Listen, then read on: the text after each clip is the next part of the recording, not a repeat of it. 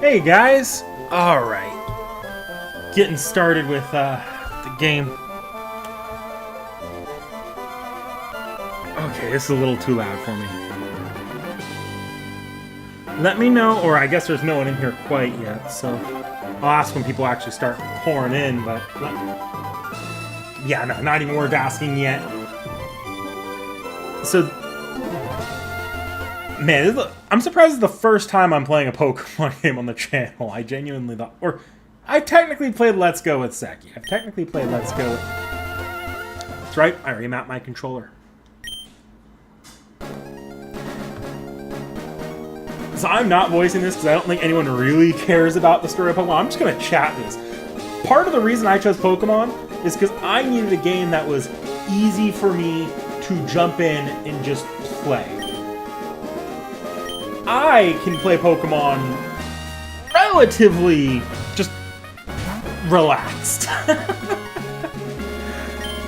I don't really need to worry about the story because I've read this Pokemon game a few times before in my childhood.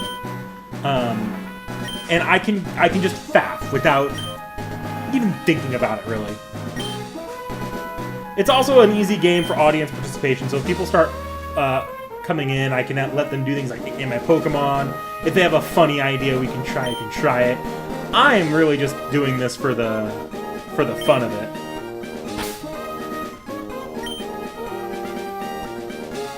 Let's go.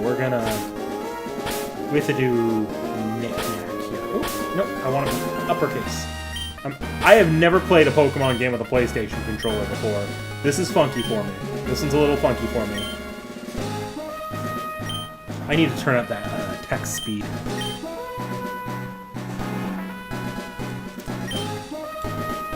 Hey, Dakota Doyle. Nice, nice. Oh yeah, I forgot. Samurai Remnant is in PlayStation Plus right now. I guess that just dropped like in the last week or so, didn't it? They also added all the pre-order costume bonuses in there, so that's awesome. That it's so accessible now. Okay. First things first. I'm not playing the game. We'll do set. I'm not doing a Nuzlocke, but I'm not a baby. I don't need to play this on super easy mode. My favorite Pokemon location, inside a truck.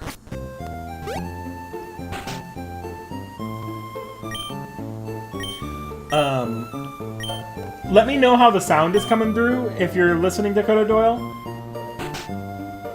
If it's coming in too loud, let me know. I know every game's a little different. I don't really have in-game volume control, so I have to use my my desktop audio slider.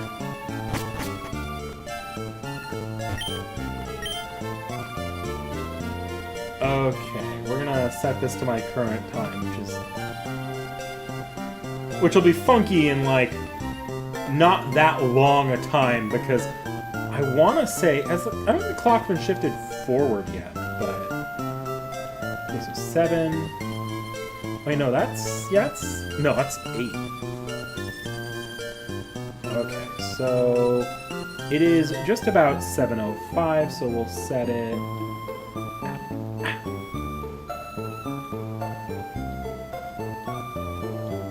Come on. I wish I could do this like gold and silver style where I could set it just by tapping, but that's the best I can do. I can't remember. I think Gen 3 has the... they were still doing the potion in the PC, but I'm going to check that. Who wants to talk about the mother? the child endangerment? Yeah, that's a little bit of a problem. Yep. Also, hey, Zero Herrera.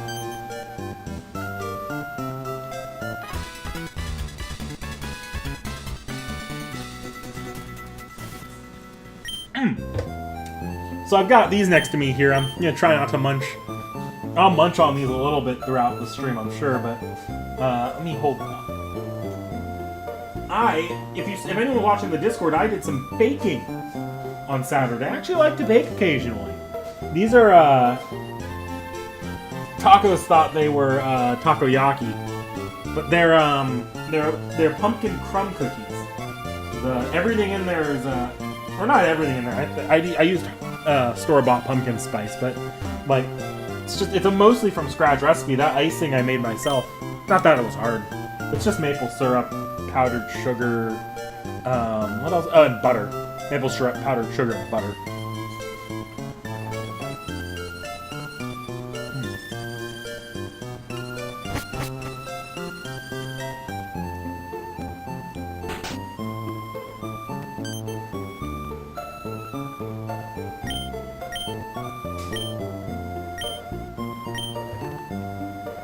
So I'll just say now, since I see I have viewers, I'm picking Trico.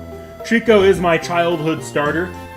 Grovyle was one of the first Pokemon I ever saw, and I liked Grovyle way before he became popular because of PMD 2, or Mystery Dungeon 2, Explorers of Time, Darkness, Sky. But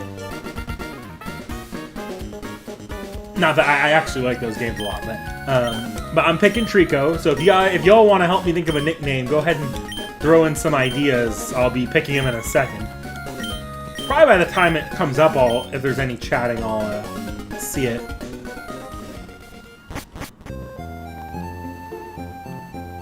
Yeah, I don't remember anyone in this town giving me anything for talking to them.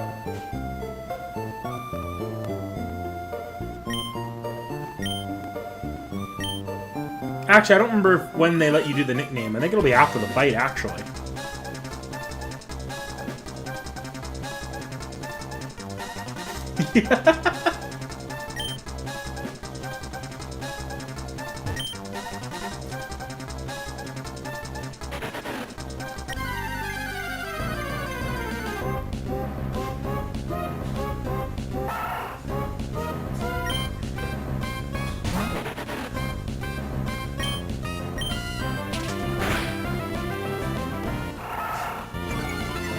Any other Pokemon I plan on using? That's the best part. No, I have zero plan going into this. I'll be quite honest here. I don't often go into... Well, I go into, like... I take that back. When I play Diamond and Pearl, Platinum, Black and White, and Black and White 2, I'll often go with a plan. Gen 3 games, though, I just use whatever sounds fun. And if you guys think I should try using someone, let me know. I'll give it a shot just for the fun of it. Sceptile, Mega... I love me some Mega Sceptile. If there's anyone you guys think could be fun for me to use, I'll give it a try. Trying to think here. My last playthrough of Emerald, I think I used a Gardevoir? Or did I use an Alakazam? I can't remember. If there's anyone that's like either version exclusive to Ruby or Sapphire, or requires a trade to evolve, I think I can Game Shark using my emulator. I'll use the Game Shark to finagle that at some point.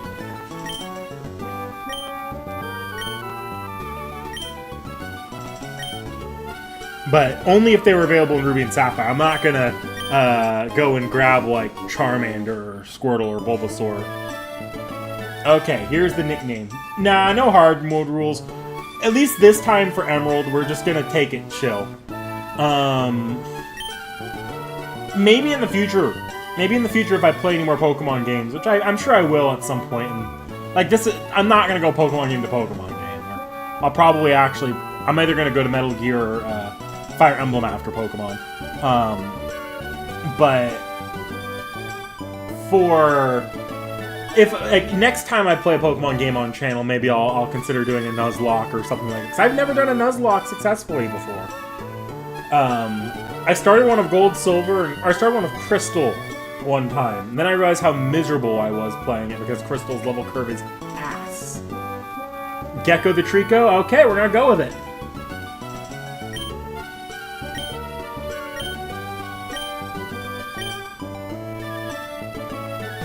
Now I'm gonna do lowercase. I know the Pokemon in this game have all uppercase in this generation. I don't care. I can't stand it. We're going Gecko the Trico.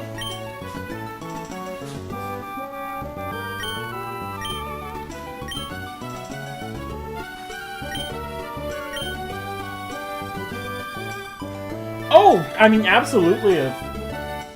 I'd love to do some Pokemon fan games at some point. It's just... Stream wouldn't be a bad place to do them either. Because I can actually hold myself to beating most games on stream.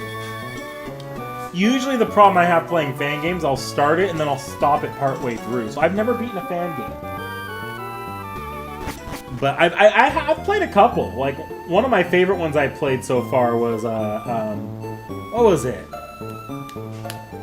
It was the open world one for Crystal version. I forget what it's called.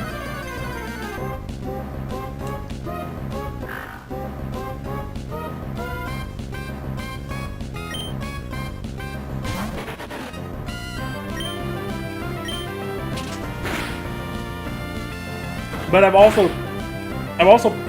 toyed with Light Platinum before. I played a little bit of that on the emulator years and years ago.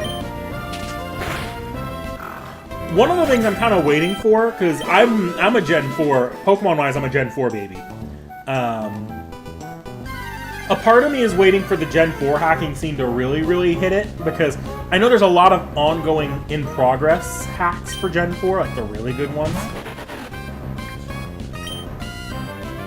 I would love to see those games get, when they're done, I'd love to try putting them on original hardware and play it on my old DSi. That would be kind of fun to have a new Gen 4 or Gen 5 game on DSi. But that's God knows if that's going to happen. Pokemon not an Emerald. Pursuit. I assume there was a Surskit. I assume you're talking about Surskit. Masquerine, Meditite, Medicham, Rosalina, Zangoose, and Lunatone. Okay.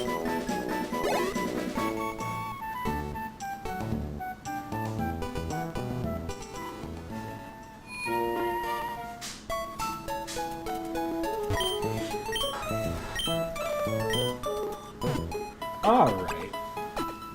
I mean, Meditite and Medicham are kind of fun in there. And I like Rosalina, but I feel like if anyone wants me to use Rosalina, I'll use Rosalina. I don't need Rosalina. I'm using Trico. I like using Rosalina in Diamond Pearl Platinum because I like Roserade a lot. But then again, I believe Roserade's one of those everybody uses it on their teams for the Gen 4 Pokemon. So maybe that's a little boring.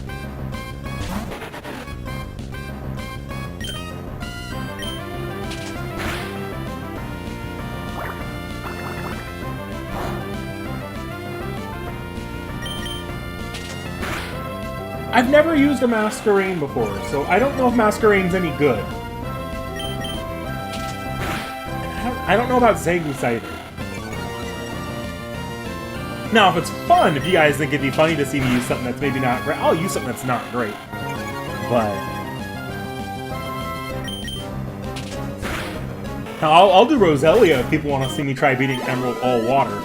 Or not all water, all grass.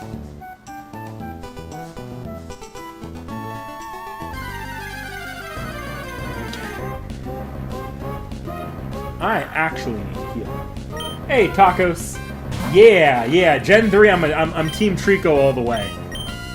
Trico is my Gen 3 starter every time, unless I'm feeling funny.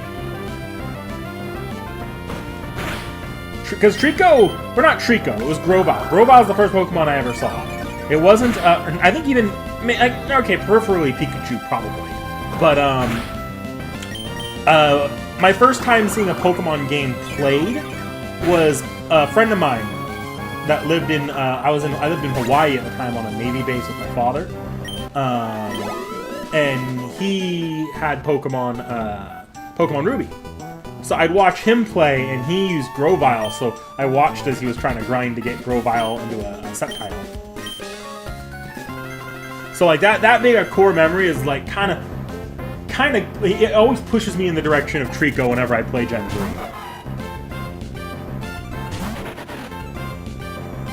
Yeah. We're not going to worry too much about post-game. I'll do some of the post-game activities for fun, just to chill. Maybe not even part of this, like, the stream series, just to come back to Emerald once in a while, even. Like, I'd love to do the events I never got to play as a child, because they were, I just never got them. Like, I'd enjoy action replaying some of those in.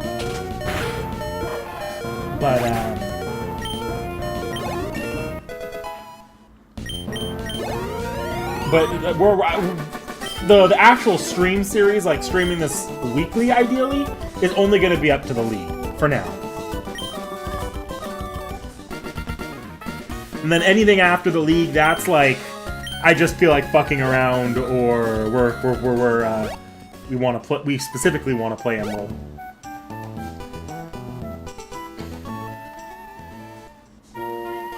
Ruby Sapphire Wild... Is there a difference between the Ruby Sapphire Wild Battle Theme and the Emerald Wild Battle Theme? I didn't know that.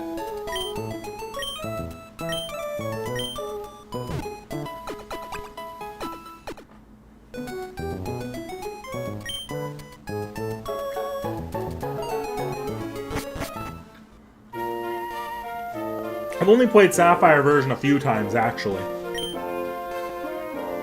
I'll say I like the designs of Brendan and May more in Ruby Sapphire. I like the red motif that they have, or the red and blue motifs that they have on their outfits. I'm not as big a fan of the green motif for Emerald. But also, I just think Emerald is just content-rich enough to where I don't typically go back and play Ruby Sapphire. No, I do sometimes. I have sometimes gone back Ruby Sapphire over Emerald. It's just... It's mostly a content thing. What is it? I think...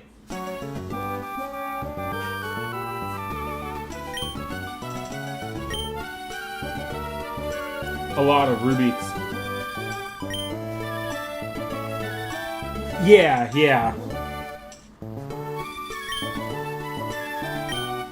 If I want to use a Psychic type, I can...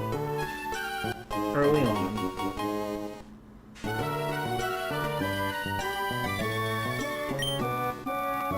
I know Ralts is available very early on. I don't think Abra's that far off of Ralts either. Because I know they're both in this game. Because I've used them both at various points for an Emerald playthrough. Thank God I got the running shoes.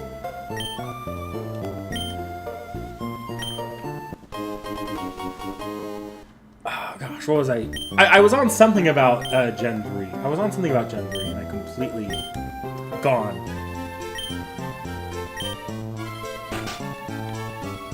Running, thank God. How did I go through all of that route earlier with 2 encounters and running, like running? I didn't run into the very end.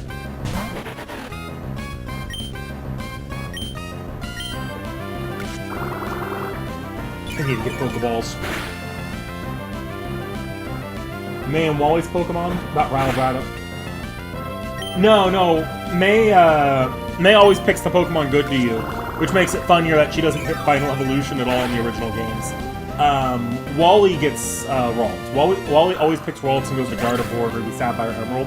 And in Omega Ruby Alpha Sapphire, he goes Galarian.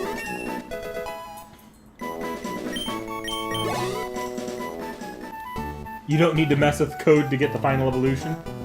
Yeah. I mean, I'm fully willing to mess with the code. It's not that hard to get a Game Shark thing working on Action Replay, and I'll do it. Because I'll even back up my save before I do that, so we don't risk a corruption.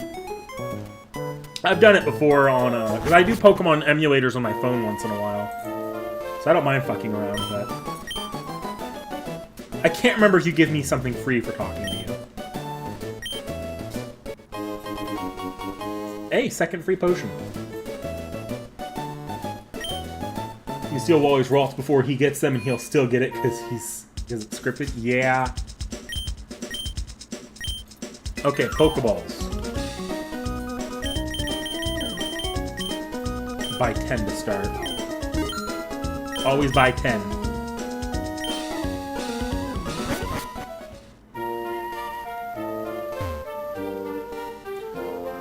You're not really stealing Wally's Ralts. It's just such a hard encounter to get that it's like...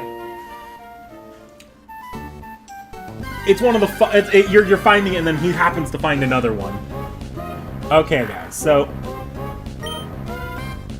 They're not going to be on my permanent team unless you guys want them on my permanent team, but I'm going to quickly do a round of catching shit. Because I do want some... Or no, I do want some, oh, I got 5 Pokeballs before. I want some team filler here.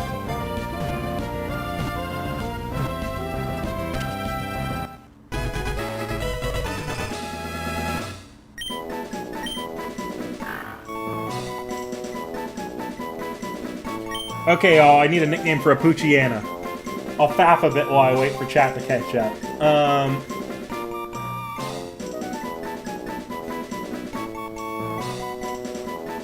It's just chance tacos. It doesn't actually affect the rates, I don't think. Not in the tall grass.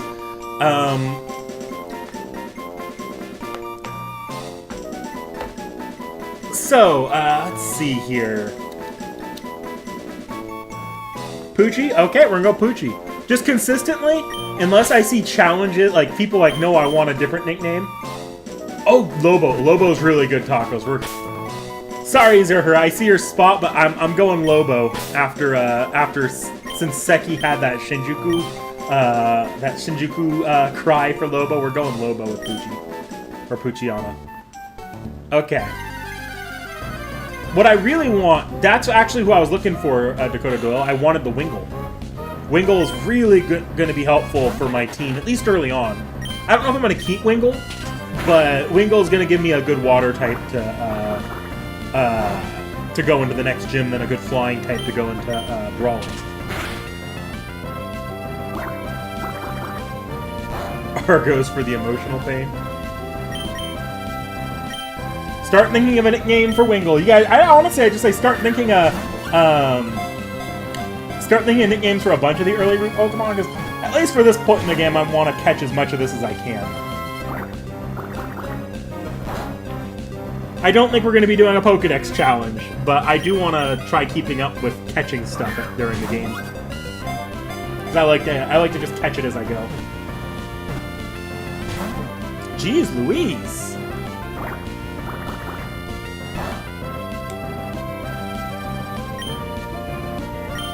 Pokeballs are $200 in this generation, I think. So you are becoming a $600 Wingle. 600 yen Wingle, so 6 points, give or take. Good God! What is your catch rate? You've gone through 4 Pokeballs at red health. Thank you.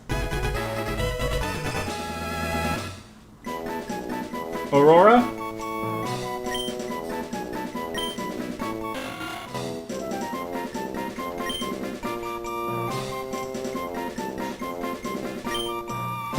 We'll go with Aurora unless I see another name as I'm typing this in. Yeah, Winkle's a dude. That's where my question is. Okay. That's how I was like, wait, Aurora? Aurora, there we go, sure. We'll go Aurora. You know what, Dakota Doyle? I like where you're thinking. Burb.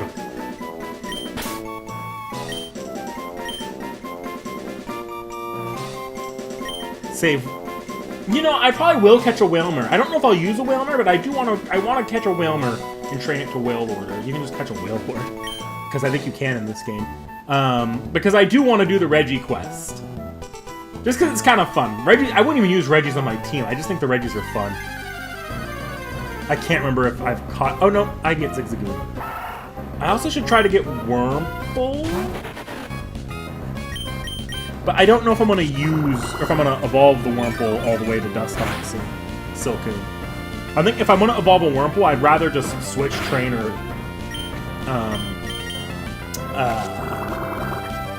what is it called? EXP share a Cascoon or a Silcoon. I don't remember how you get an EXP share in this generation. That has completely slipped my mind, and I'm just now realizing that. Relicanth can be a bit of a pain. I do remember finding Relicanth being kind of rough.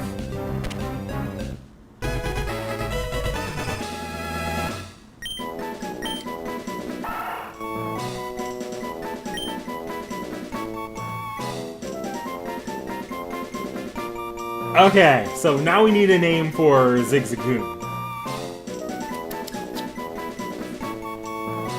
I'm trying to think of an option in case no one wants to pick a name for Zigzagoon, because I'm sure Zigzagoon's probably one of the Pokemon I don't think people care as much about, and almost definitely isn't going to be on my team. Rocket? Sure, we'll go with that.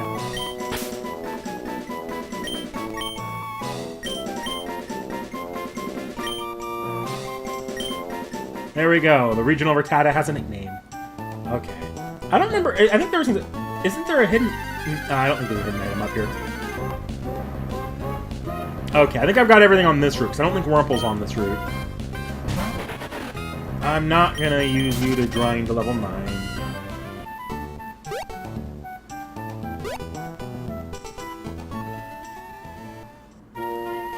Okay, I'm going to go back and get Wurmple. It's a quest line for the EXP share? Oh no. Oh no. We'll get it. We'll get one. We'll get an EXP share still. Because it's kind of going to be helpful. But... And if I ever get too bogged down in the grinding, or if I hit a level wall, I'll just hack in some rare candies to skip the grinding. If I don't, unless I feel like grinding. I might feel like grinding off stream. I literally could probably export the save file, throw it into a Google Drive, and import it to my phone and grind off stream easy if I wanted to. But I don't think that'd be too fun for y'all to watch. Go there, deliver this, go there, etc. Okay. So, nothing fun.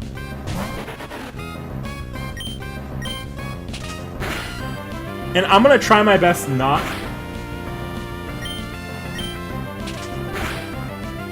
Oh, it's just the... it's just part of the main story, then. Oh, wait, no, you have to go back to Devonport. Okay. And I don't think you can go back until around the 3rd gym. Okay.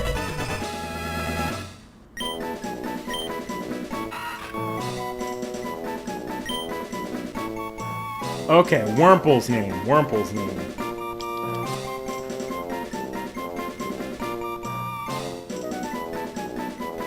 Take a bite of my cookie.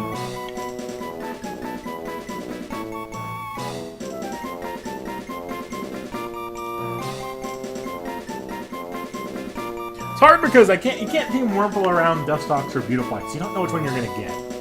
So you have to team it around worms. And centipedes, I guess. I don't know. I don't really know if Wurmple's supposed to be a worm, because he's not really a worm, he's kinda got a millipede thing going on. I got Caterpillar. He's a caterpillar, but not quite a caterpillar? I don't know. What the fuck is a Wurmple? You can detour back to Rustboro? Okay. Blanca. Oh, you're right. Great pick.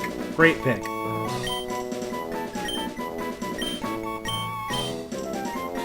Yeah, we're going with Blanca.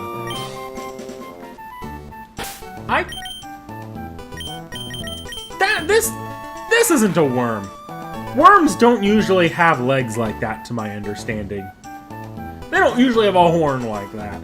It looks more like a millipede. But it's also not a millipede.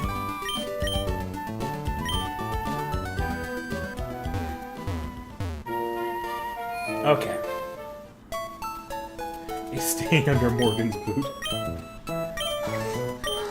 Yeah, Wurmple's always kind of a annoying Pokemon to get in this generation.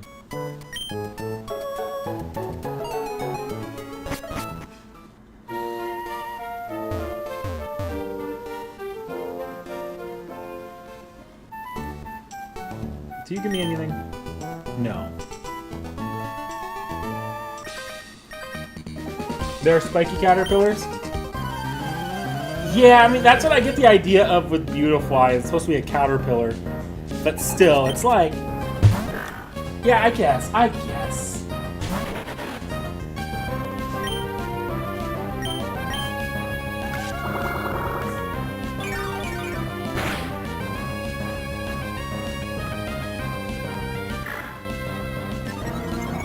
This is pre-physical special split, and grass type is always special in this generation.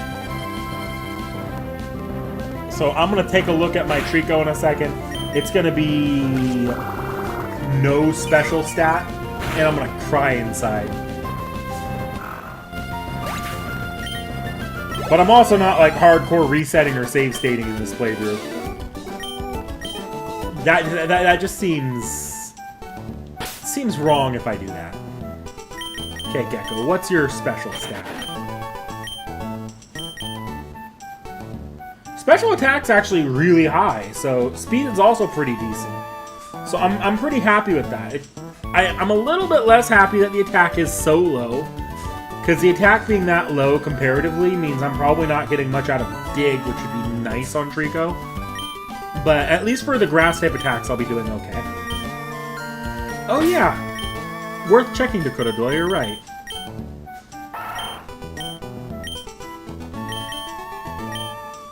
Pickup would be nice. Pickup, yes, okay.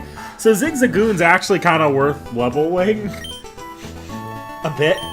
I don't know if I will, but it might be worth actually considering the levels. I don't remember what level range would be like optimal for having a Zigzagoon on your team as a bench warmer, but not as a permanent member before you switch them.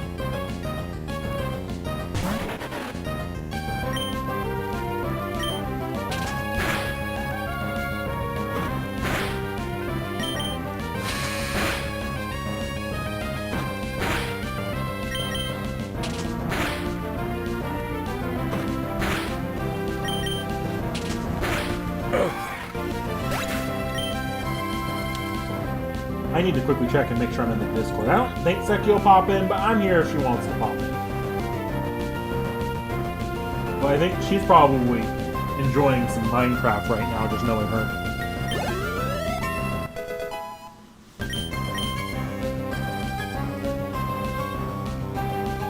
Ooh, that speed level up is good. And I think Trico's always naturally fast. So I don't know if my nature or my ID, what my nature or IDs make Trico look like, but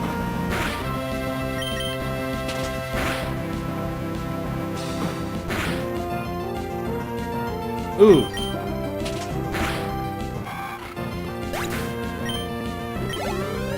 Okay, I need to start actually considering what else is going on my team now.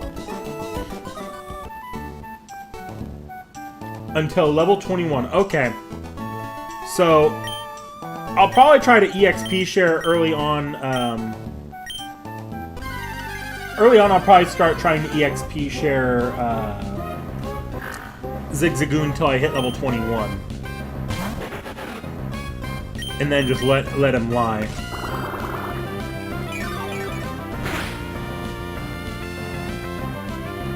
His nature? Who, Trico's or Zigzagoon's?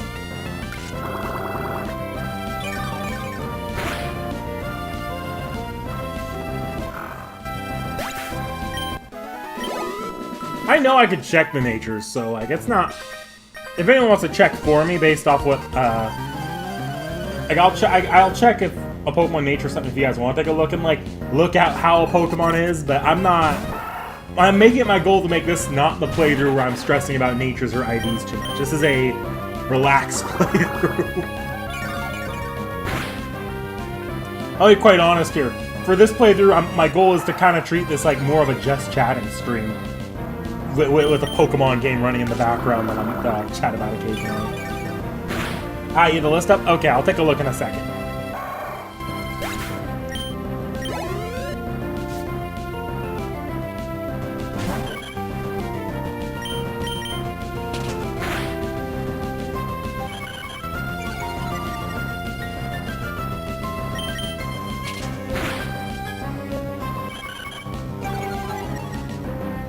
Need to remember to...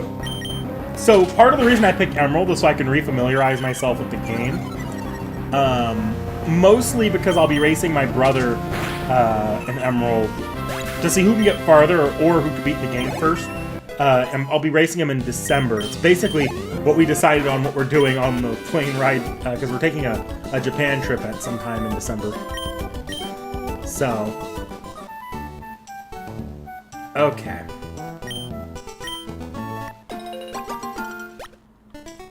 I need to refamiliarize myself with the roles, or not the roles, like the encounter tables and the item placements. Logically, like, there's easy, ways I could go. Like, the best way to going about is probably to just let myself RNG and do it, try to solo it with Mudkip. And then maybe consider catching the Rayquaza to make the Elite Four easier. Okay. Oh yeah, I was gonna check the nature of Gecko. Gecko is timid. Oh, that's why I have such high speed. Yeah, timid's probably increased speed, lower attack. Maybe I could be wrong, but that's my gut instinct right there. Increased speed, lower attack. Done a lot of shiny runs. Yeah, here's the thing. You don't really need to worry about IVs or natures in a story playthrough. I've only ever had it screw me over so badly once in my entire life, or in my entire time playing Pokemon. It's only ever screwed me over once. I had a bad physical stat Chimchar with bad IVs and a bad nature, and I think I had a bad special stat as well. So he was just as useless Chimchar in terms of doing any kind of damage, and he had the Infernape Frailty. So it was just a miserable playthrough to use that Infernape. And this is back when I was first playing Pokemon, so I was still in that phase of just soloing everything with the starter. Kind of like I'm doing a little bit now. But at least right now I'm just doing this to while I build out while I get as far as I can in here. We're gonna slow down here again, A, to catch some Pokemon, which I'll start pulling out the other Pokemon I caught, and B, to and then B will use it to start leveling some one or two other Pokemon. So I'll probably put Wingull as my frontliner while I'm catching Pokemon here.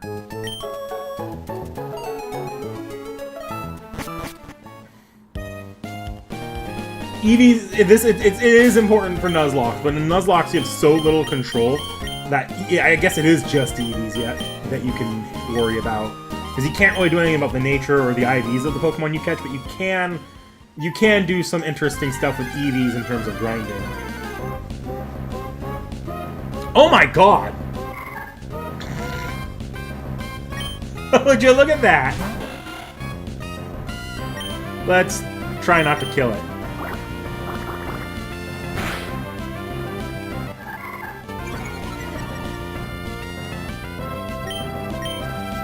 Start thinking of Ralt's nicknames.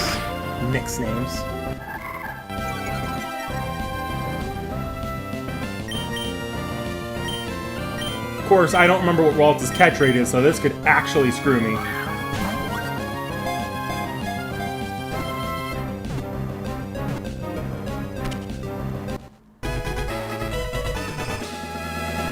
It's genius because of her Japanese name. Alright, tacos, we'll share with the class. I don't actually know her Japanese name, so...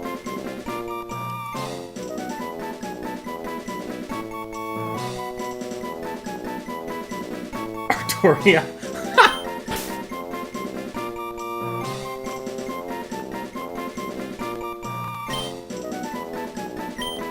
We'll go Artoria. That's kind of fun. Sir, I get it, Sir Knight.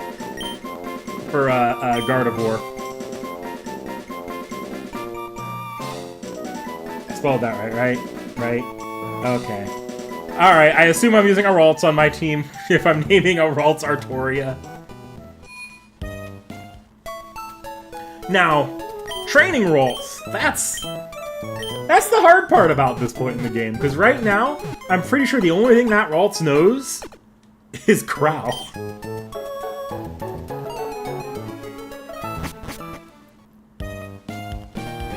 let me take a look. Yup. Okay, this is gonna be fun. I'm gonna focus on training Burb for a bit. I don't know if Burb's going to be part of our primary team, but I do want Burb at least being somewhat functional for the first two gyms. If I sack Burb, it's going to be around Watson. I think Lotad's on this route, so I should get Lotad. Because Lotad, I don't remember if Burb's going to be able to surf or not, but I know Lotad can. Burb might be able to surf. Burb might be a surfer.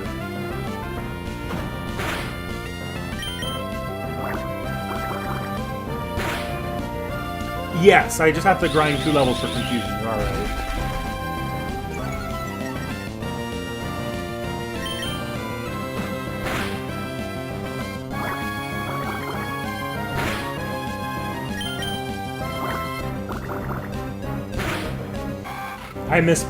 So my current playthrough right now on Pokemon is Black and White in terms of just the one I'm casually tapping through when I have free time.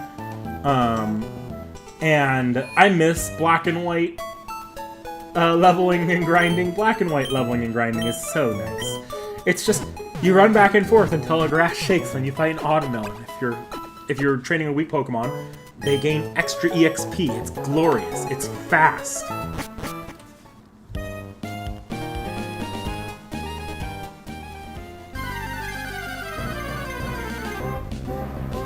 Zigzagoon and Linoon can surf, I guess. Yeah, they can surf too. So I'm not... I'll have surfers. I'll have surfers. It's the other stuff that I'm not sure about. Like Dive, which is... The problem with Gen 3 is so many HMs. So many HMs. And, like, not all... Like, Gen 3 in particular, I think the HMs, like... They come and go with how useful they are. Like, Cut is only going to be useful a couple times and then never again. How am I losing to level 3 with her?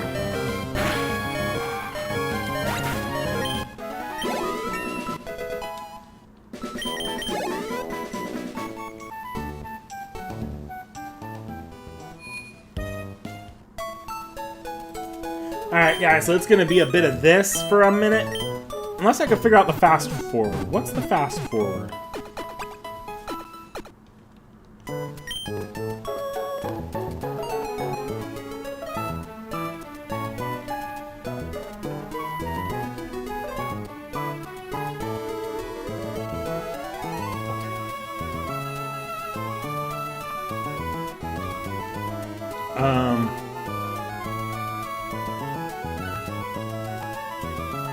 Okay, that's not the fast forward.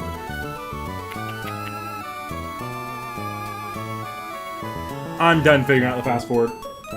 Is it your first and only Pokemon game, Nady? Hey, that's fine. Gen 3 is a great Pokemon game, so... I think Gen 3 is one of the more charming generations, if I'm honest. There we go, there's the Lotad I was looking for.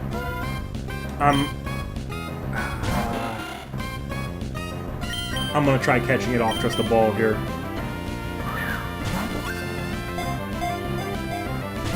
Nope.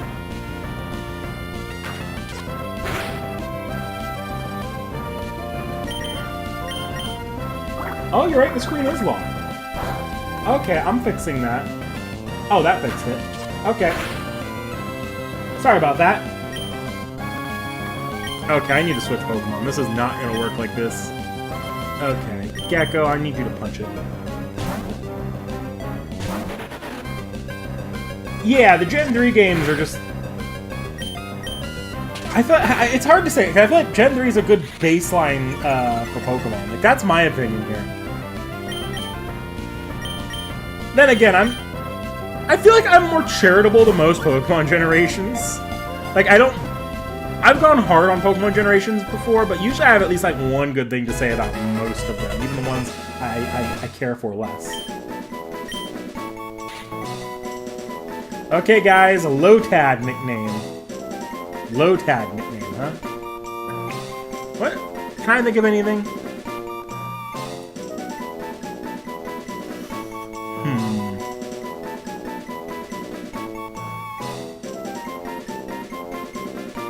Will I use a slacking?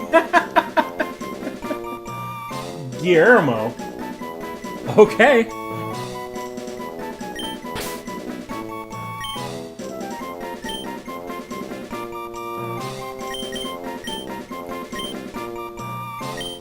Ooh. Just barely in the,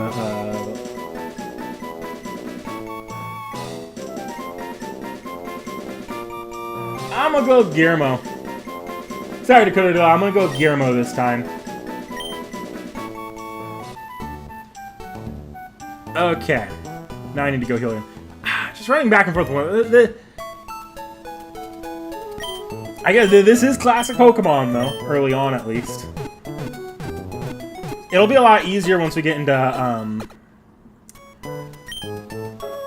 once we have an EXP share, grinding's a little bit less funky in terms of, a little bit more casual.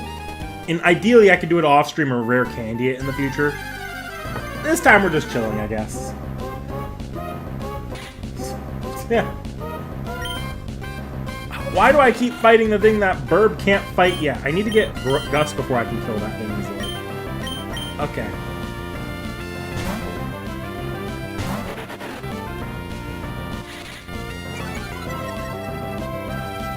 You're a water type too. This is neutral.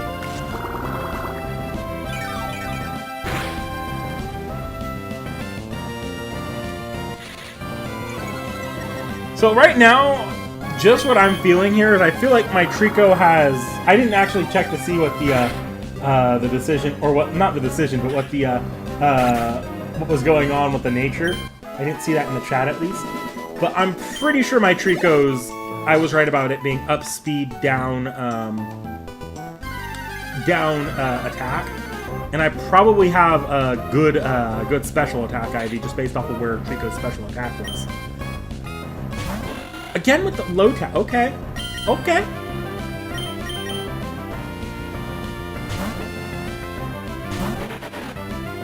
Gus can't come soon enough.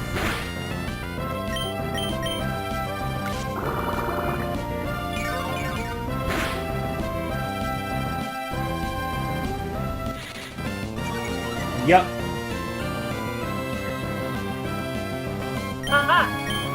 Oh, hey. Coming in a bit quietly, Seki, so I'm going to turn you up. I'm sure... Oh, no, you're max volume right now. This means my game's coming in a bit loud on my end. Well, it's not super important. I'm not going to be here forever. Alright. How you doing, Seki? I'm doing good. I'm going to log on to stream so I can see chat. Oh, there we go. It's always a surprise, Seki cameo tacos. Just got off Minecraft with Vorn. We found our first trail ruin. I was right, guys. That's exactly what she was doing. Were you debating what I was doing? No, I said I'm pretty sure Seki's playing Minecraft right now. Yeah, it shows up on Discord. But yeah, well, Vorn and I went looking for a swamp, but we found a trail ruin, and then I introduced Vorn to the painstaking hell and joy that is archaeology, because you have to, you know, use the little duster brush to, like, dust all the suspicious gravel. And there's a lot of it in trail ruins. It did not take very long before he was like, "This is so stupid, stop having gravel!" You know, Dakota Doyle, not always. They've been on a kick again lately, though. Yeah, it's because I didn't play at all for like the month after I got back from Europe. It just depends, and also I like to play like in groups, so it depends on when people have time. That's a like, fun coincidence, Seki. I also haven't played at all since the month you got back from Europe. Yeah, I was just gonna say, NikNak, you haven't been on in a while. I don't know, it's hard for me to just chill out while playing Minecraft, I think. I have to go with a goal or else I just kind of meander. That's fair. I would like to say what bullshit it is that I just got a bunch of free quartz.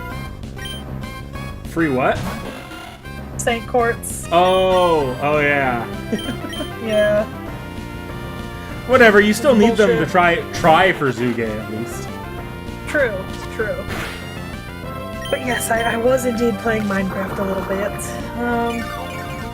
My intention was, I think Vorn wants to set up a frog-light farm in the Nether, so we went to the swamp to get frogs, so we could breed frogs to get frogs for frog lights, but we got distracted by the trail ruin, and we didn't really get the Nether set up for frog-light farming.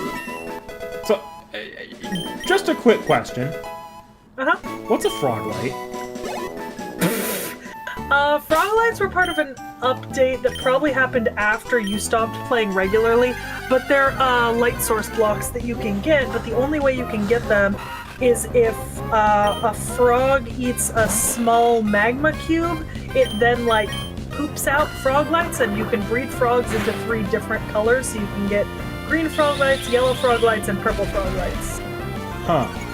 And they're one of the best, like, lighting block sources in the game, in my opinion, and Born agrees, so we wanted to get the frogs and set up a nether highway so we could breed them in the 3 different... Because you have to breed them in different temperate biomes, so one gets bred in, like, the normal biome, one bred in a snowy biome, and one in a desert biome, and then they turn different colors, and that's what produces the different frog-like colors. But then you have to take the frogs and put them in a magma farm in the nether, because that's the only place that you get magma spawners. So it is going to be a bit of an endeavor. That's fair. I think part of my problem in Minecraft is I have such a narrow, like, idea of what a goal is in Minecraft, because I play Minecraft so early on that there's just not that much to do outside of, compared to what there is now. Now it's like all the stuff to do, but I get done with everything I can think to do immediately. Yeah, well, the trail ruins were really fun, so I don't... How much do you know about the trail ruins? Trail ruins? Nothing. So, they're basically Minecraft introduced archaeology to the game with trail ruins. So, there will be, like, you can find, like, a tiny bit of a tower poking out of the ground in some biomes, and then what you do is you dig down, and they introduce, like, brushes, and suspicious gravel and suspicious sand. Suspicious sand you find in, like, ocean monuments, and not ocean monuments, but, like, underwater temples and stuff, and you can get, like, sniffer eggs and potsherds from them. But then they have trail ruins, which are, you know, on land, and you can basically dig down, and it's a ruined ancient, like, village. So you basically you get to do a little archaeological dig where you, like, dig down and find the limits of your little town and reveal the ground and the path and the buildings and such. It's actually really fun. I mean, I'm sure that would be for you. It was really fun for me. Morgan was like, how do you want to do the pits? And I was like, well, I want to set up the pits like this. And then we're going to put sides and we're going to... Yeah. I have a feeling that if we stick it out on this realm long enough, it's highly likely I'm just going to find a trail ruin, like, somewhere near our industrial area and just set up an actual archaeological dig base. No, Burb, that wasn't supposed to be supersonic. I need you to learn Gust. Yeah, the desert tombs and raid castles and underwater ruins, yeah. I know it's basically just archaeology in Minecraft. Is Desert Tomb different from Desert Temple? Yes. Oh, okay, never mind then. I think. I'm actually not sure. We don't really have any close deserts that have desert temples, but I'm pretty sure the tomb is something that generates under some temples and not others. I could be wrong. I'm probably wrong because I've never seen one. But I've also never been out to a jungle temple, so you know. Unless Zero Herrera does mean the desert temples.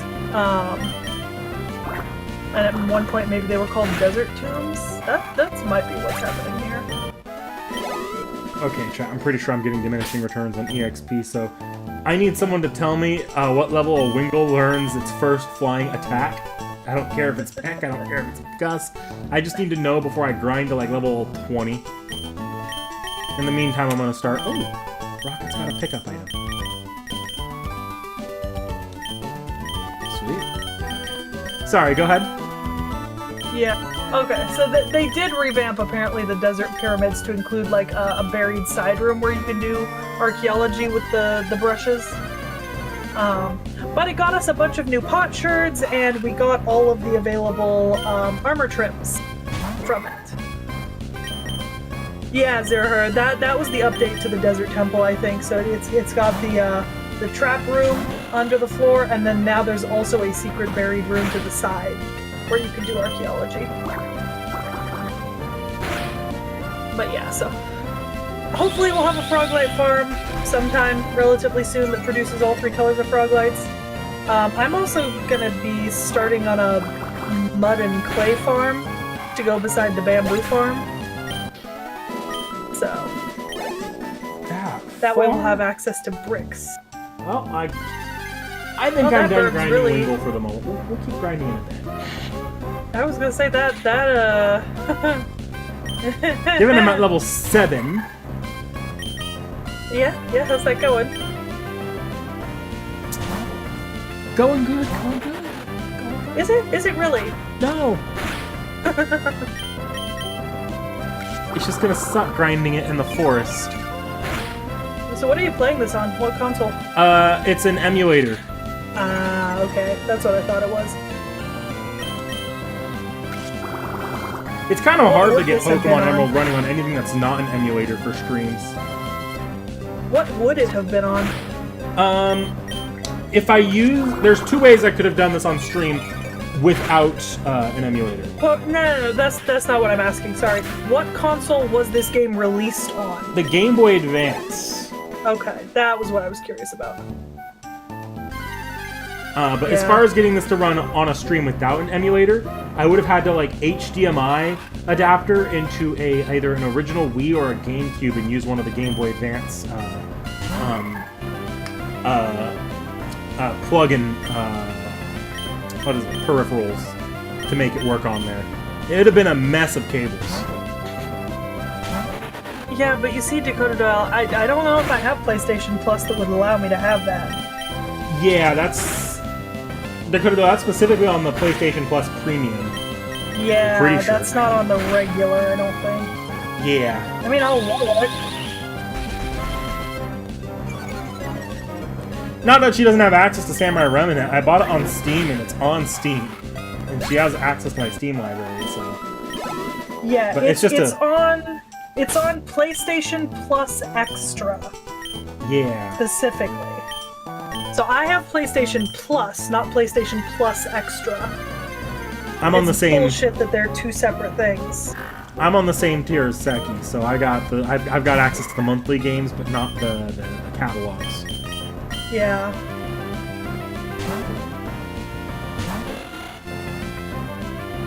Yeah, I see the base price has gone down. I'm actually okay with that price as like a game price. Like I'd pay full price for that if I thought I'd really like it. Yes, I got the free pre-order DLC for Samurai Remnant. I got it. I actually got all the DLC for it, both at launch because I bought it both digitally and physically for PlayStation. No reason to buy it digitally and physically for the same console, but I did. Because I'm stupid. Ghost of Yote got a release date. Did it get a release date? Yep, 10/1. Neat. I'm looking at it right now. It's on the What's Hot page. And they have limited edition, let's see, limited edition PlayStation 5 consoles with the designs on them, either in the black limited or the gold limited. That's cool if you really are interested in the game and you don't have a PS5. Yeah, well, you can also buy the covers separately. Oh, I guess that is the advantage. Like, if I wanted to, I could just swap the covers out in my PS5. Not that I would ever do that. I still need to beat the first game. I really like the first game. I just never beat it. I got to like the part way into the second act, I'm pretty sure. Yeah. Ugh, the new DualSense controllers. It might have tacos, I just didn't see it because I don't have it on my, like, it doesn't get on my stuff that gets recommended to me regularly. Yeah. Oh, checking the monthly games. Can't remember if They're pretty good this month for monthly games, I'm pretty sure. Yeah. Make a Musashi mod.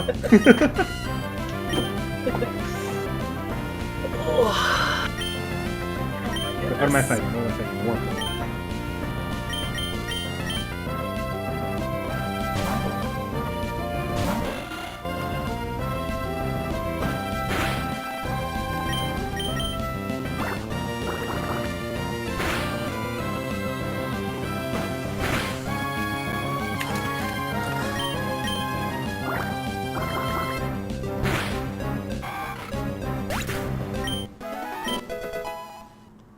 Seki, tomorrow? Or not tomorrow. You're not... I guess you do have an FGO stream tomorrow, don't you? I do. I need to put that up on the... I do. Get that all scheduled and... Yeah, I need to do my scheduling for the week. What's up? No, I was just checking. I was like, you have a stream coming up. I was like, oh, wait. For some reason, my mind was like, oh, tomorrow's Friday. I wish it was Friday. I do.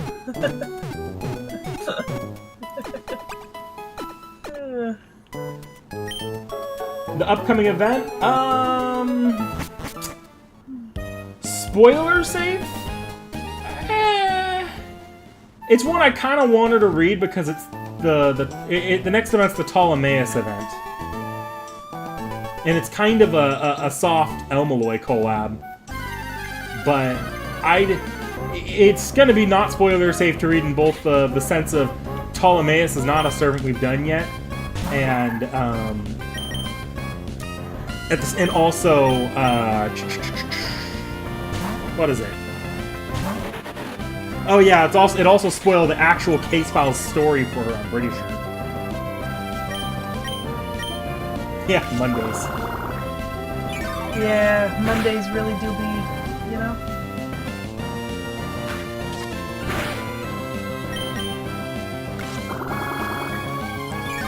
During the time of the game. Interesting. I wonder... You know what would kill that mod, Potential Tacos? If Miyamoto Musashi ended up appearing in the game.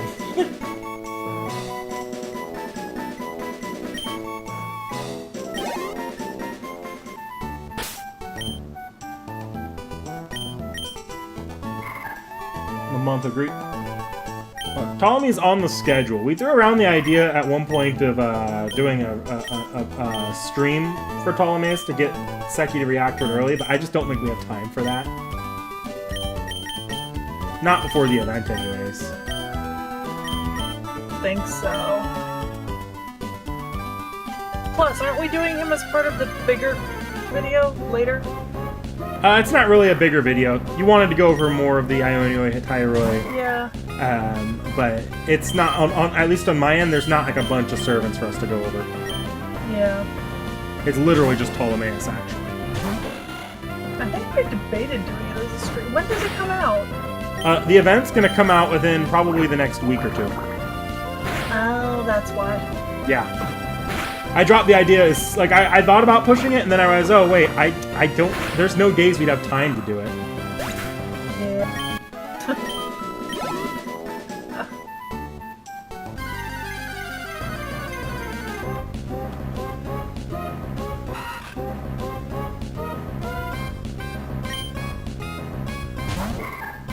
He still could have a chance. Yeah.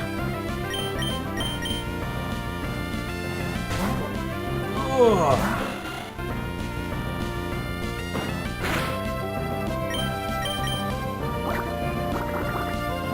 There's a secondary theme for this month that does not involve men.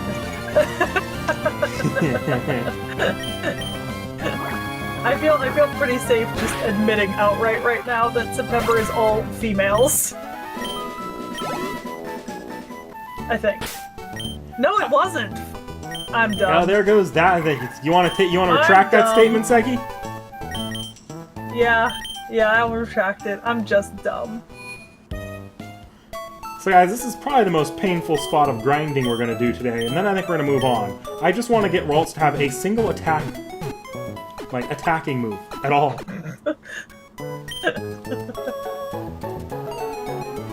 But yeah, we only have the one servant left for the month, so it's not gonna be Ptolemy, unfortunately.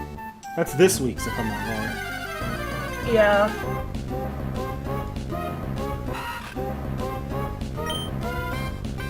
Oh, chat, we officially finished next year's React schedule. Yeah, we actually put a schedule together, and it looks sad. It looks sad. Okay, there's not as many big names in next year's schedule. It looks sad. Not as sad as the year after that's gonna look. That is true. That is very true. we might be putting together like a the frequency of reacts may become a lot lower going into 2027. Yeah. Significantly different. Unless literally FGO2 launches and like half its roster is new at launch. Then we might be safe. But that's like that is the only scenario in which we're safe from running out of shit. Yeah. Let's go escape rope farming.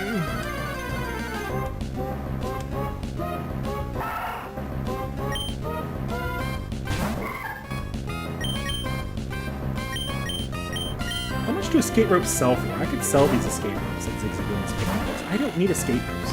Not in this game, at least. Because I can neither confirm nor deny. Sorry, not tacos. To go to Doyle. I can neither confirm nor deny.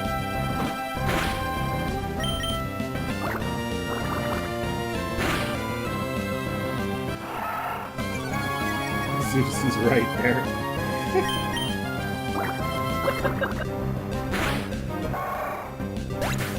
But that's Zeus.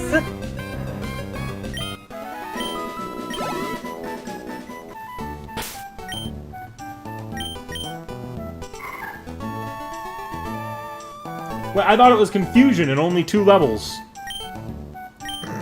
It better not be Magical Leaf at level 21. Ralph's first attack move better not be Magical Leaf at level 21. Okay, thank you for double checking that for me, Zero Herrera. Ralph almost got abandoned.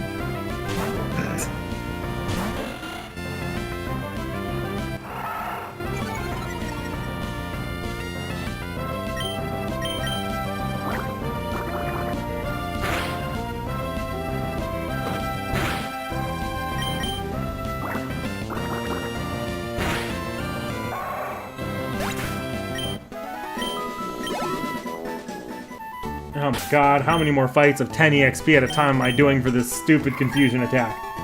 2 more! Okay. I got this. Confuse Ray? Okay, Zero Herrera. Okay. You almost gave me a heart attack, but I forgive you. I forgive you. Commend you. What did you say, Zaggy? I said I commend you.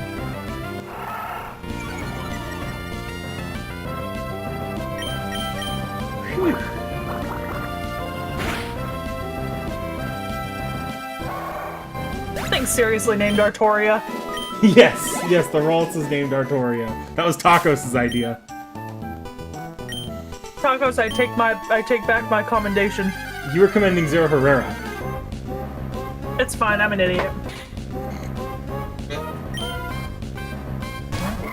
Oh, the reason, the logic behind naming Ralt Sartoria is in Japanese, its final evolution Gardevoir's name is actually Serne.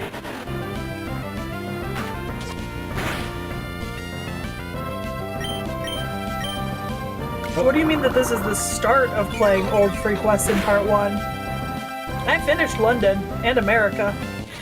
I'm on Camelot. When I was grinding earlier this month for Aussie. Fruitlessly. Futilely. Desperately. Cool, we can actually move on. I can't. Not ever. That's a you problem, Seki.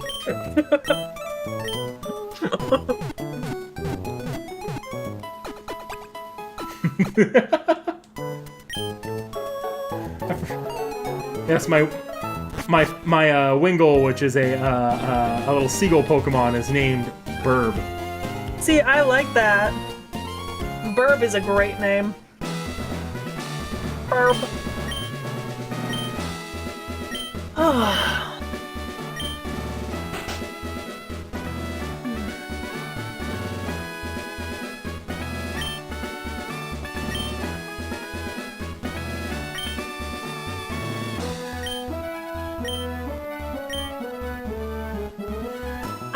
think I'm going to dip. I've had a friendly request that was more of a statement that I am apparently going to be playing Repo tonight with a friend. Oh, enjoy. Yeah. One of these days, NikNak. One of these days. I'll prepare the well, what's good for seasickness? Ginger ale. There's a medication for it too. I don't remember the name. Dramamine. Is that one? Okay. Motion sickness pills.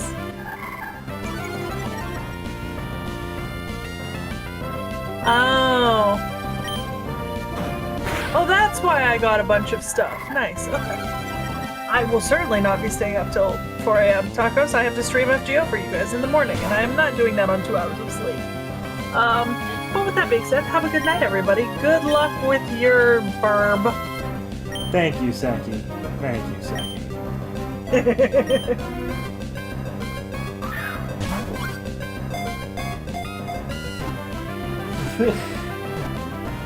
Alright, guys, it's just Seki's gone. We can talk about her behind her back and start dropping channel secrets. Actually, I'll actually drop one if she's actually gone. Let me see if she's actually gone. Okay, I'll drop a channel secret. This is not one that... Look, if I had to pick between me telling you... If Seki got to pick between me telling you about this and you not telling you about this, she'd totally have me pick not telling you about it. But, I don't want to say what the actual idea was, because that's a big giveaway for next season.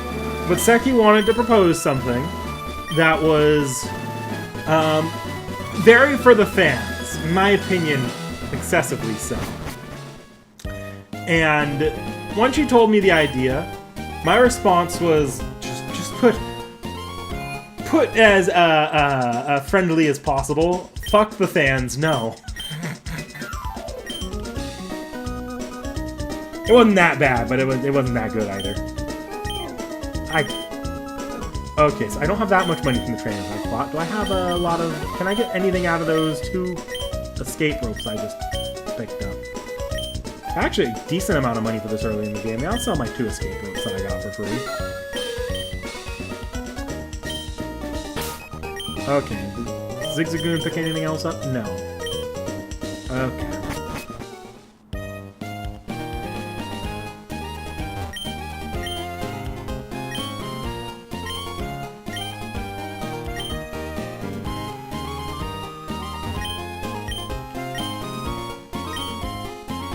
I'm just kind of poking around here because I don't know.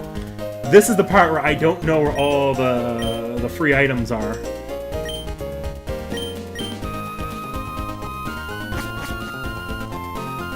Can be shot. Yeah, that's part of why you want to get Pokeballs as fast as you can in these old games, because easy shiny Pokemon, or not easy shiny Pokemon, painful shiny Pokemon where you can't catch them.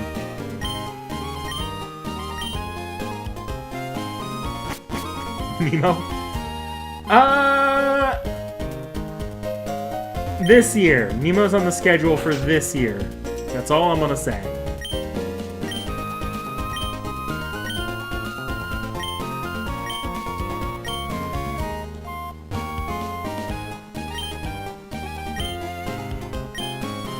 Okay, no free items.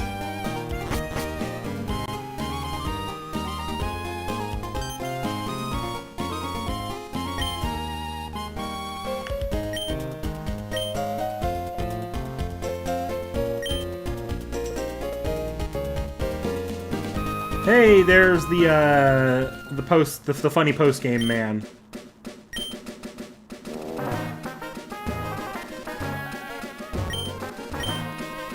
I actually want to fight a trainer, though. I think there's a double battle right here. Are you guys a double battle or just a one at a time?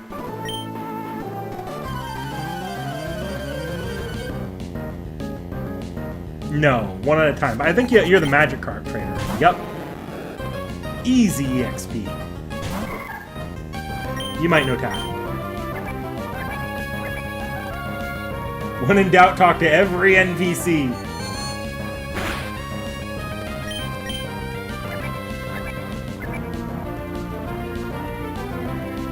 So I'll say the Wangina event's been kind of rough for an unexpected reason. It's because Nobody is playing the one Gina event. No one put any, very few, craft essence bonuses on servants. Just finding a Castoria, even, or a, Koyanskaya with craft essences has been kind of like, well, this is taking forever. It's to the point where I kind of fell off farming myself, which I'm no better. I actually have craft essences, and I just couldn't be bothered to update my support setup. So, I'm not any better, by the way. But you can feel the player base kind of being a little bit burned out by this at this point. What Seki said? Did she delete something? I actually have no idea what she deleted.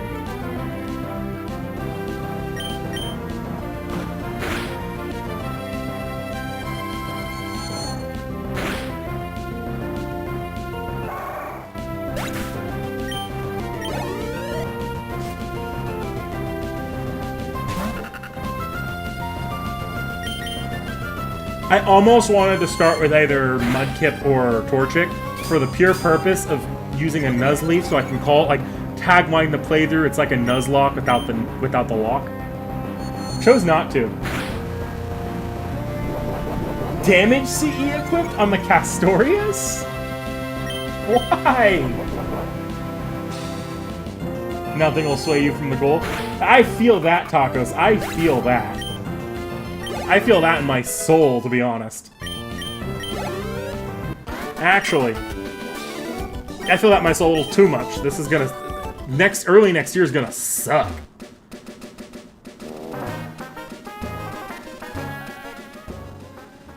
Okay, I'm gonna try not to just run back to the Pokemon Center after every few fights, but... we're still in this period where my Pokemon teams need to be focused on EXP to the lower members.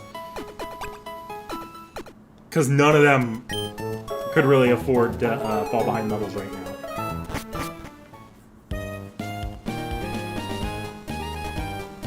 Some kind of drop CE. Yeah, all the drop CEs are gacha and no one rolled for one Gina. Not seriously, anyways. I dropped tickets on one Gina, because I knew I wanted to farm this event a little bit. Yeah, I'm not desperate enough to fight Wurmple right now. You wanna give me something?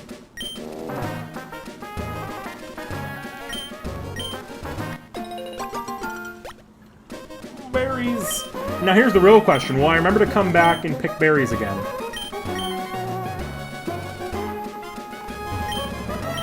I'm definitely gonna remember to plant them like this and pick and plant when I see them. But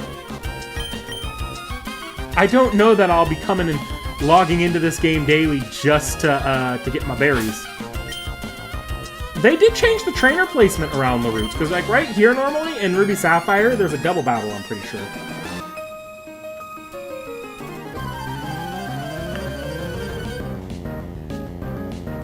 A stern lecture after the stream? Whoops. Whoops. I'm gonna hope that Seki maybe didn't hear that earlier. I might be in trouble.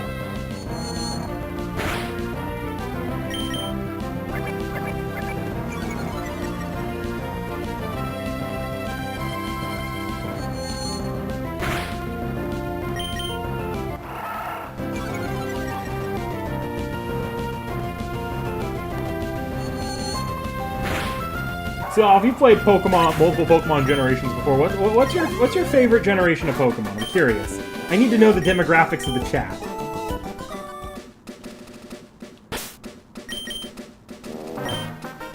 I get enough responses. I'll share my rankings of the generations off the top of my head. How much money do I have? Do I have enough money to? I need to go buy more Pokeballs because if I'm gonna just catch everything on every route, catch most things on every route. I don't think this route's gonna have anything new from this point. So I'm gonna move on, but I could be wrong about that part.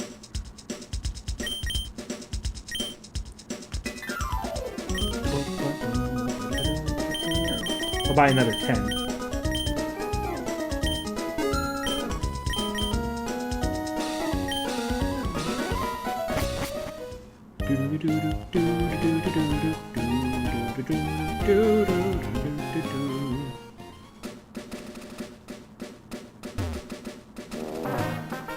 Without the package of each flag that each flagship game carried.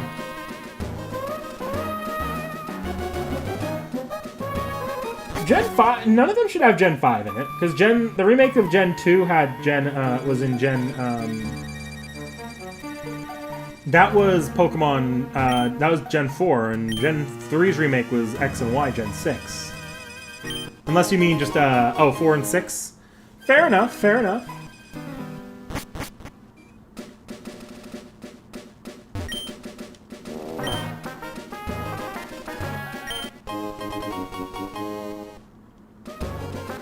Gen 5's great. I think Gen 5 at release, I think, was very underrated, but I think balancing-wise, they're some of the best balanced Pokemon games. At least it's really easy to maintain a playthrough without going all the way EXP all.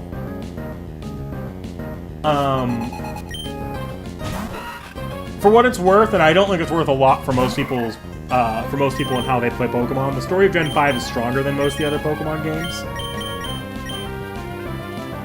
But I think what deters a lot of people from Gen 5 is the roster, which, if you're not playing for the story, I think it's worth revisiting Gen 5 through Black and White 2 specifically, because Black and White 2 has a really, really strong Pokemon roster, and the gameplay, in my opinion, it's up there with some of with like the best Pokemon games. But I'm also a pretty big Gen 5 apologist, so I always have been.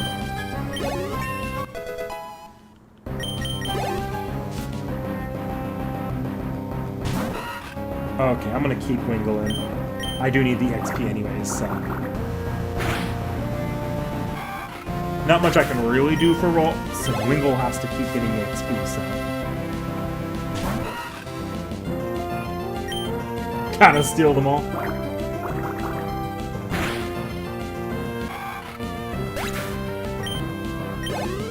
So, okay. So my favorite Pokemon games, I'll give it to you in order for these. It's Platinum first, so I know Gen 4 is a little bit slow.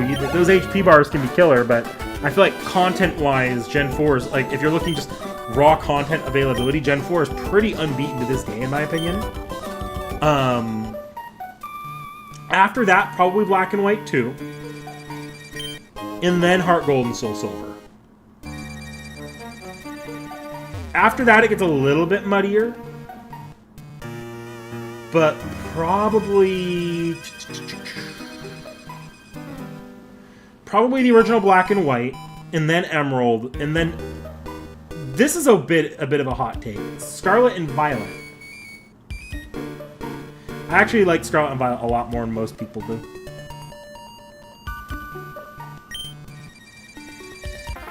Oh, if we're talking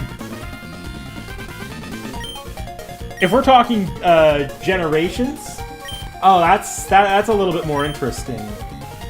Because I feel like there are some generations, like obviously Gens 3, 4, and 6 are packed with content compared to, maybe not so much 6, but 3 and 4 in particular, by virtue of having so many games within that generation, if you're thinking about people's favorite generation, you're more likely to land in Gen 3 or 4 if you're thinking of the remakes with the generation they're released in. Crit Central.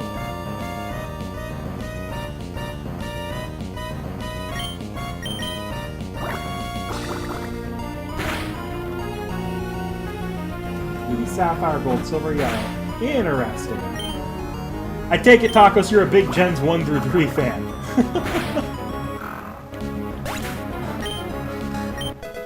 Which is fair. I know a lot of people, if you started in Gens 1 through 3, a lot of people gravitate towards those generations over the later ones, anything after that. I think Gen 4 players tend to fall off around X and Y. I don't really know where Gen 5 players fall off, because I've not met enough people that started at Gen 5. And I am completely out of touch with what Gen 6, 7, 8 players are like. Ah, interesting.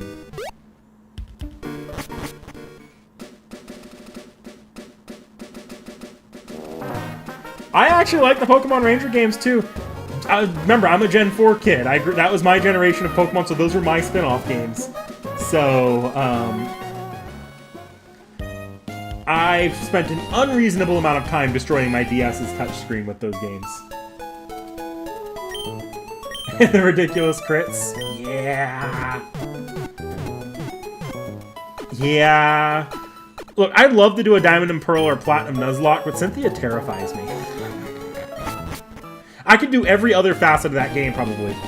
Because I know the team well enough. But I'm still not great at beating Cynthia when it comes down to it, because the level spike is pretty rough in Diamond and Pearl.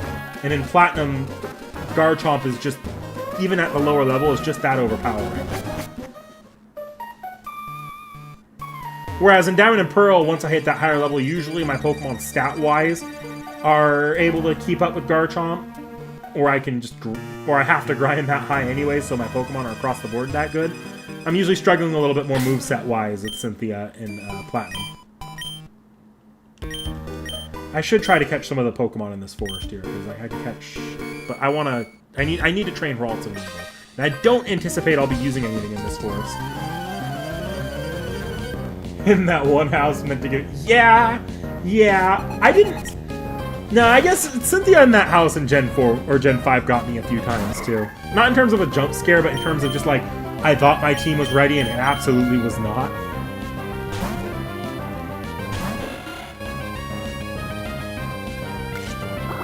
It's Gen 5 they slowed down with the spin-offs. Gen 4 had a ton of spin-offs still. Like, you have both Gen 5 had Conquest, though. Never mind. I don't know. Gen 4 still had a lot of spin-offs. Gen 4 is where the Mystery Dungeon Explorers of Sky was. It's where most of the Ranger games were. Pokepark came from Gen 4.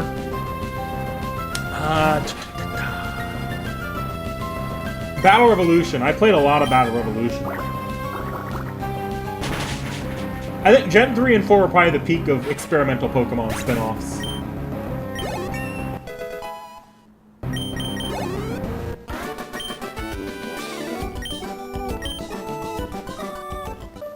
What, Pokemon Ranger tacos? Yeah, there were 3 of them. Ranger 1 was released in Gen 3 to lead into Gen 4. Why am I going back? I don't need to go back.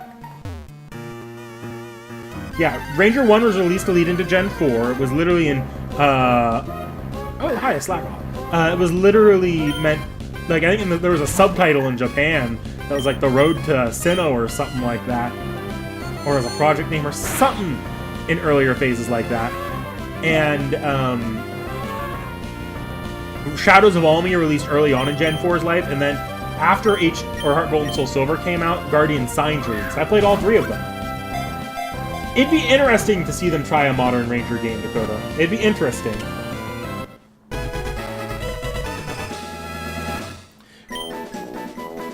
Ranger 1 was always an interesting game.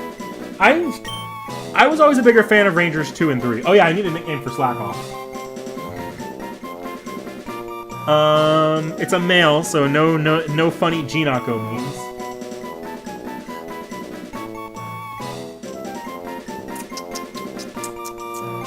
Do we have any male slackers? Could name it Hector. If I want to do a Fate Grand Order character. There's an idea. I also could skip the Ginako and go Ganesh at DK. Oberon. Now, so far I'm seeing DK. I'll give Bum. I'm not naming it Bum, then I feel real bad.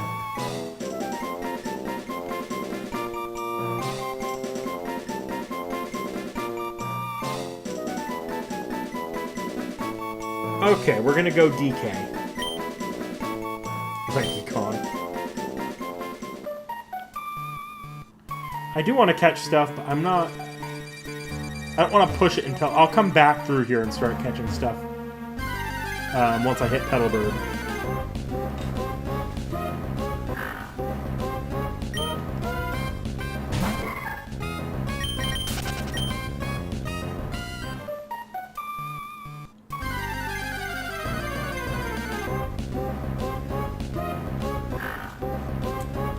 Though, yeah. Ranger 1 out of all the games feels the most like it's aware that it's an experiment. And the gameplay of it's kind of rough as a result, I feel like. Whereas I feel like once you get to Ranger 2 and 3, it's built more to be an actual game that people will enjoy, in my opinion. Like, it's not just a test of how much you want to engage with the feature. Because they're actually, and they do a lot, like, the fights are more interesting as a result.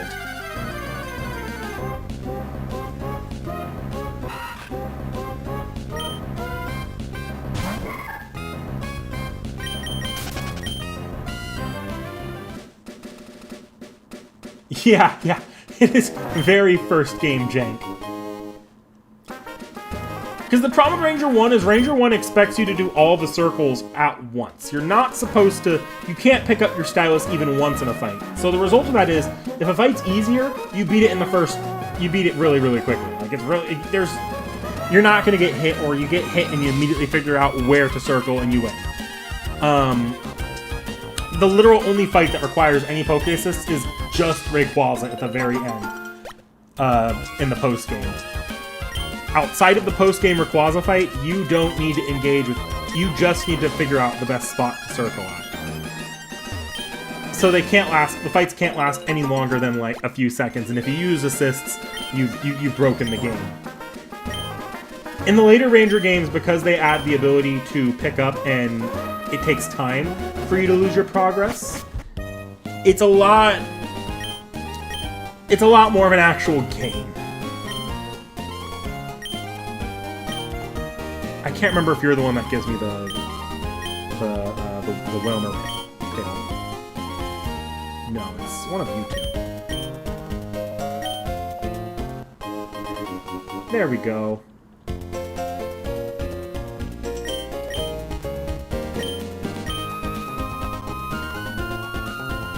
Now, the only problem with the Ranger games is that they destroy your stylus. They really destroy your stylus. The Dragon Trials in Ranger 1, that's like the first, that's like the big difficulty wall. Like, I don't think, once you've figured out how to do Charizard, because Charizard's kind of difficult. After Charizard, though, nothing is that difficult in the game until Rayquaza. In my opinion. See ya, Zerahera. Oh, you got walled by Flygon.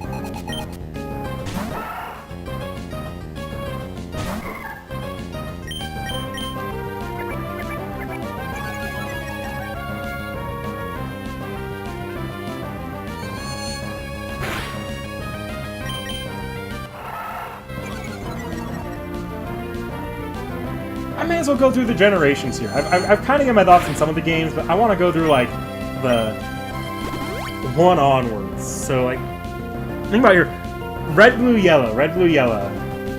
I've played through a lot of Red, Blue, Yellow. Yeah. I played through a lot of Red, Blue, and Yellow. When I was in, I want to say middle school, or is it? No, it was elementary school.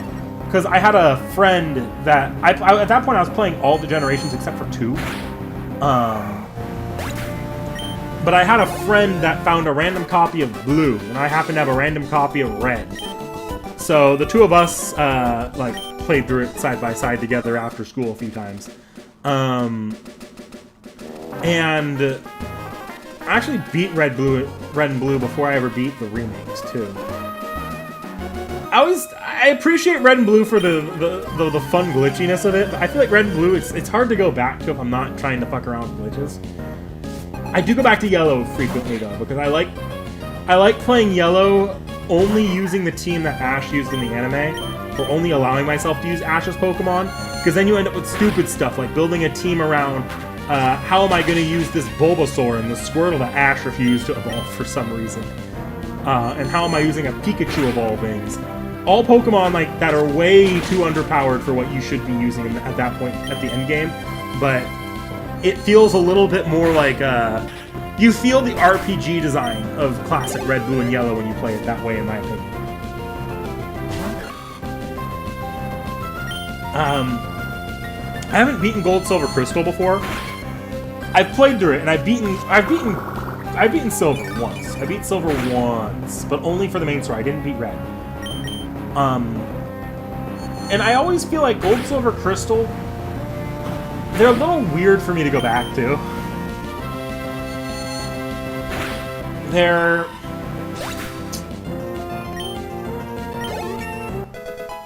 They don't feel quite as smooth to play for me as playing through one of the modern games or even the DSGB era. But they also feel a little too jank at times for me to, or they feel. They don't feel that clean, but they also don't have the same like glitchy charm of Gen 1 or the same RPG balance of Gen 1. So it throws me off just a tiny bit. Okay, here's the real question. Do I do this double battle and push to the end of this route? My Ralts is just about at death's door, but I would want to use Ralts and Bird in this next fight. I could just potion. Yeah, I'll potion. I've got enough potions. I'm not saving potions for the Elite Four at all.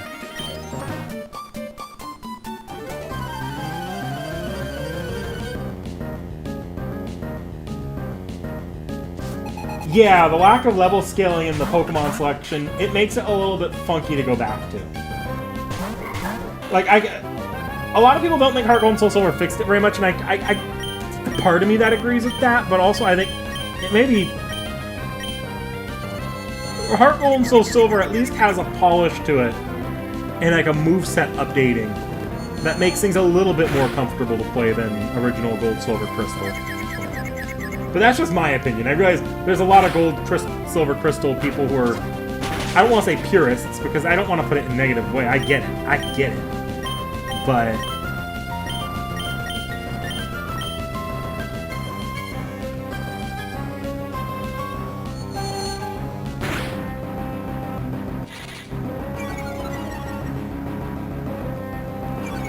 oh yeah, Rocket, you're right. I forgot to check Rocket. I'll go grab whatever Rocket has in a second. That's fine. You guys are like lowering my attack and defense upping, but I'm using all special attacks right now.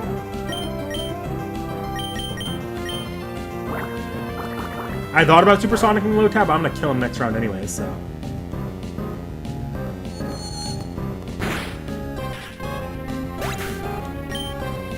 The extra area next to Cyanwood, yeah. I don't want to say anything bad about Gen 3, but I'll say it, the movesets can kind of fuck with me occasionally. I always expect the movesets to be better than they are. But I really like Gen 3, the charm of Gen 3 for me is what I love. I could probably say the same thing about Gen 2 and 1, but I feel like Gen 3, it feels very earnest because it's the first time Pokemon really does this, like this, because they have more detail in the sprites than they had in Gen 1. Like, look at the water here. That water is amazing.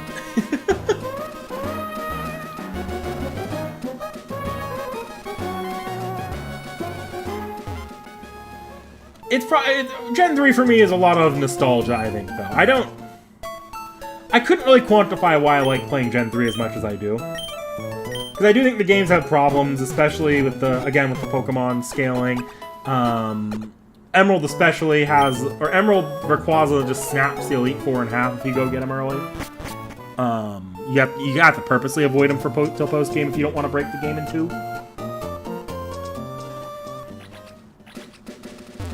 But it's a lot of little things for me in Emerald, Ruby, Sapphire.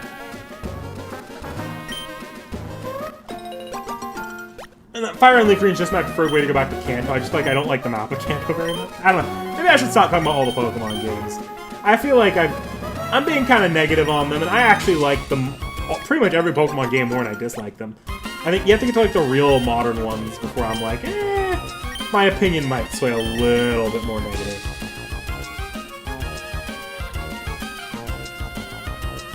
Like I don't have a crazy lot good to say about Sword and Shield. But like, is it worth talking about that much? I feel like Pokemon is one of those franchises where everyone has their favorite games and everyone has trashed the games that aren't their favorite enough to where everything's been said about every generation.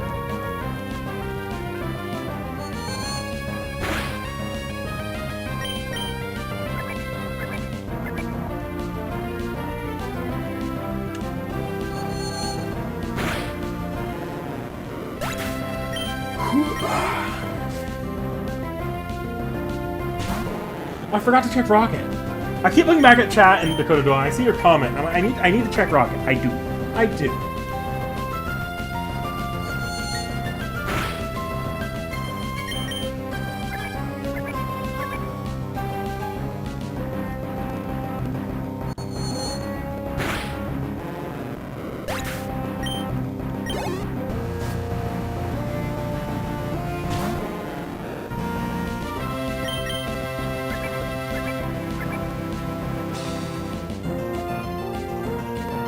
Yes, those two games are some of the more feature-rich ones. I do think... Here's the thing, Tacos. I think Gen 4 and 5 in terms of features probably outdoes Gen 2. Or the Gold, Silver, Crystal games. But I think a huge part of that is Gen 4 and 5 put a lot of emphasis on... I don't want to say roguelike elements, but like the battle frontier and the various battle facilities in those two generations... they work. I guess Heart Gold Silver still has the battle frontier, but they both those games put a lot of emphasis on their post-game content and extra side stuff, so they at least keep up with Heart Gold Silver. Or I guess Black and White 2 more and Black and White 1. Black and White 2 more and Black and White 1. What do you have? Oh, Chesto Berry. Is it just the one Chesto Berry? I'm gonna plant that. I'll be back through here at some point, I'm sure.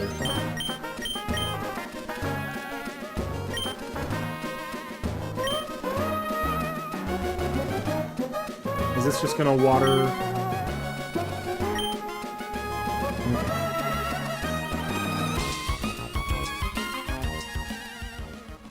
Yeah, Sword and Shield really does show it that it's like, oh yeah, we're trying HD for the first time. Yeah, the Gen 4 remake. Look, I've got things that I have some okay things to say about the Gen 4 remakes, but I'll say it's probably the most disappointed I've ever been in a Pokemon game. I can play them because at the end of the day, they're just Diamond and Pearl with a kind of ugly art style. So, like, if I just need to play Gen 4 on my TV, they're passable for me. But they're very disappointing to what I wanted as a Diamond and Pearl, like, someone who grew up with those games.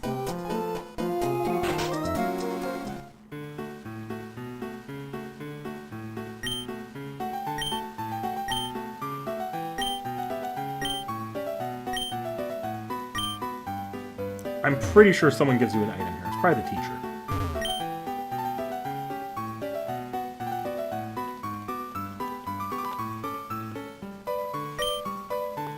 For me, the Diamond and Pearl remakes, the area that they excel in most is you can tell that they were made by, they were made with an understanding of what the, they were made with an understanding of the systems of Diamond and Pearl. Like, if you go and look at the AI of the Diamond and Pearl remakes, I actually really like the trainer AI in BDSP. I just wish it wasn't handled the way it was handled. Namely, a couple things. Obviously, the purposeful exclusion of Platinum content has been harped on to death. And I agree with pretty much all of it. Like, I can understand not having the distortion while it's a very Platinum story element, but having, like, making the game, like, all of the trainers, all of the Pokemon variety, everything about the game being based off Diamond and Pearl instead of the Platinum version, which was the quality of life fixes for Diamond and Pearl, that's criminal, in my opinion. The fact that, like, the post-game area is using the Diamond and Pearl tile set when the Platinum tile set was significantly better. The fact that Eterna Forest is based off the Diamond and Pearl one, not the Platinum one with its more ambient lighting. There's no reason at all for them to base a lot of that stuff on Diamond and Pearl, other than it's a Diamond and Pearl remake. And it's stupid. It's stupid that they did that. Obviously, I can be mad about the art style, but it's because it's certainly a creative choice. But at least it was a creative choice. But what feels lazy about it is the full one-to-one nature of the all the stuff that matters in terms of balancing an overworld. And then the EXP share just makes the game's curve way too easy. Even though I love the AI of that game, the AI of that game is probably the best in a turn-based Pokemon game, in my opinion. The full turn-based ones, not counting Legends Arceus.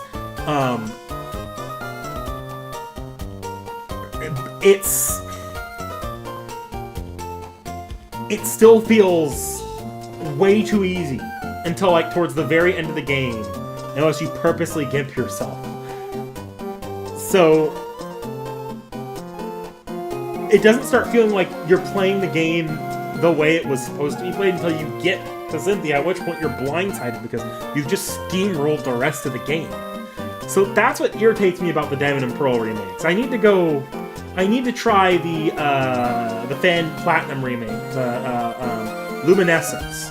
I've heard good things about Luminescence. I'm kind of waiting for their extra big project that they're doing. They're trying to do a bigger project, which is a direct Platinum remake. I want to try that one when it comes out. But that's kind of what I'm waiting for with that. I think the best thing about Diamond and Pearl about BDSP is that they were the AI for the trainers was good,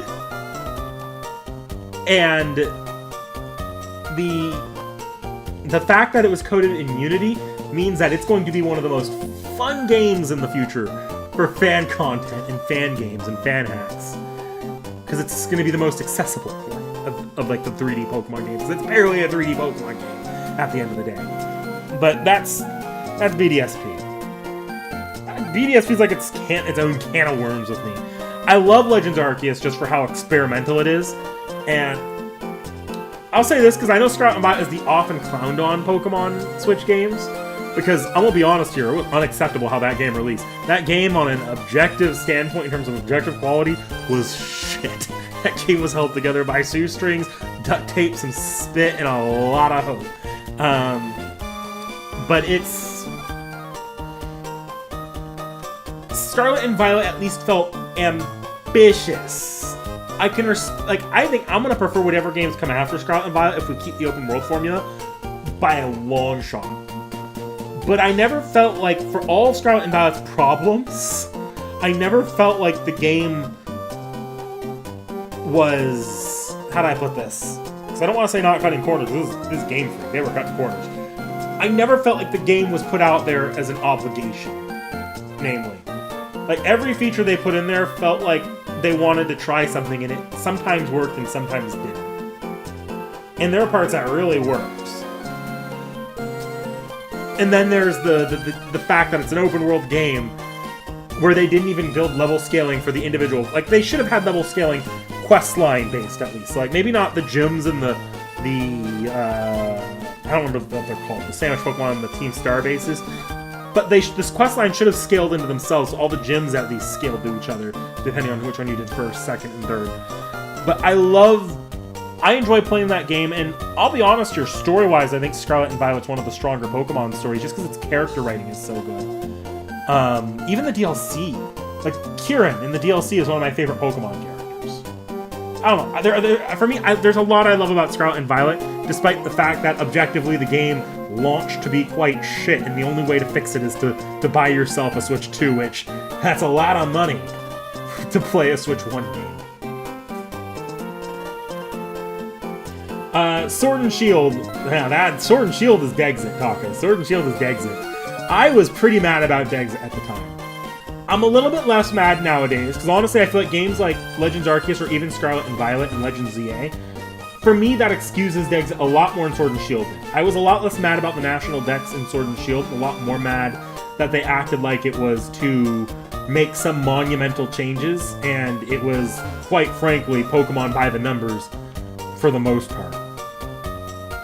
If Sword and Shield had been any more ambitious, and Sword and Shield was one of the least ambitious Pokemon games in my opinion, then I might be more forgiving on Dexit, but I wasn't forgiving on it in Sword and Shield. Honestly, if they'd even waited one generation later, or waited till Legends Arceus or Scarlet and Violet to do it, I would have been fully forgiving of it. They didn't know how to code right. Yeah, I mean, that's pretty much what it comes down to, as far as I've heard, is that it really is just a coding thing. They thought they would... Like, wasn't that leaked or something like that, where like, they looked and it was very clear they tried to get all the Pokemon in, and then they realized that the conversion software wasn't, like, the coding for Switch and the conversion software wasn't good, and they ran out of time. Like that, Dexit still makes me mad with Sword and Shield, but I'm not, like, stuck on Dexit anymore.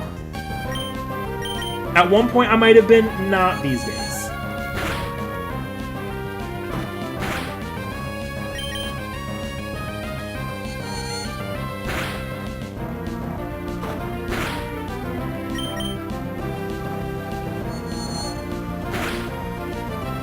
I just, like, it's hard for me to go back to Sword and Shield, I'll say that. Sword and Shield, I'm honestly pretty open, like, if Seki keeps playing Pokemon after Let's Go, and we'll probably play some of the other games, I'm very good chance we skip Sword and Shield.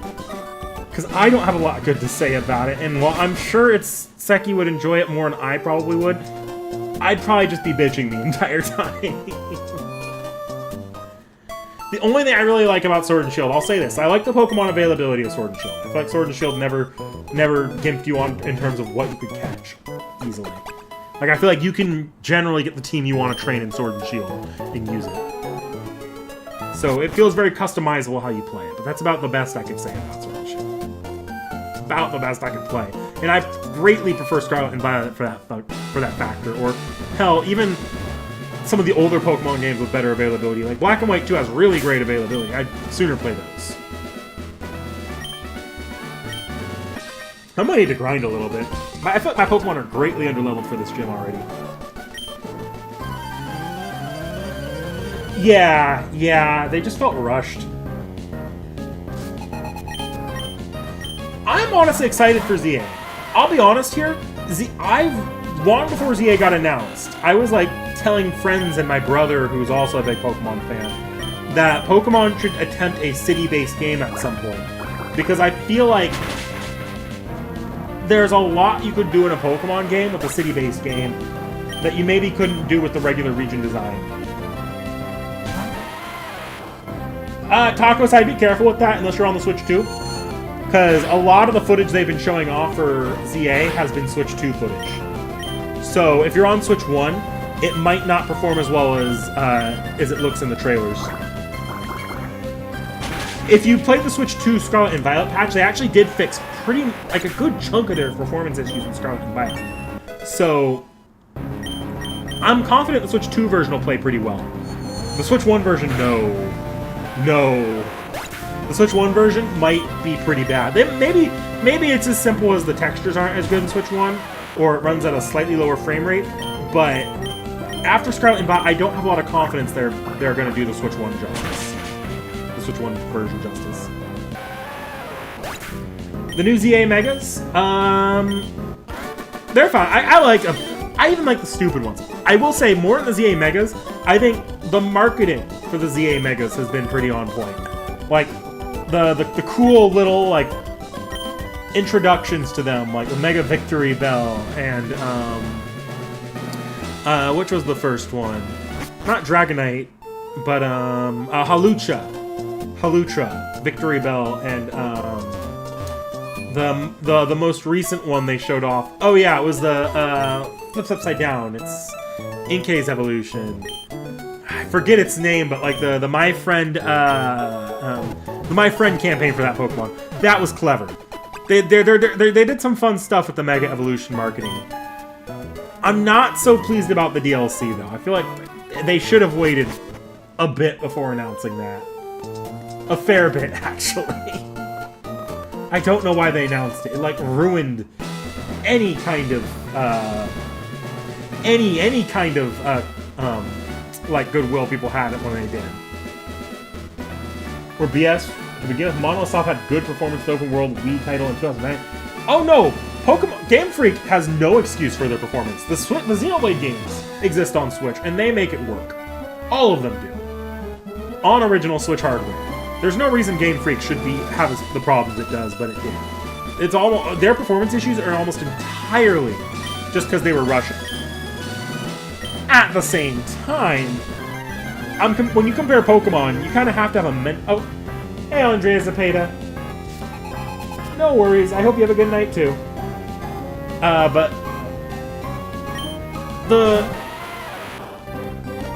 The games probably should not have launched in the state they did, but with Pokemon games, especially the modern ones, you really do have to compare them to themselves, or else you're setting yourself up for disappointment.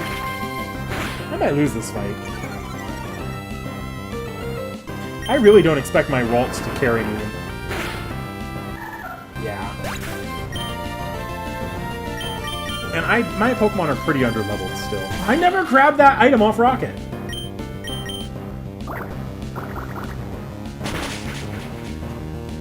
That's not just they announce it too early, because they announce it early and they release it. It's that they're releasing things too quickly. These games have no reason to be released at the rate they are being released at, as far as HD game development goes. Not for a single studio developer like Game Freak. Game Freak has teams, they have like A/B teams, but it doesn't show with the quality, and they are not as big in terms of development staffing as something like even an Activision is with their Call of Duty franchise. There's no reason to put out the games that quickly. Yeah, and look, I'm part of the problem. I buy these games almost every time. Oh no, you're gonna heal.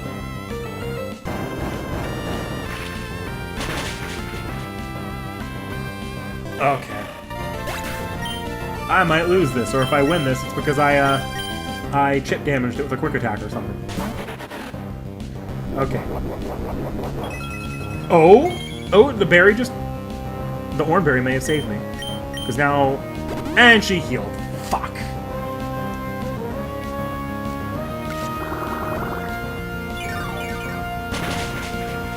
Oh, that's painful. Okay, I need to see how much Rock Tomb's gonna do, but this could go pretty badly for me. Oh, critical hit.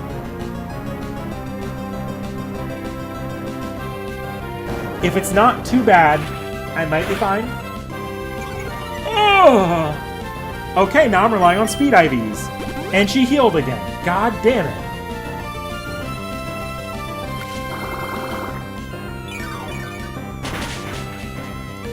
I couldn't have critted there. I could Super Potion, or I could take the loss. I'm gonna Super Potion. She potioned. I don't feel bad.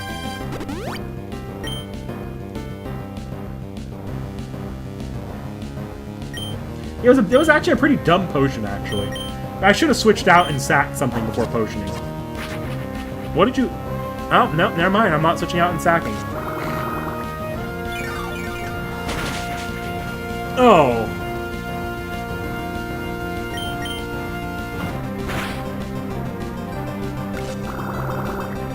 Come on, can I get another crit? That'd be nice. Are you gonna Rock Tomb me again? Why aren't you Rock Tombing me again? Oh, son of a bitch! Well, here we are.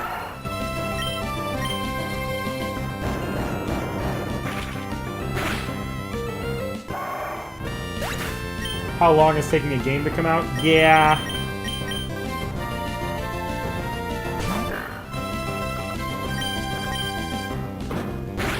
And there goes half my money. I'm not worried about a loss like that this early in the game. I knew I was going a little too fast.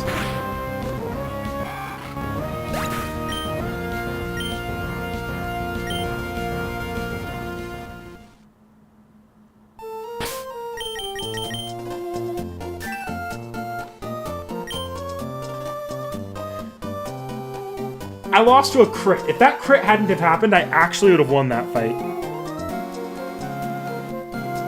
Okay, I need to level up just a little bit.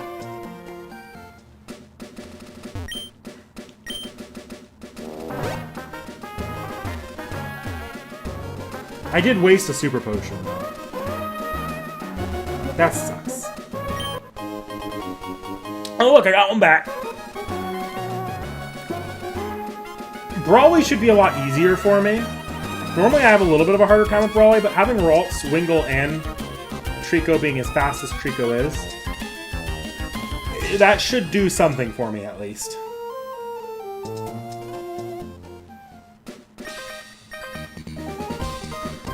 We'll come fight these trainers. I'm sure I'll need to do a little grinding before Brawly, and I might even... I'll probably still rely on the same trick I always rely on for Brawly, which is, if it gets real bad, I just have my, I always have, Sableye sit in the back line of my team. Because Sableye, I believe Makihita literally can't do anything to Sableye. So, it's easy to win that fight if you just catch a Sableye.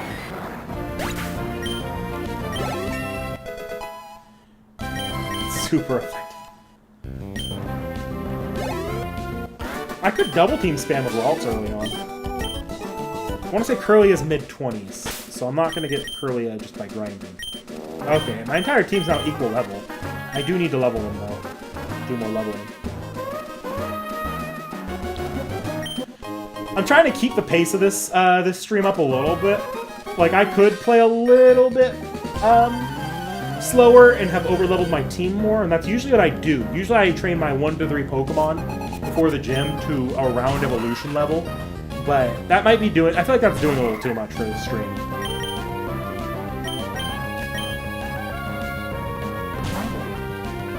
Oh, was that youngster Joey?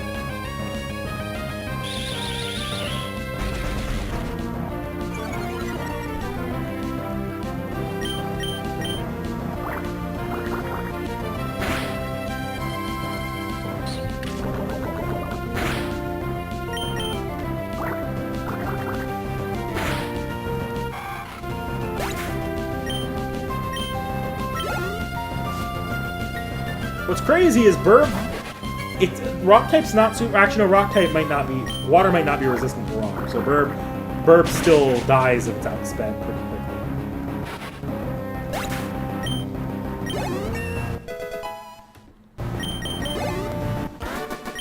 Okay, Burb is officially my highest level Pokemon, which is fun for a Pokemon that may not be on my final team.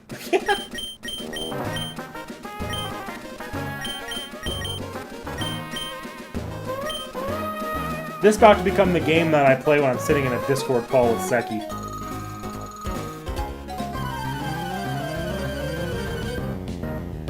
Use double team and rest? Oh god, I forgot about that Kingdra.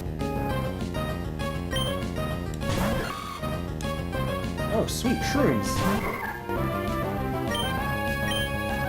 Yeah, I kind of love the Pokemon timeline. It's stupid. Game timelines like Pokemon don't matter at all. But it's fun that they exist. Get synchronized. Now we just occasionally won't have a turn, one of the two of us.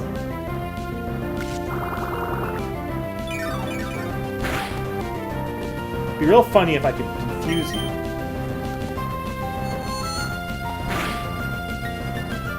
Or I can just critical hit.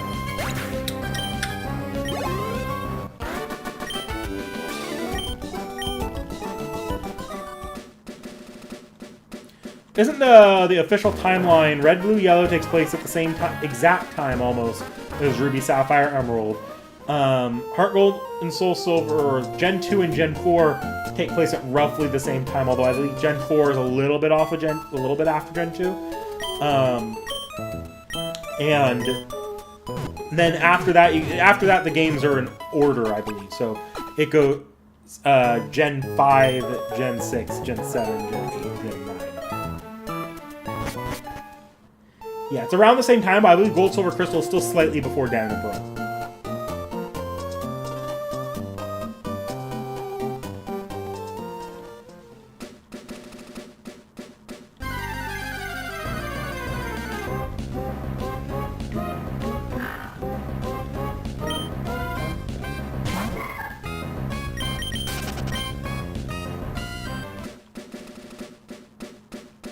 Yeah, Sun and Red's an adult in Sun and Moon, so that says where Sun and Moon takes place in the timeline. And there's other things like in Black and White. There's you can actually find the Team Rocket grunt from Gold, Silver, Crystal in the post game, and he's like the one that speaks in a foreign language in that game, and he's in one of the cities.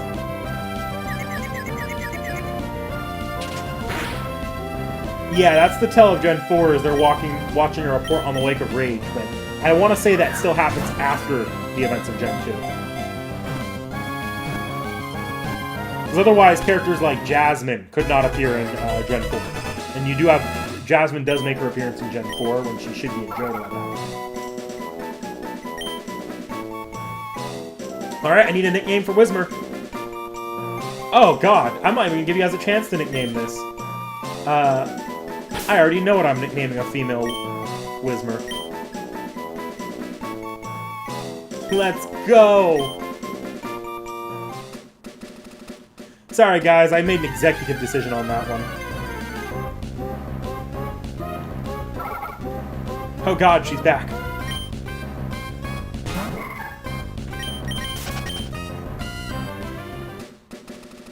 I'll do this double battle.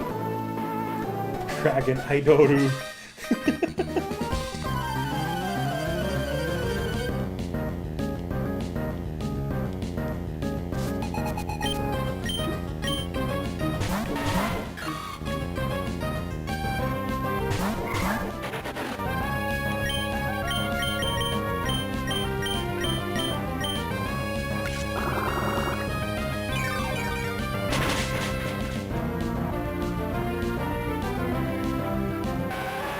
There's tons of Ellies around. Yeah!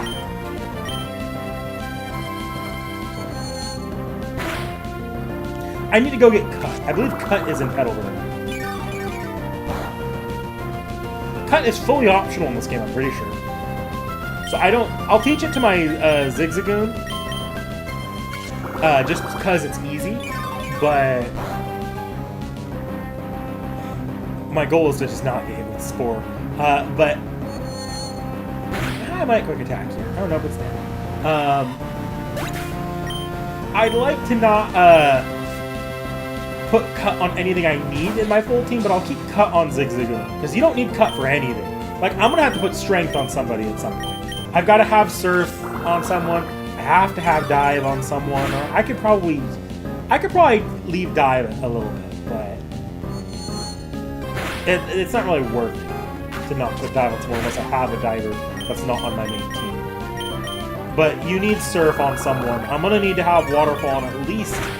Actually, I don't think you need Waterfall to traverse. No, you might need Waterfall for Victory Road. But you need at least Surf and Strength to get around.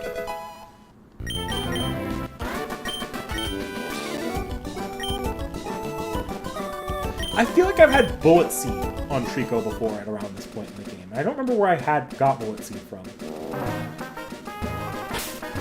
Figure it out, I'm sure. I want to... Let's finish up the trainer fights on this route, and then I'll go look around Petalburg. And I still need to get that item off of Rocket.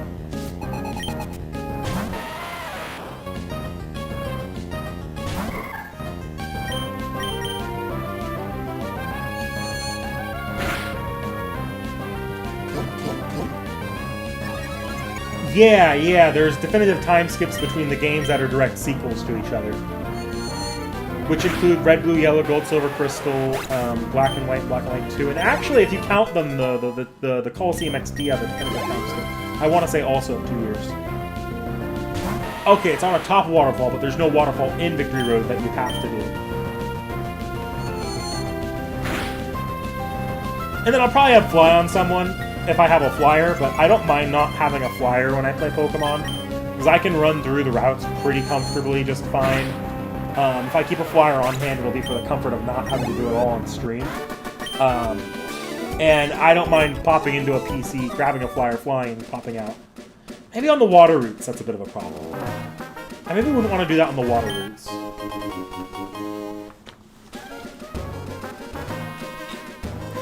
Oh, you know what could be fun, guys? And you don't have to do this, but if anyone wants to do this, something I can do on Pokemon Emerald on this emulator is I can actually load a multiplayer state.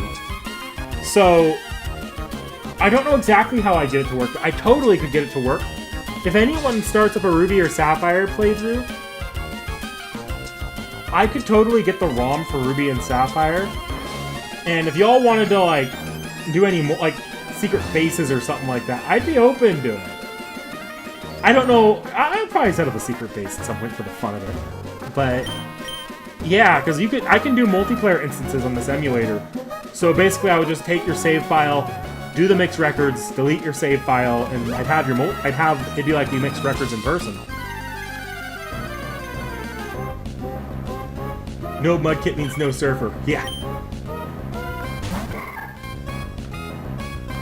Yeah, no, I know. That's my favorite part about Gen 5 is after that first cut, you don't ever need to use HMs again.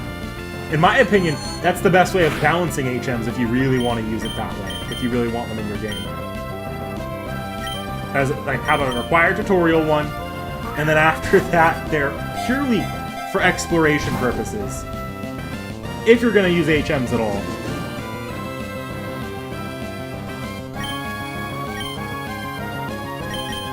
Don't crit.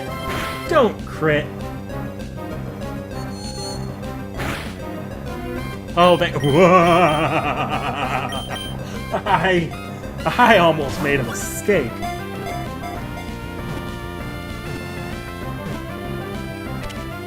Alright, guys, I need a T.H.E nickname.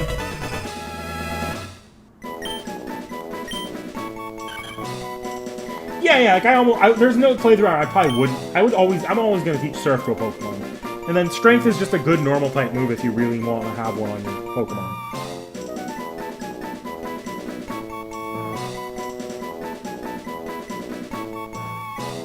Can't call her Kojiro. Benny, good one.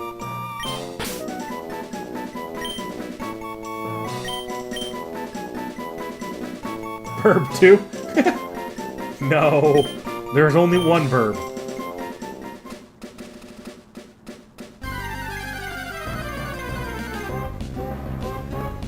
Oh god, it's another Ellie. And I still haven't pulled that item off of Rocket.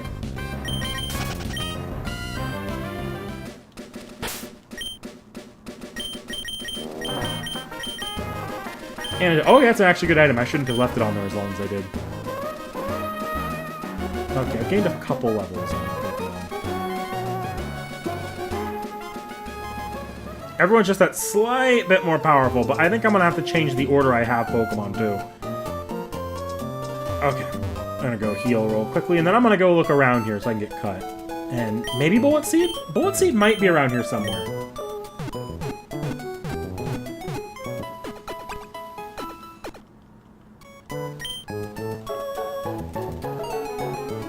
If I can get Bullet Seed, that helps with that gym a lot. Because it's a little bit stronger than...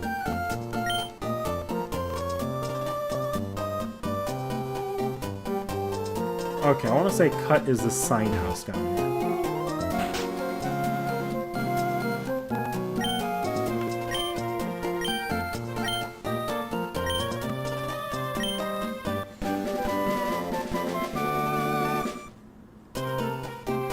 Fly to victory. I will say, if there's any Pokemon you guys want to see on my team, let me know. I will build this playthrough around what chat asks for me. So if chat wants to see me use something in particular, I'll give it a shot at least.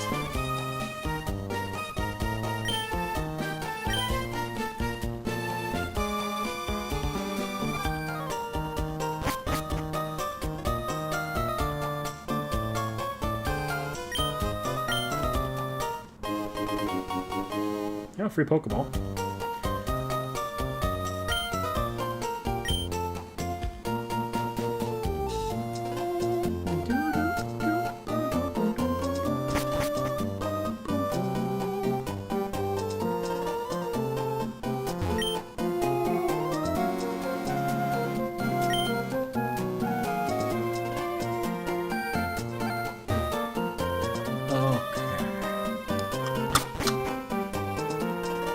I'd like to at least get through Brawly today, and if not, Steven Stone as well, or Finding Steven. That's that's sort of my soft goal for today's stream. So we still have a solid hour at least, because the time between Brawly and the first gym leader is literal nothing, which is part of why I kind of need to be grinding a little bit.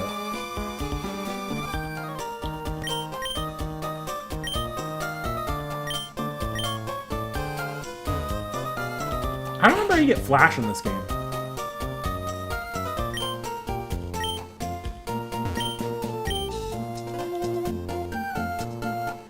Get a Latios. Can't get a Latios till the post game, unfortunately. We're not playing Oras.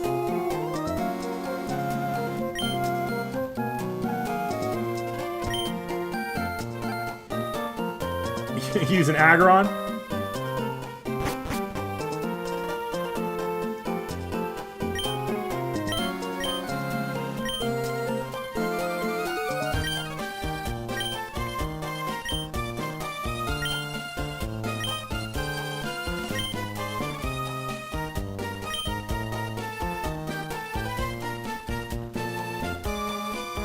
Funny phrase, funny phrase.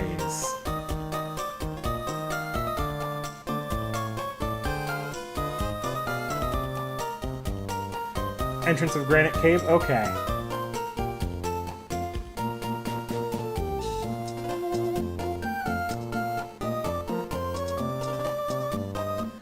Ruby Sapphire, you don't need the E-Raider. Sure.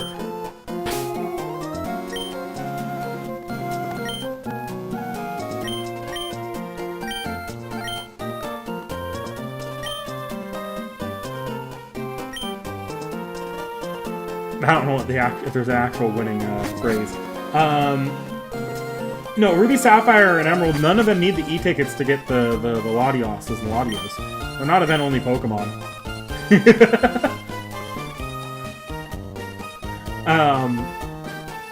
If you want the Latios and Latios, you just have to beat the game. In Ruby, Sapphire, they become available as roaming Pokemon.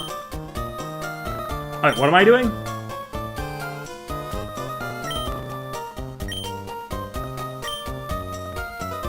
No!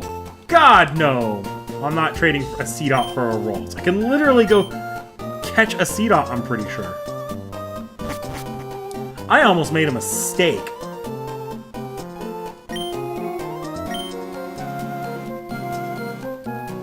Okay, maybe I can't get Bullet Seed. For some reason, I thought Bullet Seed was accessible at this point. Yeah, if you want the Soul Dew in the other one you don't get. In Ruby Sapphire, you only get one based off the game that you pick. In Emerald, you get to pick which one you want. But if you want the Soul Dew in the one that you didn't pick, or the one that for the other game, you need the E-Reader. Okay, why did I run back here? I literally have no other trainers I can fight. I'm gonna save. I haven't saved since the truck, actually. But mostly saving, because if I lose this, I don't want to lose money again. I don't like losing my money in these. I don't want to lose too much money this early on, just because I couldn't stop myself from beating my head against the Roxanne wall. That's not a bad way to get EXP for my Pokemon.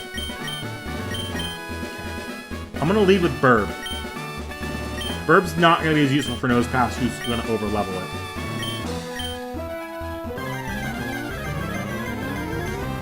Oh, I probably will Game Shark for the mystery gifts. There's just nothing I can do with them prior to the game. Because I haven't had a playthrough of Pokemon Emeralds on emulator before, and that's really the only way you can do the mystery gifts.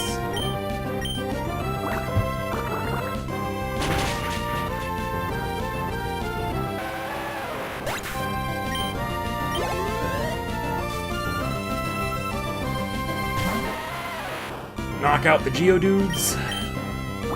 I want to try Supersonicking Nose Pass. See if I can throw it into, like, confuse it. Maybe give a little bit more survivability than that. Oh, and there's my wing attack. I'm just in time for Brawly.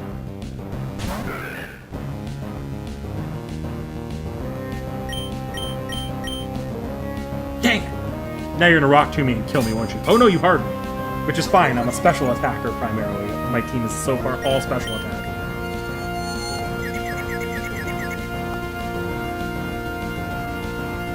Hit yourself, hit yourself, hit yourself, hit yourself.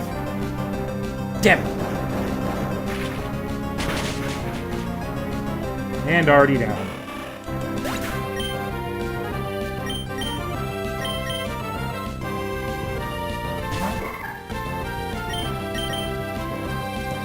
Please hit yourself. Please hit yourself. That's fine. We're fine with that. I wasn't planning a sack anyways. Oh my god. Hit yourself. That's fine too, I guess. I don't really need to hit you with a physical attack. I was just kind of hoping that Supersonic would do literally anything. Thank you. And it did nothing. Awesome.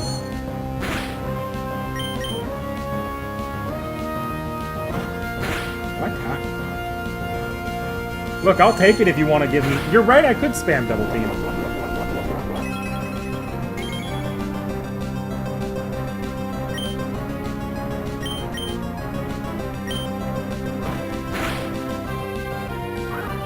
Well, I'm not going to get to spam double team. That was just, probably could have chipped it a little bit. And I'd die anyways, so...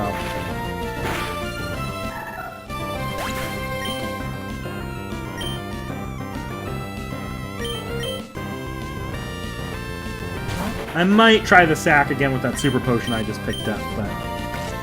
At the very least, I'm faster than it. Ooh, critical hit.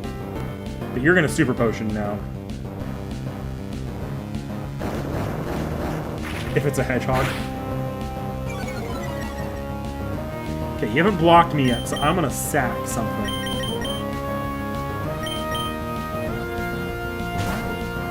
Partially, it'll also give me my speed back.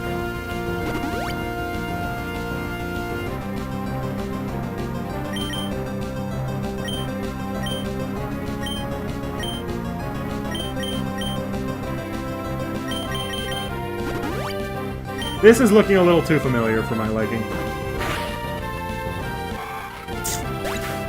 Yeah, a little too familiar.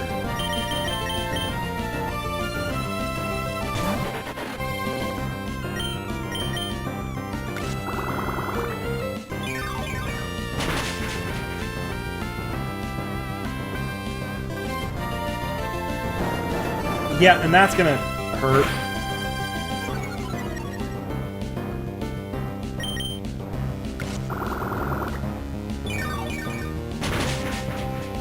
I've heard of insurgents before. Okay, I'll take that miss. God, 2 potions.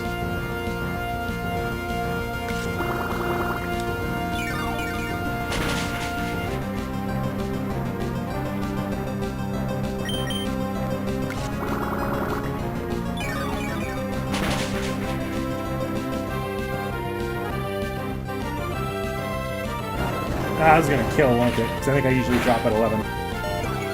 No, not quite. But I'm gonna... We'll do another sack.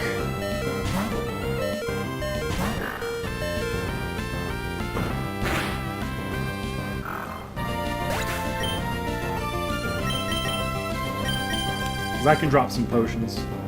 Or a potion, probably.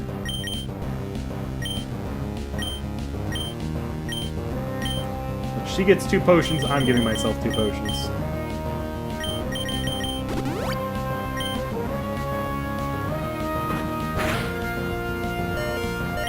How am I still alive? Do I drop the second potion?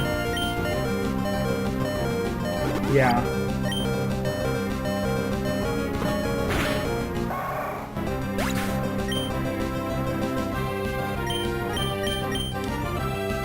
I don't think it'll make a difference. I think I'm still losing this.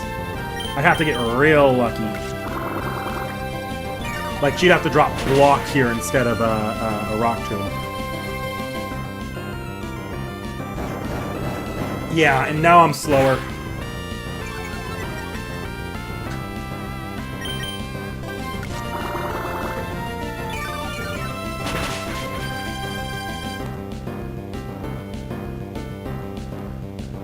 And I lost. Fuck! I'm gonna reset that, though, because I don't particularly want to lose that money again.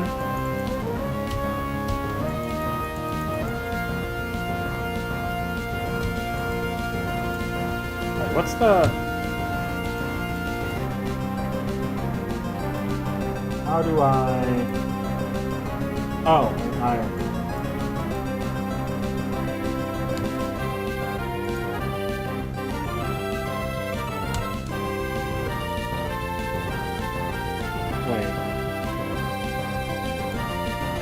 Okay, here it's Alt Enter.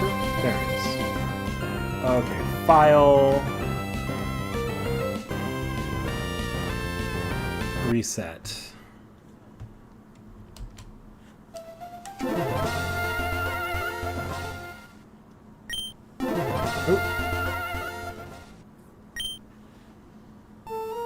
Okay, so obviously I need to do a little bit more.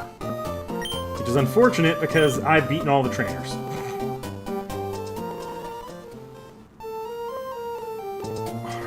We're gonna go to... I don't remember how much EXP the Whismers actually give. I have a very frail team right now, which is sort of my problem. None of my Pokemon are particularly bulky. Which is a problem when Nosepass has actually decent special defense over physical defense. Which is why it needs to rely on Harden.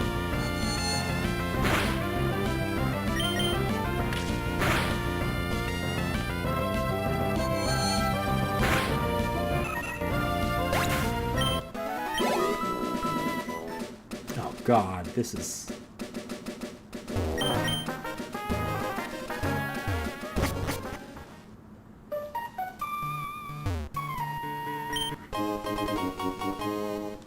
Hey, that's something.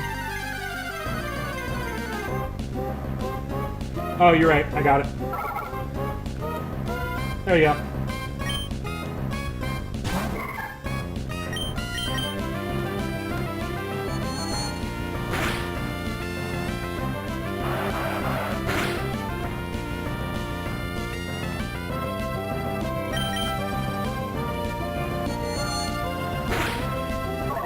Okay.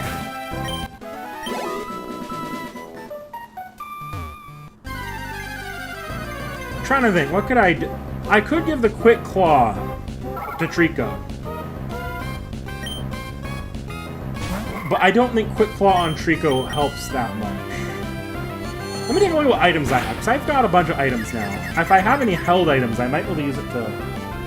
because sometimes you can get a held item early enough that'll help things. Instead of grinding all the way through, see what I have in my inventory. Though these Whismers are a little bit better than the Taillow. Okay, so do I have any held item on Rocket? No. Okay, what random held items do I have access to? Quick Claw, and it's really just the Quick Claw. Oop, not used. Trico's the only one that's really going to benefit from it in this fight, at least. Because Trico's the only one that can tank one of the Rock Tombs.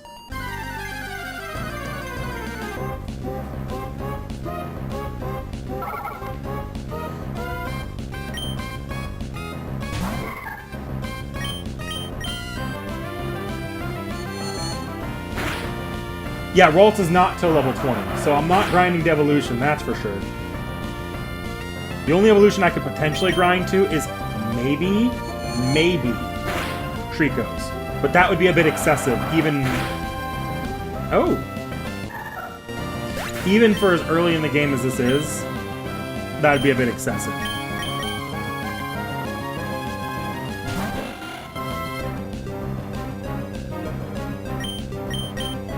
And the unfortunate... I guess the unfortunate thing I also need to think about here is, even if I grind up Ralts and Burb, all I'm really grinding up for them is their damage output.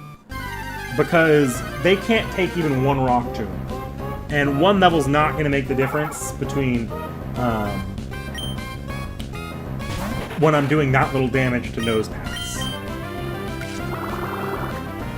I do need to go heal them.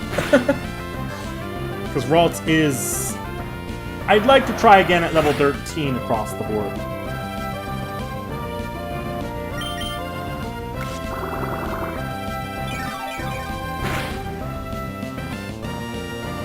I swear to God I've had Bullet Seed at this point in the game, though, but maybe I'm thinking of Boras.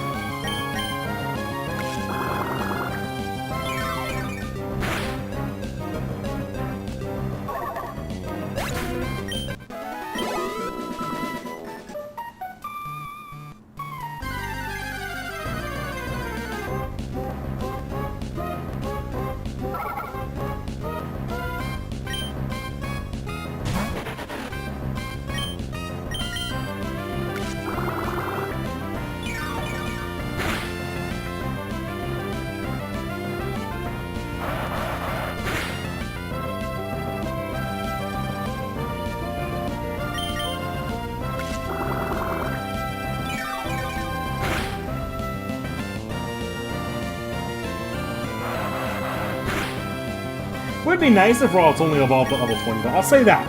If Ralts only evolves at level 20, that'll be a lot nicer than I thought it was going to be. Because I was working under the assumption that Ralts was mid-20s, like 23, 24-ish. But if I can get Ralts that, or if I can get Curlia that early, that's actually pretty nice. Okay.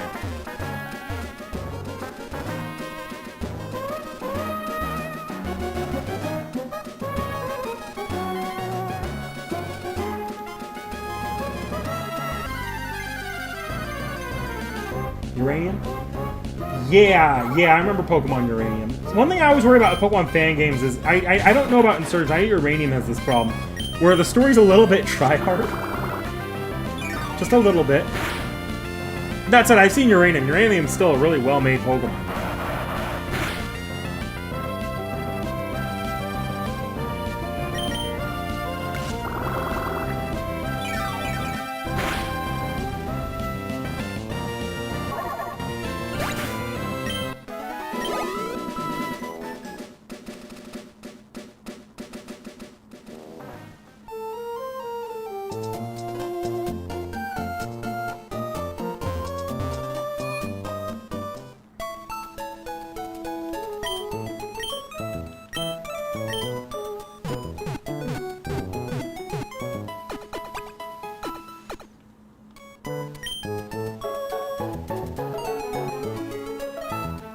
What do you guys have to say? I don't think I talked to you.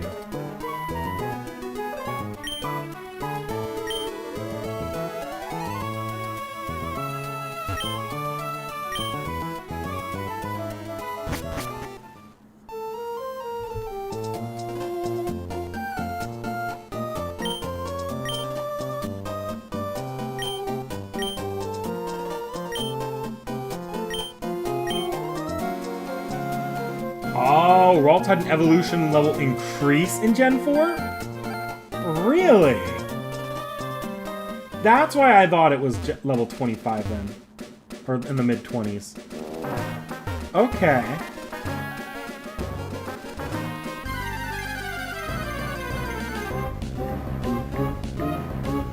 I still don't have an Incana. It's a bug type, so it should have a relatively low catch rate, so I'll just chuck a ball.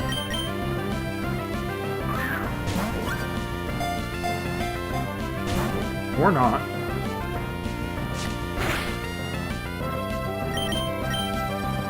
Okay, I'm actually switching you to Burb.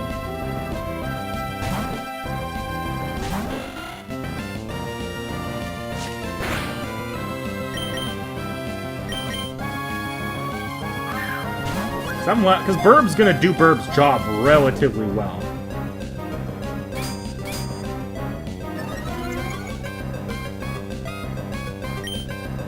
I'm stuck between the fact that all of my attacks are either... My Pokemon are either weak or... Well, there one more Pokemon, and then I'll try to actually hit it.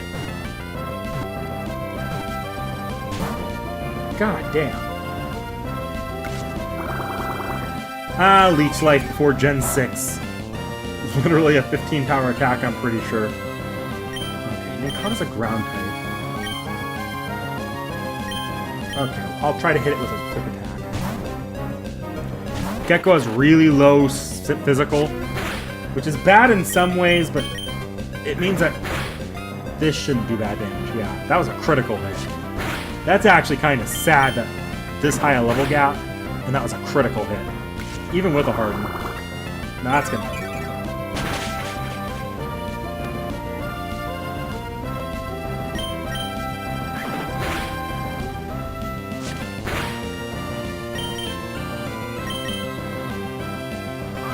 That's fine. Gecko is one of the easier Pokemon to get HP back on. Okay, guys, I need a name for an Incada.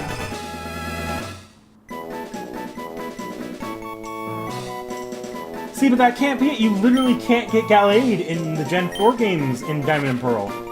Not before the post-game.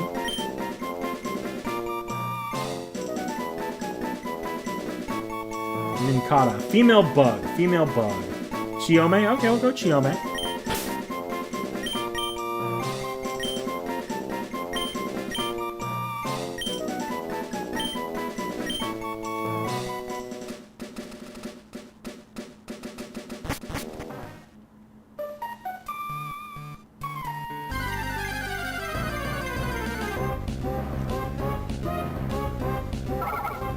The level of the Whismers in this cave is just a little bit better in the Wild Pokemon Outdoors. So, like, that level 8 Whismer was really nice. I just gotta not die.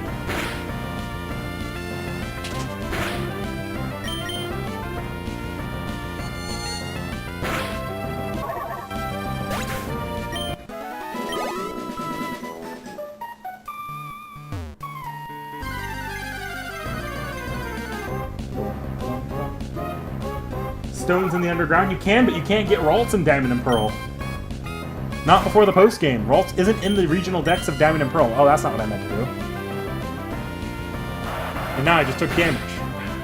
Here I am saying how important it is to not die.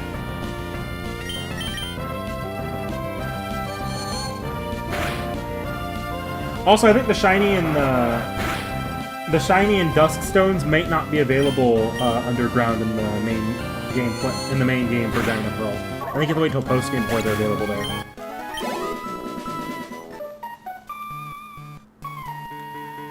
I don't want to go back to get my levels or get my HP restored. I'll switch if it's a level 8 or something like that. Level 7 is close enough. Yeah, I can't keep those out. Not safely.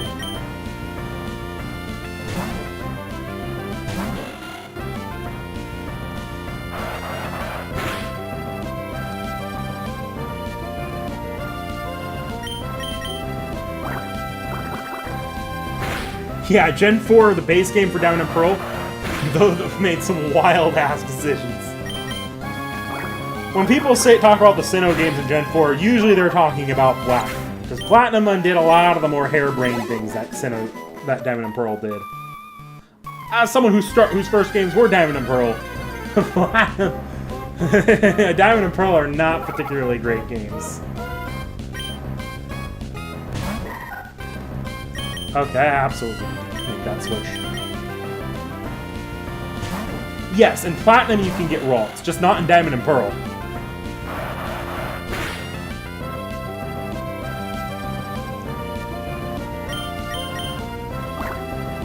Just one of many things that Diamond and Pearl's original Pokedex was kind of stupid for. Was making all of the brand new Pokemon post-game. Which I guess in some ways makes sense. Platinum or Gen 4 in some ways is a callback to Gen 2.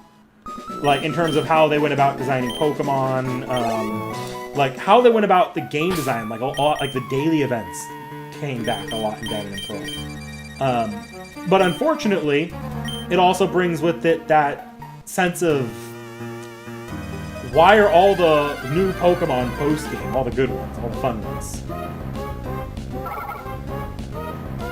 Here we go. This Whismer might actually be able to defeat one of my Pokemon. Depends on how much this Absorb actually heals me.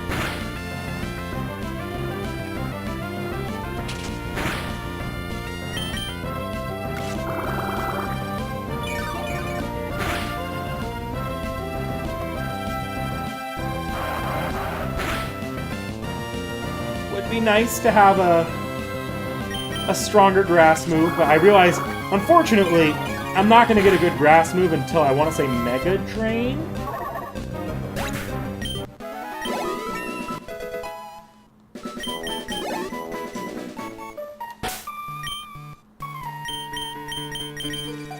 Okay, let's see if I can level Burb.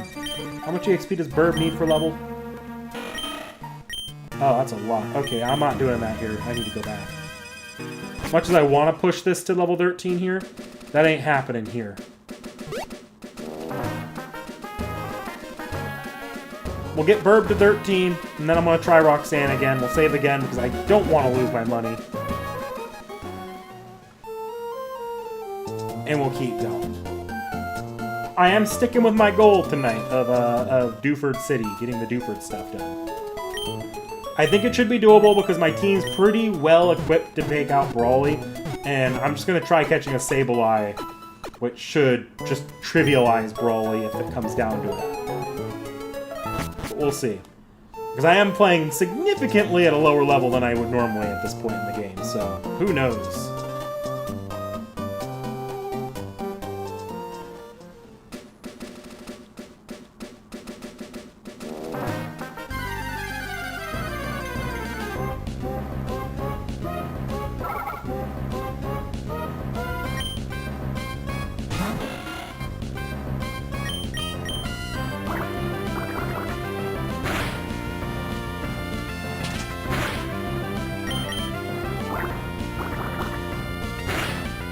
2 fire types? Yeah.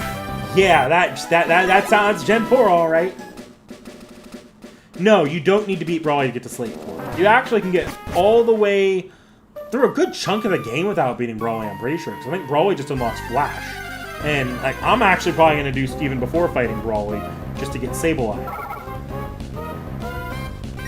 So you really don't need to beat Brawly until, like, very late in the game, I think. I could be wrong about Flash, but I think you can go all the way to Watson without Brawly.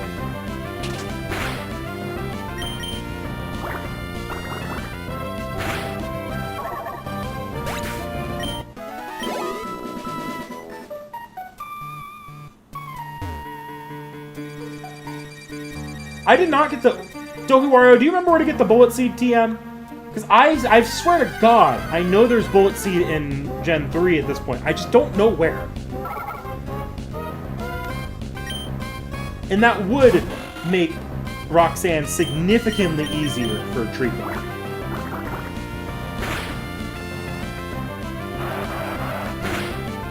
And I'm willing to run back to get it. Because Bullet Seed on my Trico would be nice.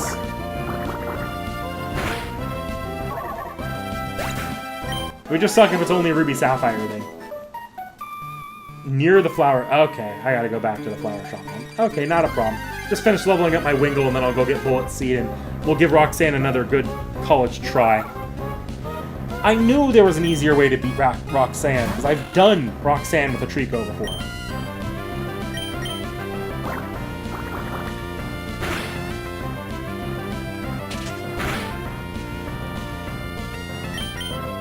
Although it is good that I'm remembering that I'm doing this now, because I'm going to have to figure out Roxanne with a mud kit in December. Okay, I need to do switch training if I want to get this last level before I head back.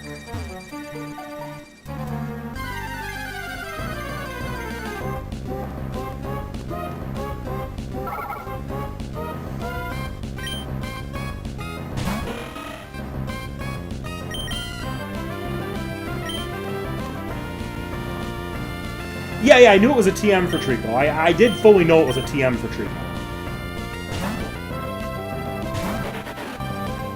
No. Well, usually I am leveling Pokemon at this point, but I give myself more time to grind in the early game, usually. So usually I'm a little bit higher of a level, even if I'm training a team. But this time I made sure to just get going, which he had to grind eventually anyways. It just isn't that big a deal. It's still the early game, and trust me, there are going to be days where I'm just on stream with Seki while she's doing a repo or something, or while she's doing Minecraft, or while she and Vorn are doing their Baldur's Gate. And I'll just probably be playing Pokemon in the background doing some grinding those days. Or doing some stuff off screen. Yeah, that's my worry, is that it's only Ruby Sapphire, because all of my Trico runs would have been more recent in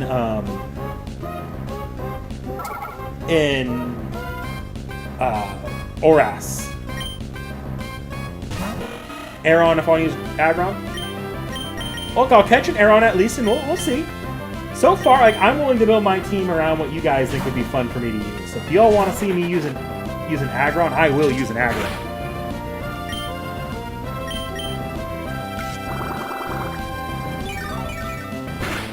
There are some Pokemon on my team. I'm going to keep... the only Pokemon that are really guaranteed to stay on my team right now are going to be Trico and Ralts. Trico because I'm keeping this thing. And Ralts because we nicknamed her Artoria. Everybody else is fair game as to who's staying. Like Burb here. Burb could stay if y'all want to see me keep Burb. But if you guys want to see me switch Burb out for something more late game, I'll grind out the late game Pokemon. I'm only training Burb right now because it'll make Brawly easier. Or it might mean I can rely less on Sableye, an unleveled Sableye to beat Brawly. Get a Shedinja? That's another way to beat Brawly, I guess. You do Shedinja. I guess Shedinja's gonna go down to Roxanne pretty easily. Not worth it. But I could totally do a Shedinja if y'all really wanted to see me use Shedinja. Look, and I'll do my loading if you want to see me do my loading. I'll off-stream figure out my secret ID and figure out the squares on one of those generations, because you could do that. You can do that. Now, I'm not gonna do Shedinja now, but I'll grind out a Shedinja and I'll train it. This is a pretty anything goes playthrough.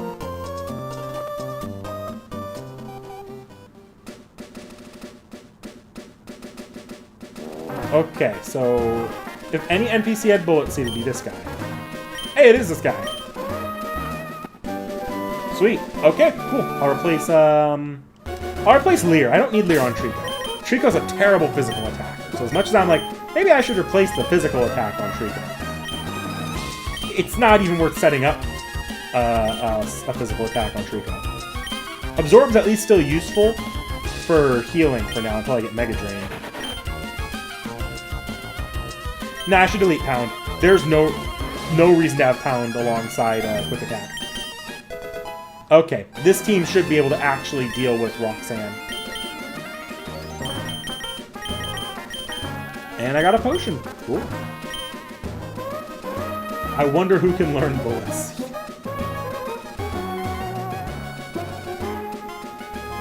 Okay.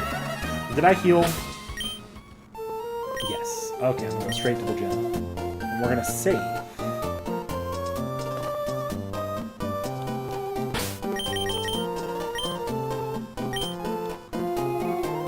Guys, I'm going to tell you right now, Pokemon might be a bit dangerous for me to be playing on stream.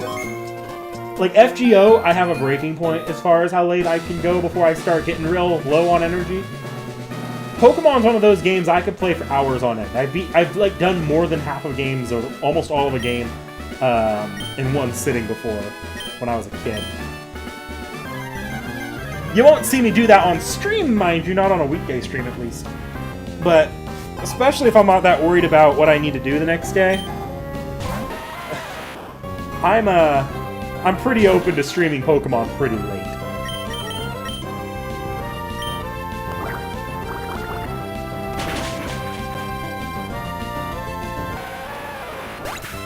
I'm thinking Supersonic really didn't help much, and I'm sure it could with the right RNG, but I think I'm going to rely on I'm just going to Water Gun, because my special attack on Burb is pretty good. I'm at least noticing the neutral damage is still pretty good numbers on Burb. Even if Burb's going to go down in one hit to this Nose Pass here.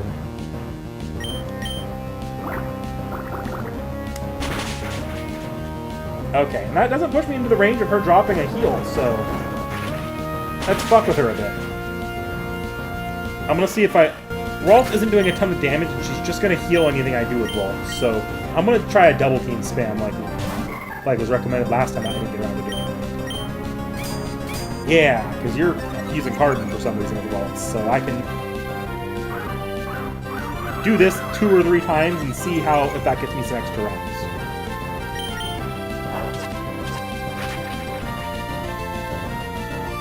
I'll do it 3 times. Am I giving up some confusion damage? Maybe. But I'm curious to see.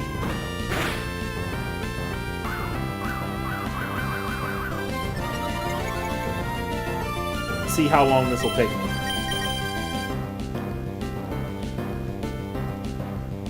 Because if I can solo with the Ralts, I'll take the level 15 EXP on Ralts, who's going to struggle to get EXP otherwise. Okay. Getting this out of the way before Trico would be nice to do. Okay. It's still gonna hit me here and there, so it's not perfect.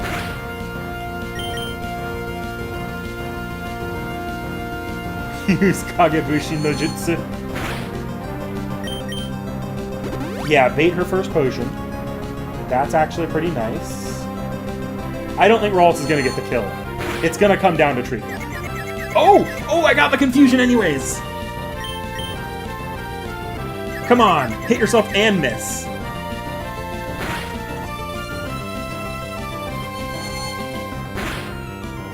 Oh man, wait. So I just baited both potions before Trico came out. Okay.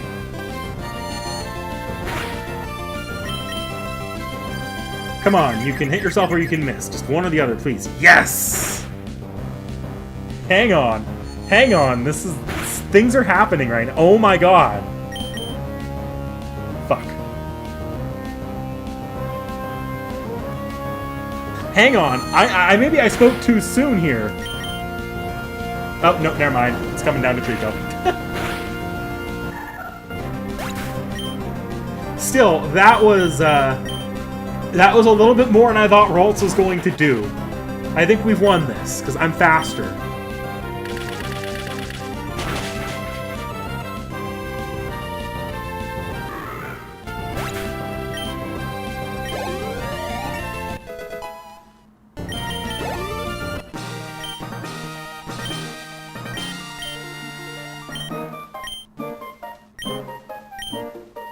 Thanks for the money I lost last time. No, Pokemon don't gain EXP after they faint, unfortunately. So it's only Trico that got that EXP, but still, I'm happy with Trico's... I'm fine with any of them getting the EXP, to be honest. Otherwise, I wouldn't have soloed the first two Pokemon with Wingull. Okay. Let's go heal, and then I gotta go chase the team... I think it's still Team Aqua.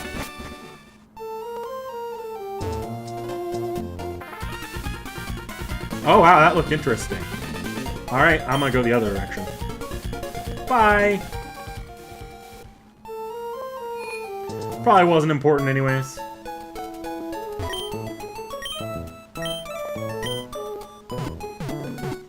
I might see if I can get one of my, I wonder if I can bind fast forward onto a button on my controller again. I did that on PSP, and I don't need all the buttons on the PS5 controller. Not on this version.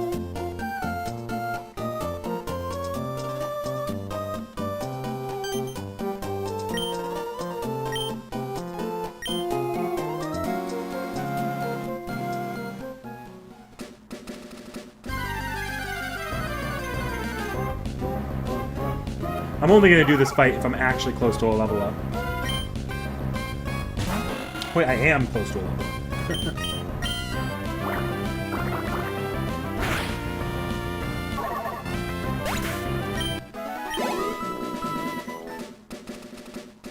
I probably should save. I probably should save.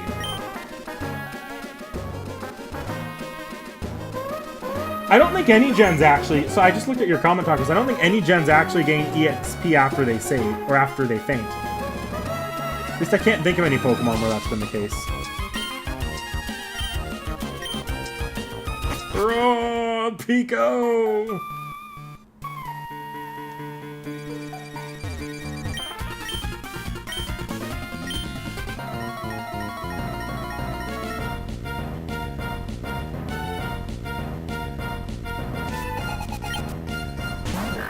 It's a good thing I use Wingull.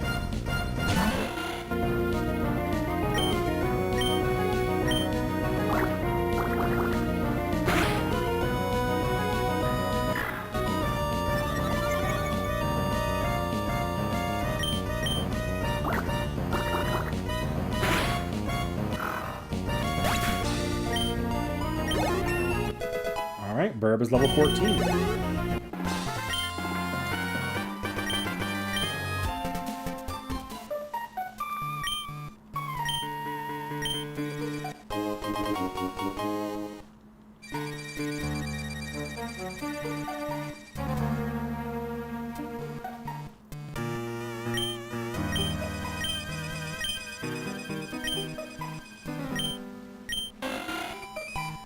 Yo. Okay, actually, I want to do something real quickly. If I didn't teach Cut to my Zigzagoon, I should.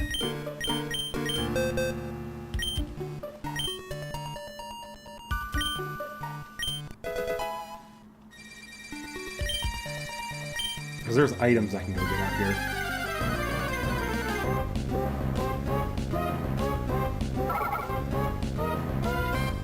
I need to switch my team. Or not my team, my starting Pokemon. Get more levels into Ralts. I'm still at the point where I kind of need my levels distributed more or less evenly, just so I can keep my Pokemon up with each other. It really is until you hit that final evolution, I think, or at least a solid evolution, where I feel like you need your Pokemon to be more or less kept in parity with each other. Once you're at a later evolution, you can often power through level differences easier.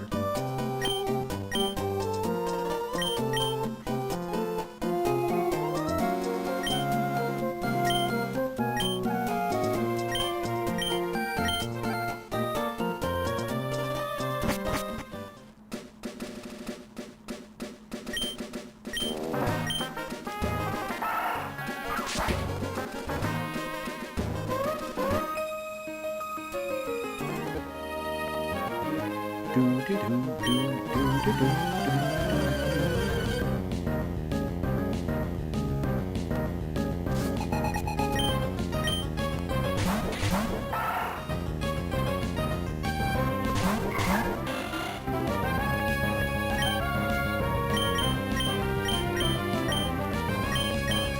I'm actually pretty confident that I can kill Lowcat in one hit.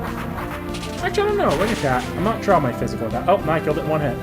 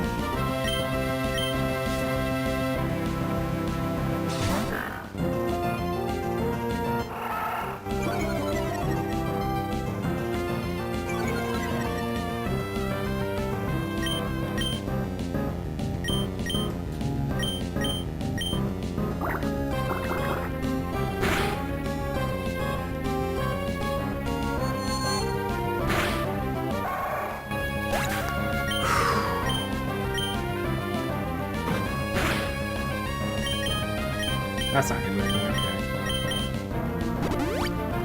But why are you rocking a full restore this early in the game? That was a waste of money.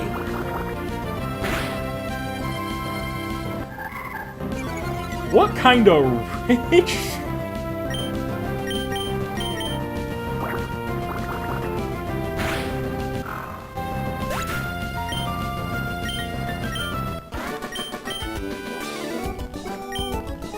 Alright, what did I win for that? I also got a lot of money out of that. Awesome. I can't actually tell if that tree is in a spot that needs to be cut. No, it's not.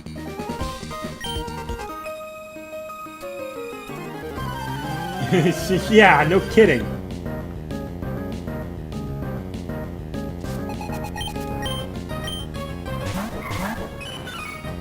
Oh, Meryl this early in the game? That's actually pretty surprising. I'm gonna focus on taking out that Meryl. I'm not worried about that Waltz. Because that Meryl's probably gonna be pretty bulky.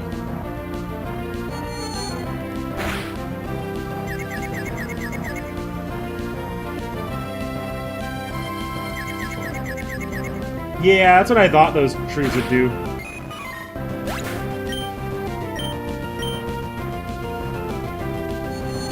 Why would you confuse Waltz? Like, I'm doing it to you because I have nothing else I can do against you. You didn't growl. That was what I would thought you would.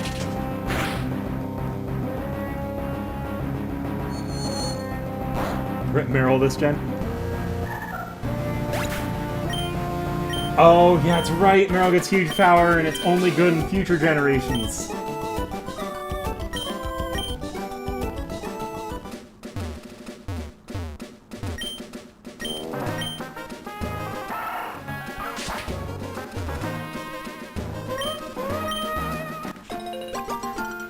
Pin it.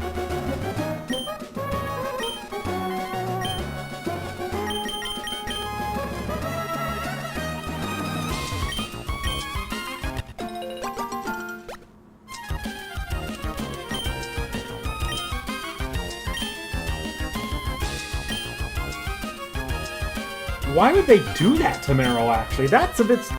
Sometimes I swear to God, the Pokemon designs from Gen 1 to 3 were designed with the Gen 4 battle mechanics in mind. But then again, there are Pokemon that got screwed over by the physical special split too, so I don't know. It's just shocking to me that, like, stuff like that happened. Chesto Berry.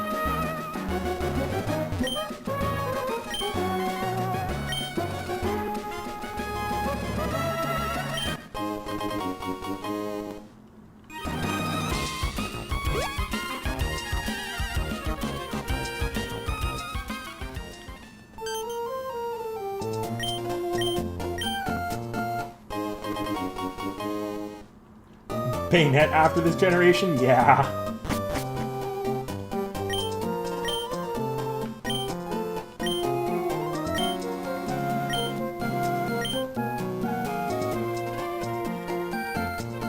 Was Bayonet... Oh, I guess Bayonet got a Mega Evolution in Oras. I don't know if they're any good, though.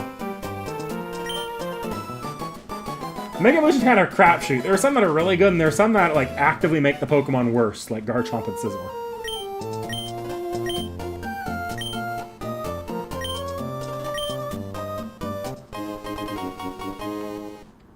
I know! Trico in Oras does not feel as nice to play in compared to Trico in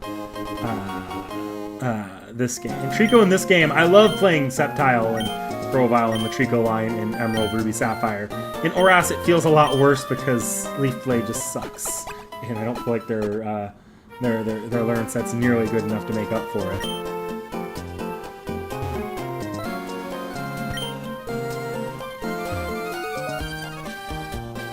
Maybe they planned to do Gen 4 battle mechanics early, but didn't. I don't know.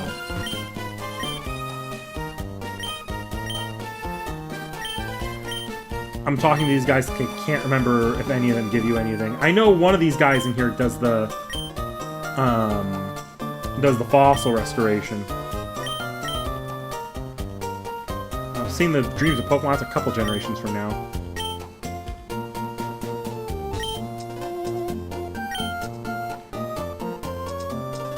And there's the guy that does fossils. And I'm about to get the returning Gen 2 feature of annoying phone calls. The one problem that people would probably prefer to play Ruby Sapphire versus Emerald for. Match call.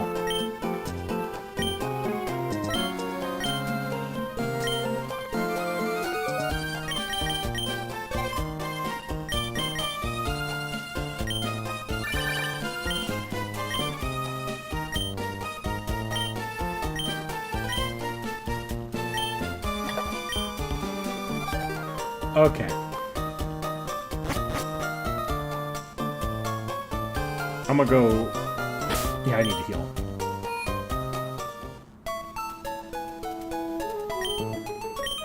The opportunity cost of not using cracked megas.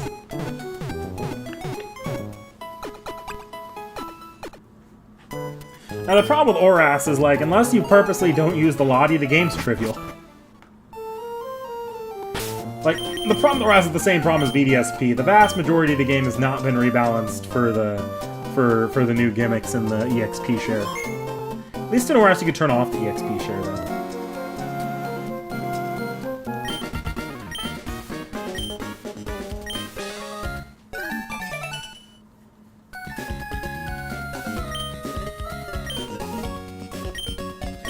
Fun fact, it's actually possible to skip this encounter altogether. Like, I mean, besides just skipping the battle, but skipping this encounter, they programmed it so that if you miss that encounter, you fight May in, or not May, you see, I don't know if you fight her, but you meet her at Mr. Briney's.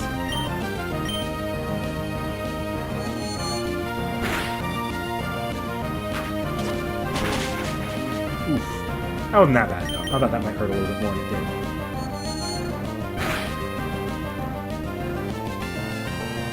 Oh, that's actually pretty bad, though. Swift has a set damage. Alright, it's only 10 damage, maybe. I don't know, I thought Swift did more damage than that.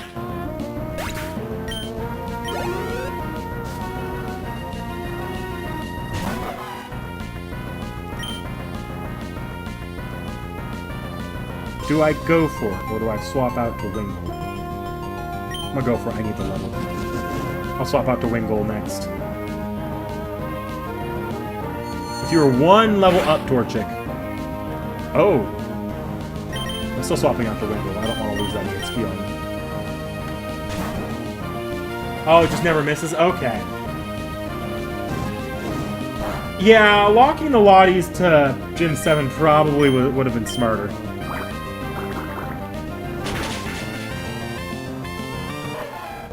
I'm thinking a Sonic Boom. You're right.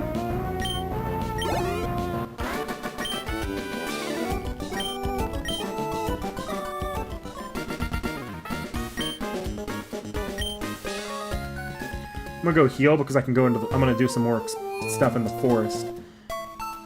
before I move on, I know there's some Pokemon I skipped catching in Petalburg Forest. So I'm going to go do some of that real quickly. I shouldn't be too long. I think it's literally just Silcoon, Cascoon,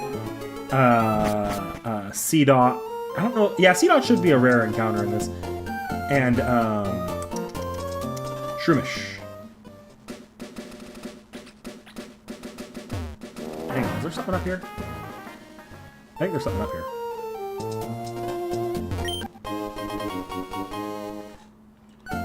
Yeah, that's the problem with Megas. They were scared to give them to too many trainers, so you don't really see the gimmick until the big endgame fights, and even then it's like it doesn't feel as impactful because of that, I guess. I don't know.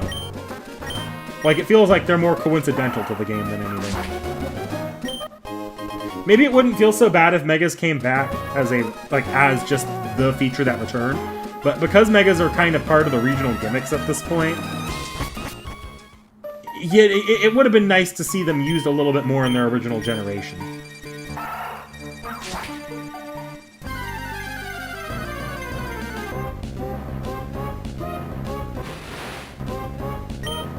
You're just gonna harden, so I'm just gonna hit you with confusion.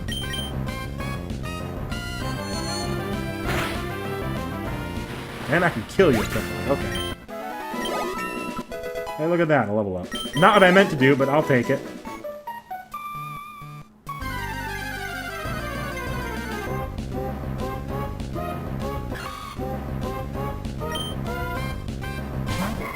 See if I still kill. I guess they just had really low special defense. Yeah, let's just low special defense.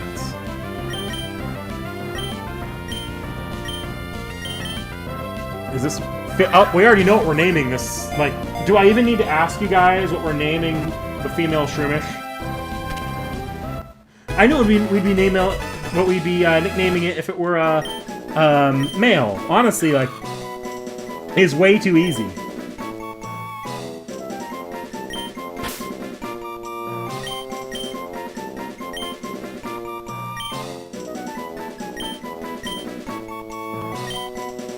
Yeah, if it were male, it would be Nasu, but it's female, so we're going Lacusta.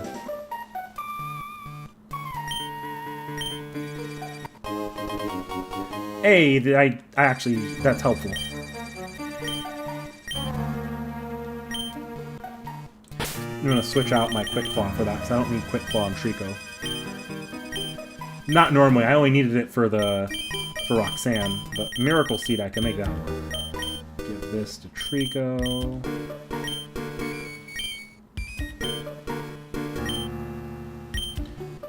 None of my Pokemon really need the Quick Claw right now. That'll probably change with Aeron. Aggron I'll probably use the Quick Claw for. I don't really need it for Trico, or for Wingull, or even Ralts. Early game Ralts might be able to use it, but no one else really.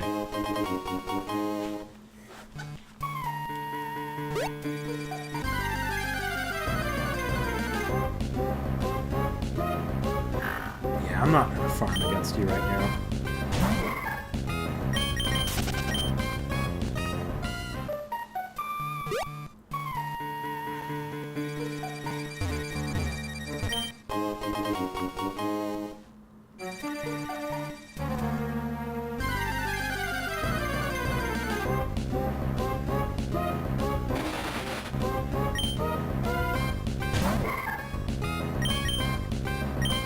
Chuck a Pokeball while it's not quite used Harden yet. Because I know one Confusion's gonna kill it. Yeah, too good to be true. Okay. We'll do this the slow way.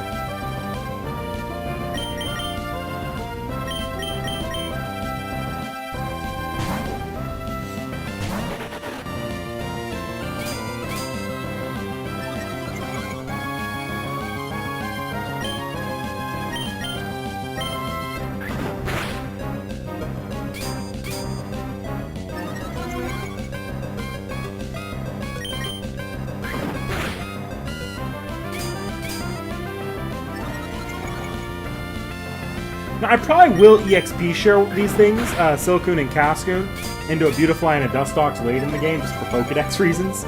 But I'm not that concerned about it. Not that concerned about Although, getting a full Pokédex completion would be pretty cool for this game. I would have to gen in the other Hoenn starters, but I might be willing to do it. Okay, before it... I'm not going to keep chucking Pokeballs. I'm going to get this to low HP. Just don't crit, please, Trico. Nah, I'm not going to do it actively. It'd just be kind of funny. As much as I want that Hoenn starter. Because you get the Hoenn starters for completing the Hoenn deck. Or the Johto starters for completing the Hoenn decks. In Emerald. One at a time. It's like one of the least worth it rewards you can go for. Does Dustox wall brawling? Interesting. Alright, Silcoon's name. Silcoon's name. Keeping in mind, this is probably what's going to become a Beautifly.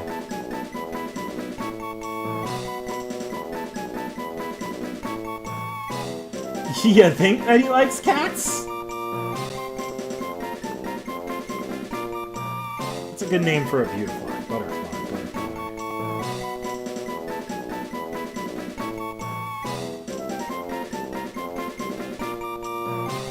Doesn't...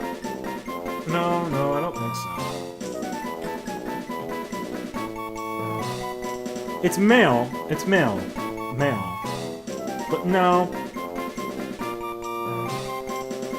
Guys, I might lean on you here. I don't really know a good name for a Beautifly, a male Beautifly. Oberon, sure. Ah, but Oberon's more of a moth. If we get male Cascoon, all the Beautifly May and the Rust. And the Dustox, Jesse. That'd be not the worst idea. If I get a female Dustox, I'll... Has colorful wings, though. True. Oberon, that's a good male-female naming scheme. I'll do Oberon for the Beautifly, and for the Dustox, we'll do Vortigern.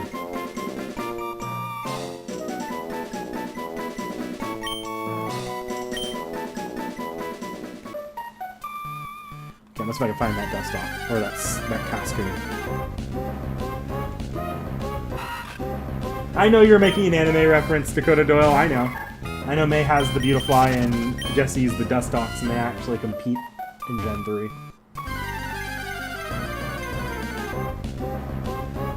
I also need to get Seedot, but I can't... Seedot should be in this area. Should be. I could check. I have Seedot's Pokedex entry.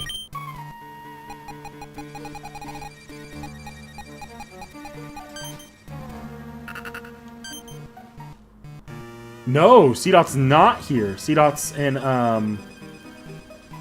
Oh, interesting. I just missed Seedot, then.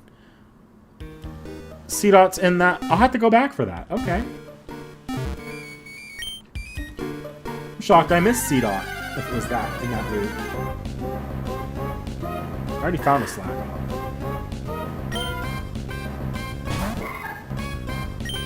I'll kill you for the EXP, though.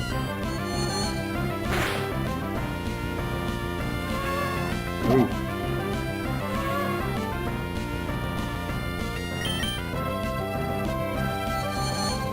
See that as a Lotad alternative? Okay.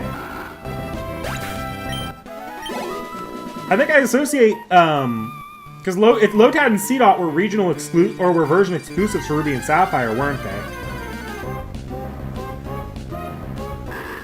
Did that give me a lot of EXP? I don't think it did. Not really. Yeah, I'm not gonna make you guys wait while I grind out EXP. We're just gonna get that Cascoon.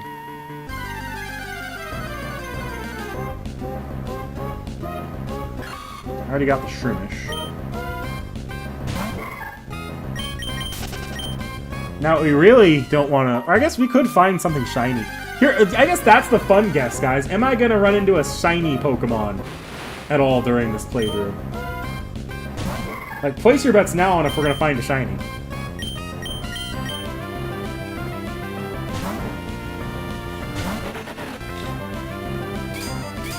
I never played much, even though Ruby was the first Pokemon game I ever saw. I had Emerald and I got Sapphire later and replayed it. Ooh, that was close. And replayed it through Sapphire version. So I never saw a lot of Seedot, but it makes sense. Yeah, that was Nasu. Oh, Dohawario, no faith. No faith, Dohawario? We'll see about that. Okay, male or female? Female! This complicates things, so Dustox. Dustox. That's a good female name for a Dustox.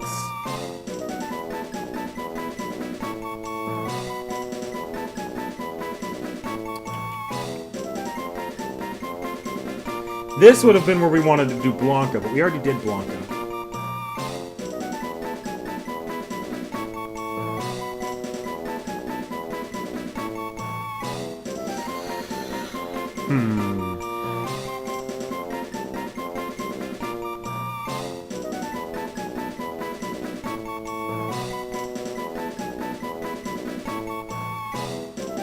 Bet. Berserker Castoria? True, true. Although my luck on Berserker Castoria was not that great comparative to my luck in previous years. Remember, I pulled off with that same amount of quartz in NP5 Aoko and NP6 CL. And there was one other NP6, wasn't there? Or is it just Aoko and CL and NP6? I can't remember if I had another NP6 around that same time.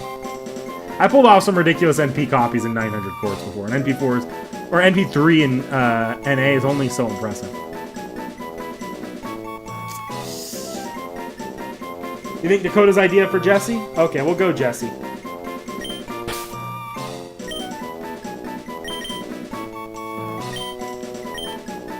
So I'm pretty sure Jesse is with an I in the anime. Okay, that should be all the Pokemon on this route.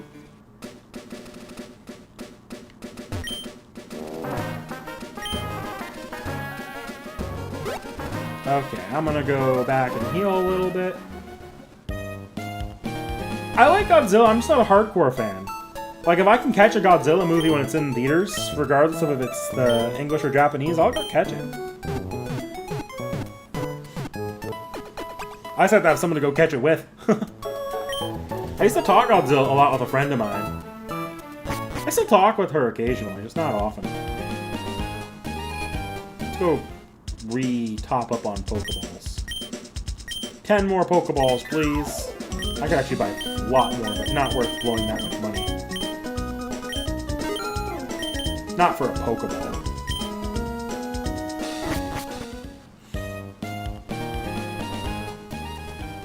Okay, let's find that Seedot.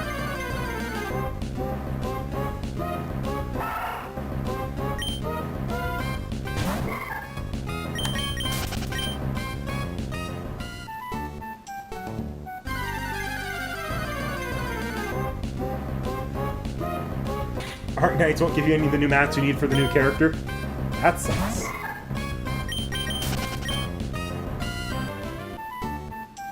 I have not seen a lot of new death battles, actually. I want to watch some of them. Like, I heard the recent Maka vs. Ruby one is actually pretty good.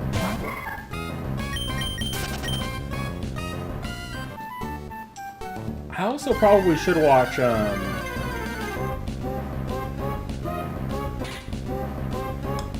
there's another one I heard good things about. I don't know. The last one I watched, I think, was Eggman versus Bowser. Which, that was a pretty fun one.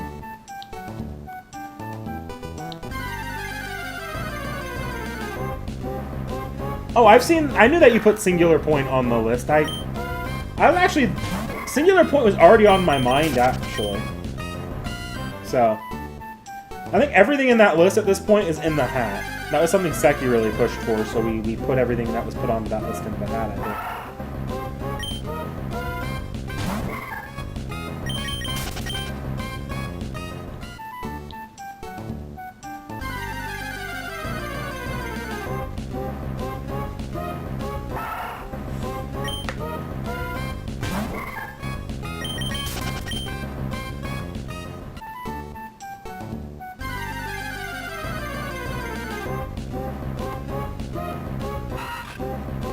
Guys, I'm not seeing Seedot.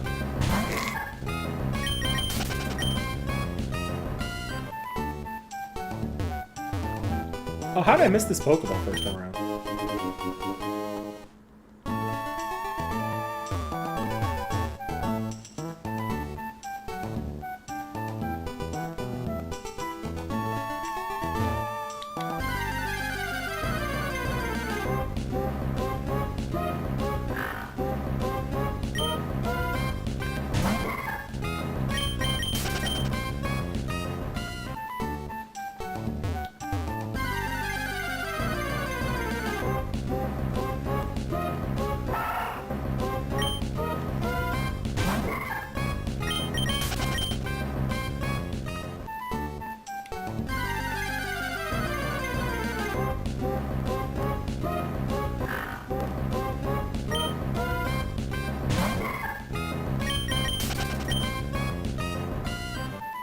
I'm gonna go ahead and spoil you guys this on the upcoming season of the club because we're almost... You guys should be approaching the end of the season relatively soon for the club podcast, but y'all are probably gonna see a lot of Fairy Tales. I think Seki is planning on going full Fairy Tale next season with maybe one break for solo leveling. Because I think if she pushes all her Fairy Tale submissions, she will finish up the original Fairy Tale series by the end of this hat season. I'm not quite as secure in what I'm putting down. At this point, I'm doing the first season of Prisma Ilia out of request of Seki after that previous one. You might see the Camelot films depending on how consistently I keep the players moving through, or keep the club moving through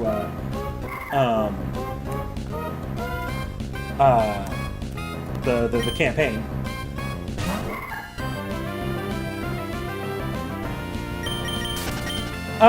I don't know. You guys might be closer to 70%, but it's like we finished, like we're between seasons right now, actually, as far as where we're at recording wise.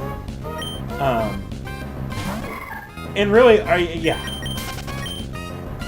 What am I not gonna like to Wario? Oh boy. Look, I'm gonna like it if you tell me C-Dot's like C-Dot and Ruby is 20%. Yeah. Yeah. Is it the 5% encounter on this route? 1%, awesome. I like my odds. I take those odds.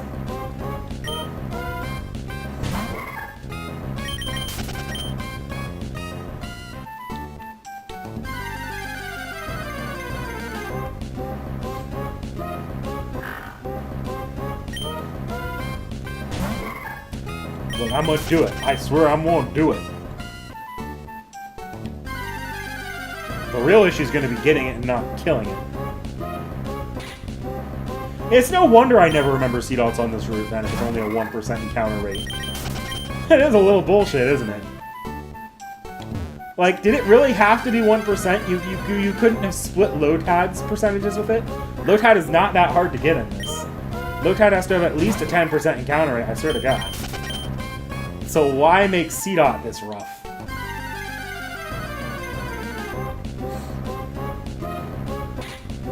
Like, if anyone should have the 1% encounter rate, it's Ralts.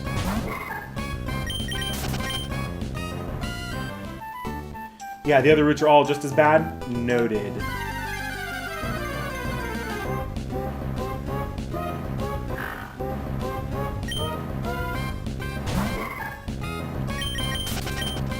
C-Dot doesn't exist, but Nuzleaf does at 1%. Oof.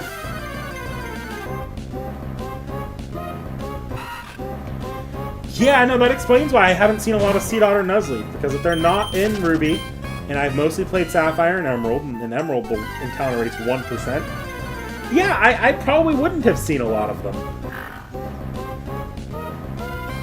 You know, I shouldn't be that surprised, though, because I did play Omega Ruby. And Omega Ruby, I guess, yeah, I would have seen C-Dot. Yeah, I found 2 Ralts in the time it's taken to find a C-Dot.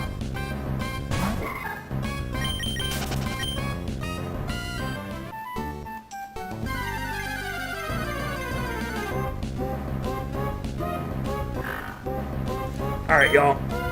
I'm gonna try saving my sanity here.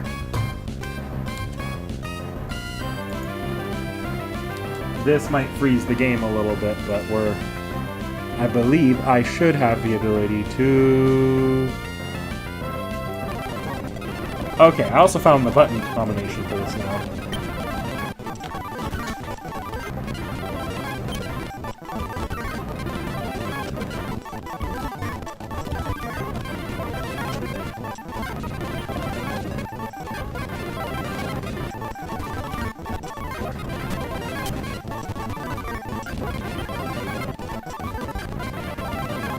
Think about how much time I'm saving with this.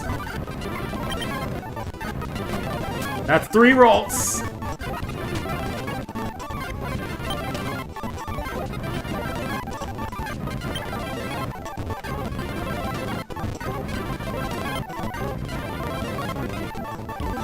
Oh, trust me, there's not much to see anyways, but I'll fix this for you.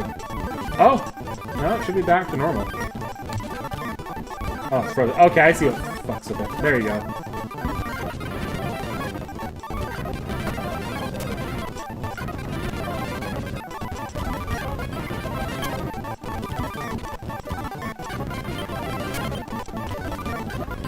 Oh!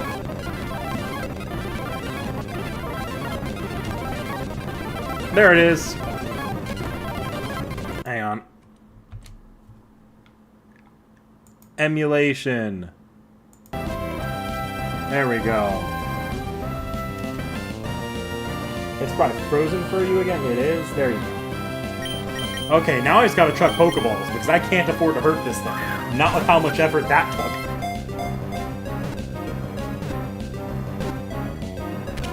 Oh, did YouTube censor a comment from Dohu Wario? Alright, guys. Look. I kind of know what I'm going to name this. Kind of. No, I won't. I won't do that. I won't do that. Okay, guys, if you have a good name for C-Dot, let me know. I'm not poking that bear. Trying to think, though. C-Dot, Nuzleaf, and Shiftry. I'm going to name him Robin, unless I need... If you guys have a better idea, let me know, but I think I'm going to name him Robin.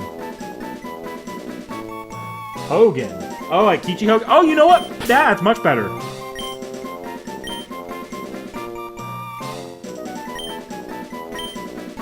Because I guess Shiftry probably... I think Shiftry is based off... And Nuzleaf are based off the Tengu, aren't they?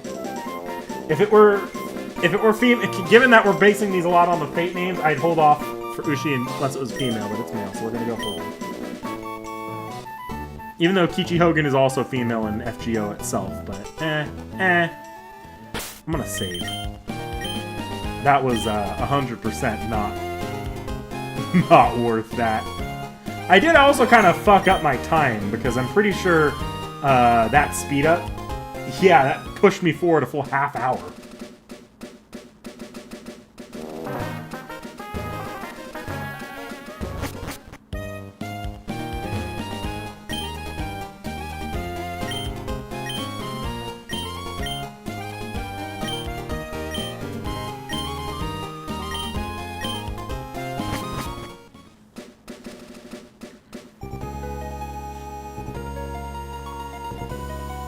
Yeah, Kichi Hogan took the female form because he wanted to.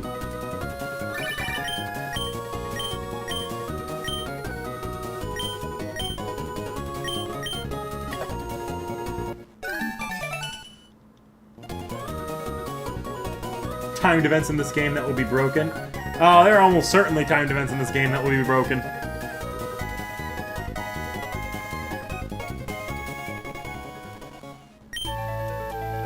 What's funny is the DS games aren't fucked with because they don't rely on the internal clock. This game, if speeding up like I just did speeds up the entire game, but on the DS games it's based off the DS clock, so the game can be running at double speed. Perfection Diet. Okay.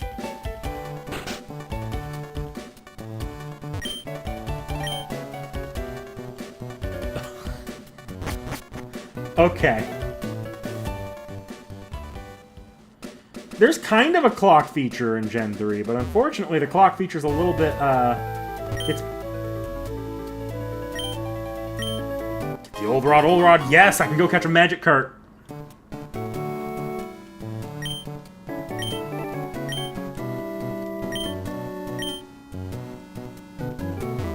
Technically, I could use a Gyarados if I really want to. Anyone in these houses give you anything? Yeah. That's the problem with the internal clock batteries. You can replace them, but it's it either requires soldering, or you can risk it with electrical tape like I did, which worked for my Sapphire version. For my physical copy of Emerald, though, that caused the battery to inflate, and I'm pretty sure the game's permanently damaged. So maybe don't do the electrical tape.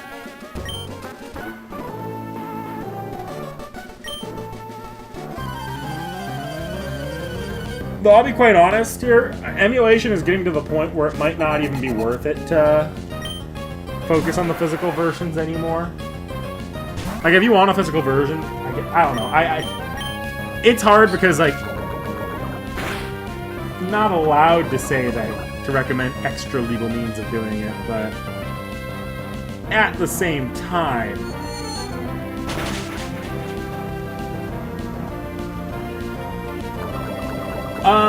don't worry, I'm pretty sure there's ways you can grab the save file off of the Emerald if you wanted to immortalize it on your computer. And then from there you can import it into either like a cell phone emulator, which is probably going to be more stable and you won't have to worry about internal battery at all. And or you can put it into a computer emulator. Though then there's then you have to worry about losing the file if you ever have to change computers.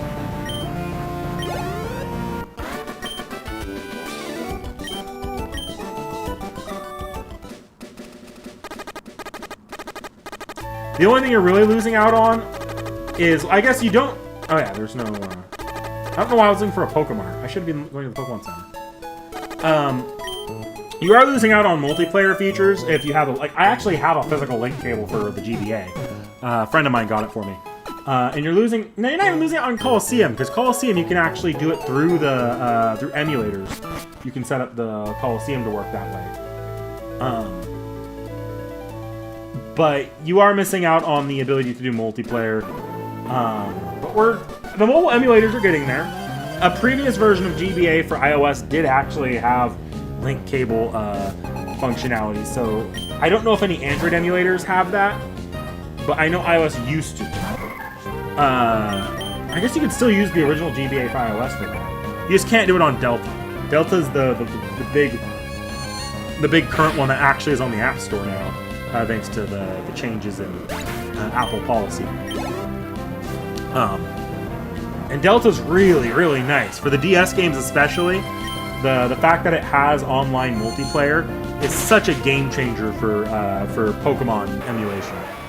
For Gen 4 and 5 especially. It actually, I think it's more, because I think Gen 4 works off any internet connection if you're using if you're using it through Delta. You don't have to worry about like having a compatible Wi-Fi like you do in the original Gen 4 games. So it's actually better online-wise for Gen 4. I'm not certain about that though. I will probably put a game. I've been thinking about playing New Mystery on Delta, though I don't know that I will, because especially if I do Fire Emblem games on the channel, like I'm kind of planning to. I do one day want to do New Mystery on the channel. And that's the one I would put on Delta. I actually own Shadow Dragon physically. Actually, I own the GBA games physically too, so honestly, that's part of why I wouldn't play the GBA games just on my own on an emulator. Like, I'm probably never going to play them on Switch, except for the channel. Like, I'll play them for the channel on Switch, but if I want to actually play the games, I'm just going to plot a DS Lite in my GBA, the 2 GBA. Actually, 3. I have a flash cart for FE6 with an English patch. I'd play all 3 on physical hardware. I've heard good things about New Mystery. I want to play New Mystery. Do I kill in one hit? I don't mind if I do. I'll just find another one. Yes, I do.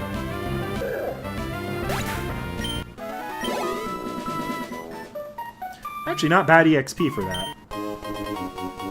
Can anyone learn Flash that doesn't require me putting it on a Pokemon that I don't really want to have to keep Flash? But why am I even worrying about that? I'm going into the cave without beating Brawley. It doesn't matter who can learn Flash. I'm blind anyways. Hug the walls.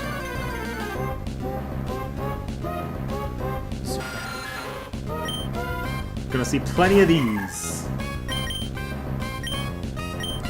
See if I can't get it with a needed Pokeball. You should know, Worry. I'm curious what your Fire Emblem tier list would be. I haven't played enough to where I can make a Pokemon tier list just fine. I have not played enough Fire Emblem to make a Fire Emblem tier list. I love Fire Emblem, but I haven't beaten very many of the games. I've only beaten a lot of the 3D era ones, and that hasn't, excluding Engage, I've beaten the 3D era ones. No, and I haven't even beaten all the, even though I love Three Houses, I do run into the problem of the Part 1 Monastery is painful. So I haven't beaten all of the 3 houses. Alright, any Zubat nicknames? Any Zubat nicknames?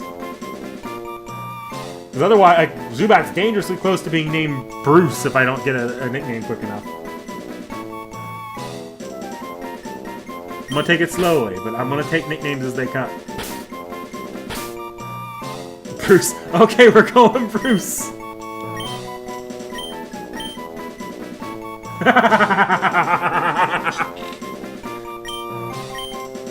I see that you had the same thought I did, Tacos.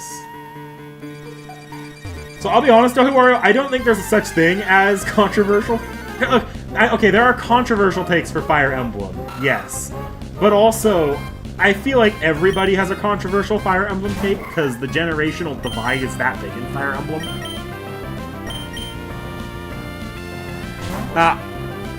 I'll have to take a look at it later. My Discord's kind of silenced right now because of the stream.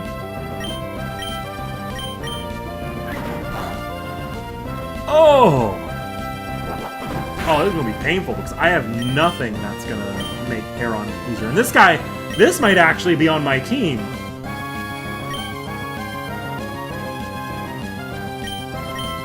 Okay, we're gonna... I didn't mean to do that. That's probably good to do.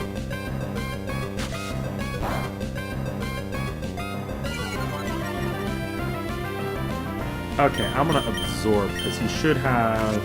Actually, I think he'll have a resistance and a...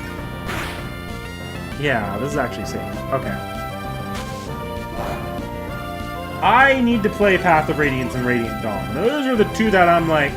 Honestly, that's kind of what I'm waiting for streaming Fire Emblem on the channel, is I do want Path of Radiance to be the first one I stream. And then we'll go and do maybe the... Probably won't see Radiant Dawn anytime soon because they aren't going to put Wii emulation on. But I'll do Dolphin if I want to do Radiant Dawn. I'm just fine waiting on Radiant Dawn a bit. Ugh. Ugh. Okay. Come on. Oh. Oh.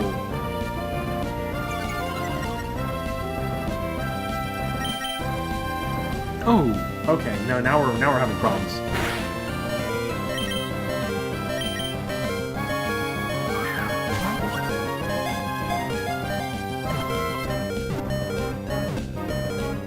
Oh, thank God. All right, guys, we have a female Aeron. Female Aggron, and this she's probably going to end up on my final team based off you guys wanting to see Aggron. So pick name wisely. I'll actively let you guys have a minute for this one. I'll try to think of names too, just in case.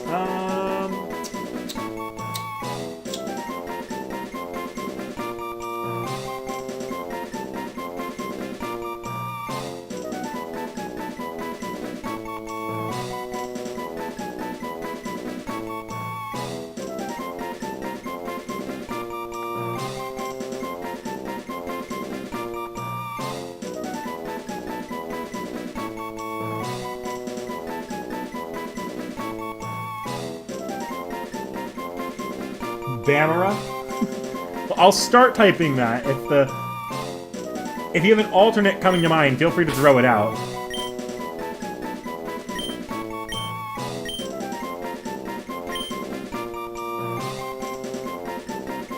Bamara.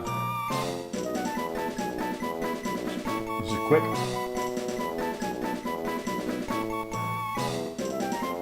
True. Auroras is not in this game. Aurora should be the perfect quick, but Auroras is not in this game.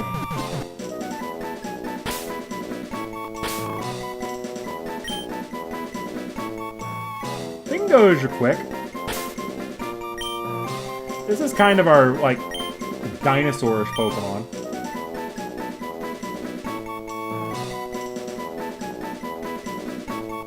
Yeah, we'll go as your quick.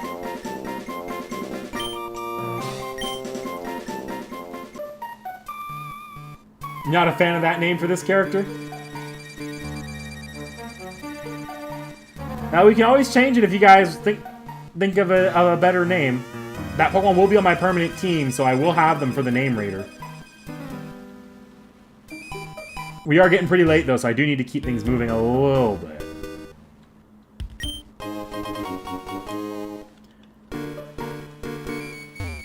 Though we probably still have a solid hour in the stream, I think. Did not expect Roxanne to wall me as hard as she did.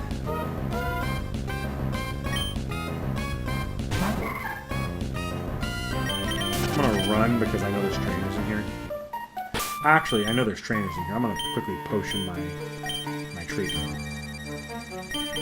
I'm also keeping an eye out for Sableye, because Sableye is definitely not going to be on my permanent team, I don't think, unless you guys really want to see me use a Sableye. But Sableye will be useful for Brawly. Sableye is a hard wall on Brawly.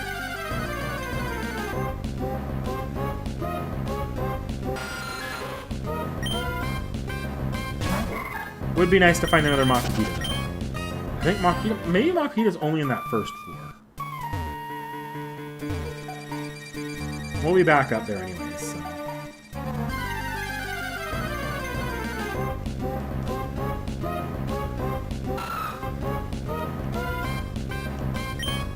I like Sableye too. Sableye is just kind of a hard Pokemon to make work in a playthrough for Emerald, I feel like. Just because it being a single stage Pokemon does gimp it a little bit.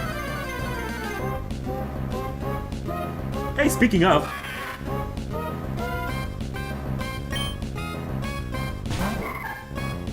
Now the real test here is going to be not killing him.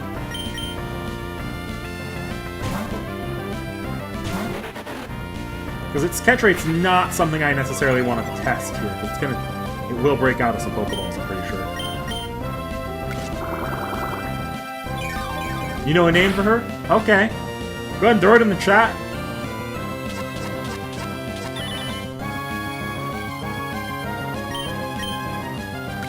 Get her into yellow, and then I'll throw the ball.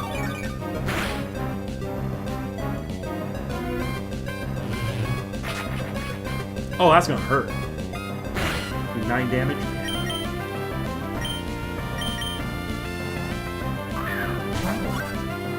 Oh, that's not a bad name at all.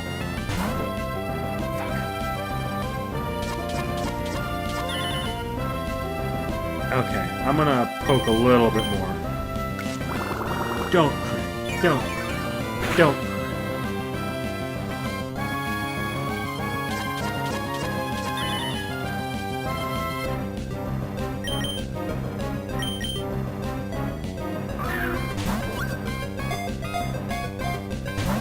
Ooh.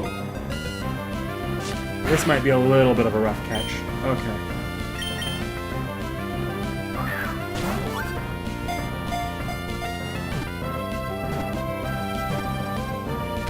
Oh, thank God.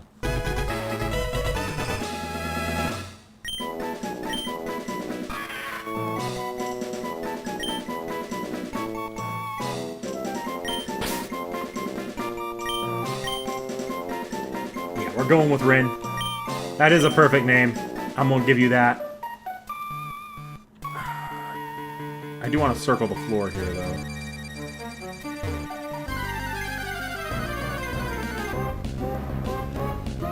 Oh, shit. There's Abra. Okay. Nothing to do here but just chuck a ball. Think of a female Abra name, guys. Oh, I can kind of think of one. Fuck. Never mind. Think of a potentially male Abra name, too.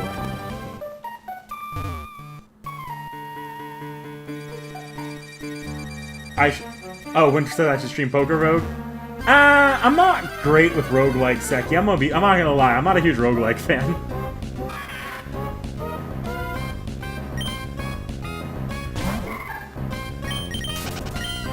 I like roguelike elements, I like roguelike modes, but I've tried Poker Rogue. I'm just not. I never click with it quite well enough.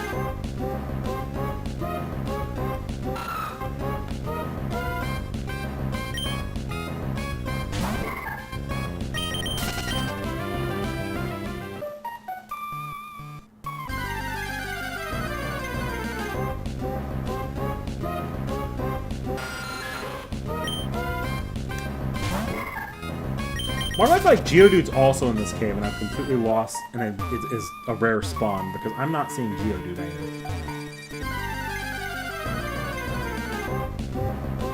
either. Got 3 sleep-deprived rests in a row.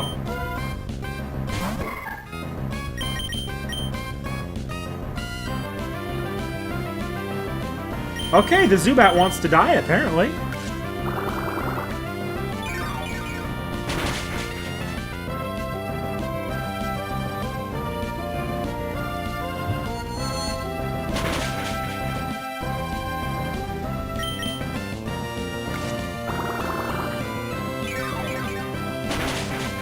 Look, I'm sorry, I'm just not crazy about roguelikes.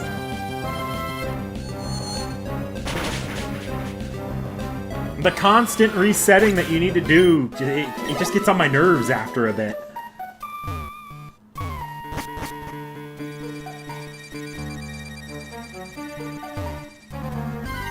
I need to feel some sense of progression.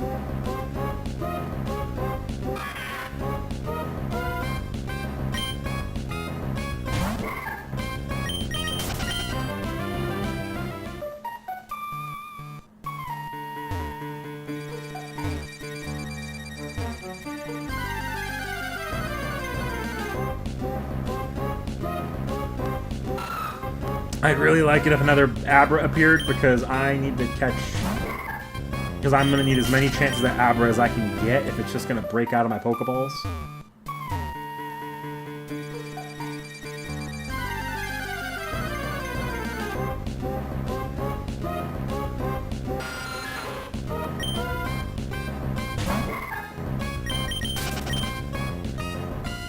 Wait, what did... Oh, wait, was it for Poker Rogue that you said that was messed up too, or did she say it? Because I just realized I said a Zubat needed to die since I couldn't escape.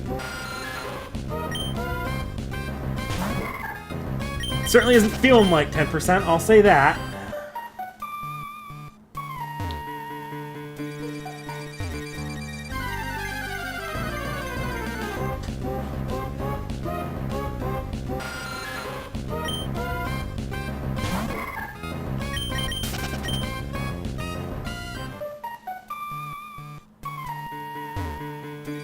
There's an Everstone somewhere around here that you can get. It might be up that bike path I saw before, but I don't know. There it is.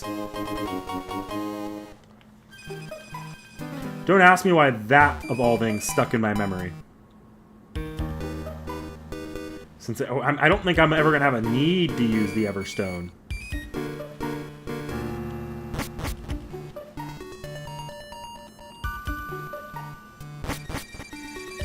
There we go. I can see!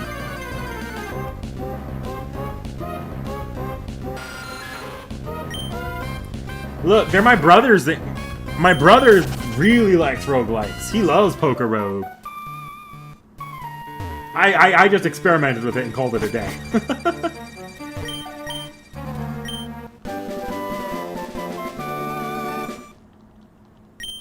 The most roguelike I get is like, I love me some Mystery Dungeon. But that's just because I feel like Mystery Dungeon, I really appreciate the story hard carries that for me, and the fact that the dungeons are, the progression of the game is very not roguelike, even though the gameplay itself is roguelike. Like, very, very roguelike, actually. Arguably too roguelike for a lot of people. But the early game lacks the randomness elements. That's right, Repo's a roguelike. Repo's a roguelike. I forgot about that. I just narrated to and from her.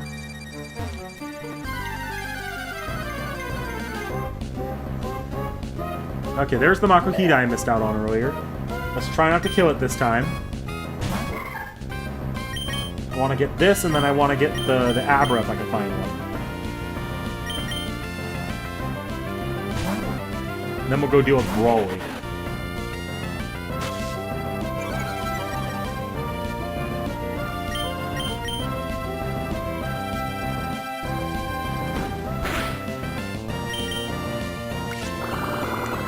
Please don't kill. This is the first Makuhita I've seen in a minute. Okay, I can afford one more of those and not worry about a crit.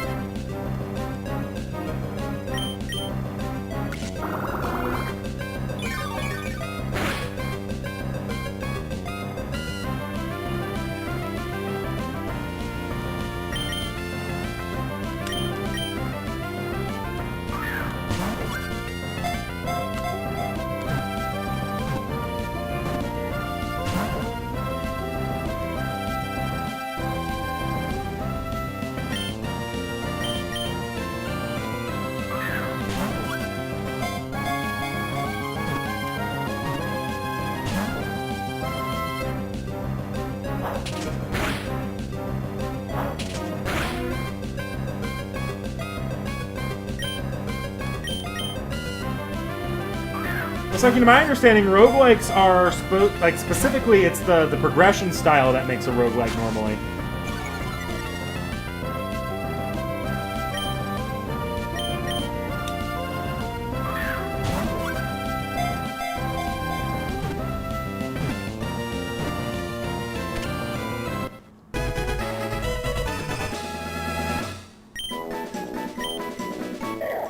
The actual, turn-based aspect of roguelikes hasn't been a huge thing in a lot of more recent roguelikes. Alright, I need a nickname for Makuhita.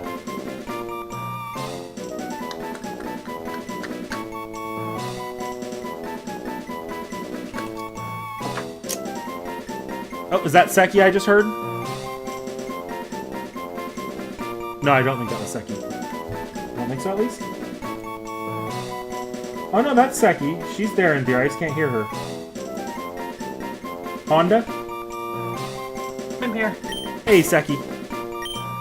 I ganked my earbuds out. Ah. Yeah. Yeah, I accidentally yanked my earbuds out trying to log into the call. I did a little bit more searching into what is a roguelike, because I feel like it's used to describe, 99% of games I've ever seen. Yeah, it's complicated. Roguelike is... different people will claim roguelikes are different things, but the one thing that kind of remains... the current look at roguelikes tend to be the randomization of each run. Looking at, different sources and explanations, and I think it's very interesting that a lot of them cite turn-based gameplay as something that used to be really genre-defining, but now it's not really anymore. Which, when I think of roguelikes, I think of, turn-based. No, and that's fair. A second ago I mentioned that I was a big fan of the Pokemon Mystery Dungeon series. That one is roguelike in terms of its gameplay, but a lot of modern roguelike fans wouldn't say so. Because a lot of modern it lacks nearly the amount of randomization elements that most modern roguelikes have. But Doho Oreo posted their Fire Emblem tier list. I heard it was supposed to be a little bit spicy. I do want to take a look at it later when I have a moment. Are you curious about what's in any of the categories? We've got S through D, and then Suffering and Lamau. I assume Lamau are the two games I think Doho Wario said that they hadn't played, or that they don't ever play. FE1 and there are 3 DS games Fire in Emblem. Lamau. Yeah. I have to take a look. Yeah. All I know is that Doho Wario did 4... Oh, god damn it! What? I just ran away from the Pokemon I was looking for. What did they forewarn you for? That their picks were a little bit controversial, a little spicy. Yeah, there's at least one in here I don't agree with. I assume it's a lower rating on Three Houses if you're saying you don't agree? Yeah. I mean, I get it. I love Three Houses, but I know a lot of longtime Fire Emblem fans don't care for Three Houses is a little harder to replay because there's a lot of micromanaginess to it. If that makes sense. There's a third guest on your stream right now. Oh, who's here? Let me take a look. No, I meant Loki is sitting right under the microphone. Oh. So if he screams right now, it's gonna be extremely loud. Hi, Loki. Oh. Buddy. Oh, Heroes is in your other Lamau. And yeah, I know all three of those make perfect sense to be in Lamau. Yeah, I just saw Uma Musume is a roguelike. It's actually even turn-based. Okay, guys, I don't want to be here all night. So, oh, damn. You just killed my rolls. I just remembered to go and schedule my week's worth of streams. Why would you do that to yourself, Wario? The game's not been out long enough for you to be doing 15 runs of it, unless you were going for challenge runs. In the Discord, that they put like 800 hours into it. Okay, I'm gonna do something here, guys. We're actually gonna save state this because I don't feel like being here all night trying to make catching a roll or catching an abra. Yeah, how late are you going? Not too much longer. I want to do one gym and then I'm done. This is the last Pokemon the last Pokemon in this dungeon I'm catching. There are some. And of course, I didn't need that save state Discord at all. Are there really? Tacos sounds a little emphatical. There's an all-cap sentence in that. Alright. I need a nickname for an Abra, male Abra.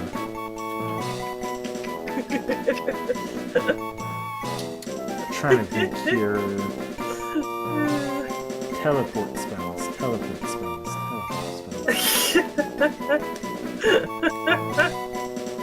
Simply shock tacos? Wonderful. Wonderful tacos. We take that. Yeah, that's pretty funny. He's even bald.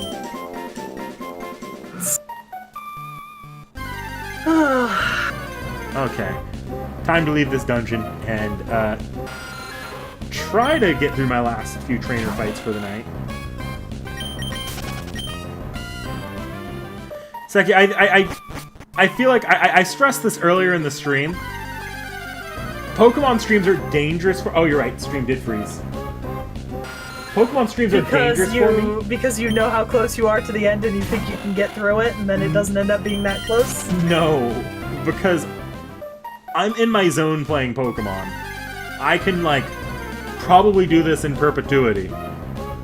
Yeah, I was gonna say, it's late. You're really going for it. Yeah, or if I'm playing something like a really any Fate game, if it's an action game, it's just because it's an action game, or FGO because FGO is very tiring in long stretches. I feel drained by the end. Pokemon, not so much. I could be up till 2 a.m. if I really didn't care about doing anything tomorrow. That could not be me. I cannot play a game like that. It's because I can pivot so quickly into doing something else with Pokemon. It's like, I get tired of catching, I can immediately move on to progression. I get tired of progression, I can go just grind, chill with chat. I can't do that with FGO, because usually FGO I'm going in with a very specific goal. That's fair. I mean, to be fair, I do have a very specific goal tomorrow. I'm bum rushing Seraph. Good luck with that. That's probably going to be a little bit of a rough one. I mean, I just need to get through the fights. Don't feel like you have to do it all at once. That's all I'm going to say. Hello, Pepe. Well, we already know it might take me 2 streams. I'm searching Wingle. We have elected space for 2 streams this month for me to do this. Hello, my tuxedo dumbass. The one that's is Gaiden in relation to the other game? Oh, that's going to be interesting, Gaiden. I think we've talked about Gaiden before in chat. I talked to Gaiden with someone in chat. That was probably Dohawario. In the Discord during the final day. Because like I am perplexed sometimes with Gaiden fans.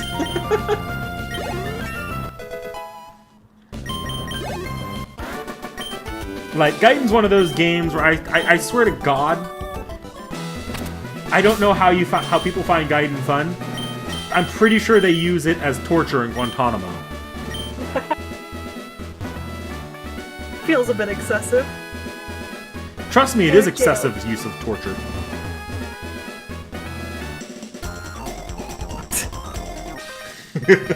You know, Dohorio, I feel that way about a lot of things that I enjoy. It's not good, but I like it, so I get it. I agree, Taco. Celica is attractive.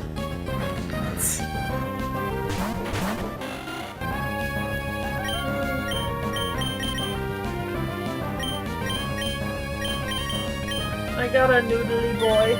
Nice. One noodle.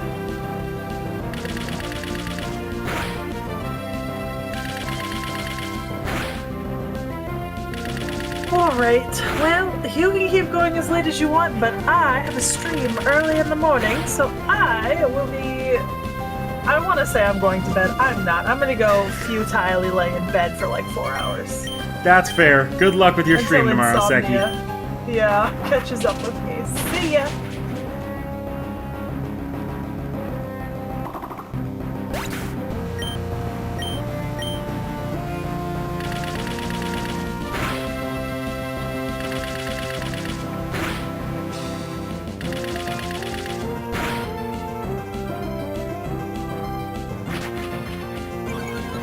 Is there another Pokemon coming out from the other trainer? I don't think so. I'm pretty sure it was, yeah, it was one-on-one.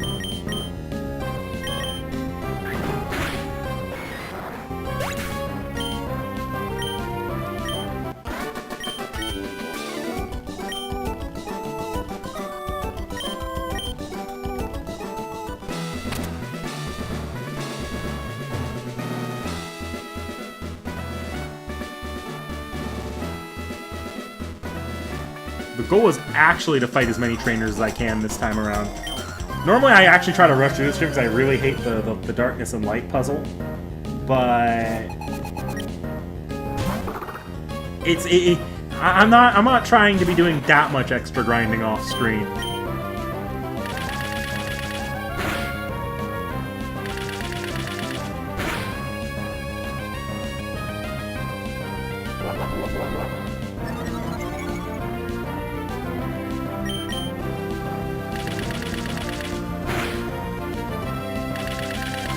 Just hit more than twice, please.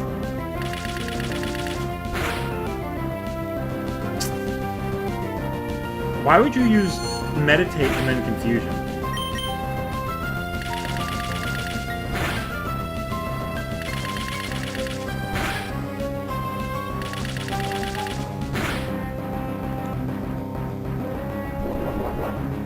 Okay, now that's a little dangerous. I should be fine. I think I can kill him 2 turns. If not 1.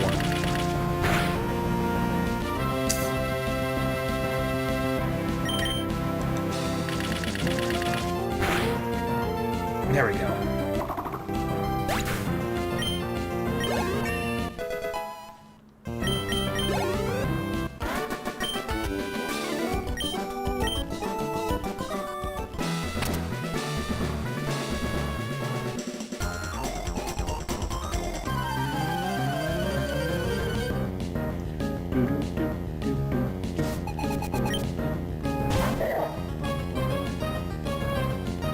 I might switch out here, because I don't need to keep leveling Gecko. And I need to get... And I don't... Monkpeda's too bulky for me to really want to be poking at it that long.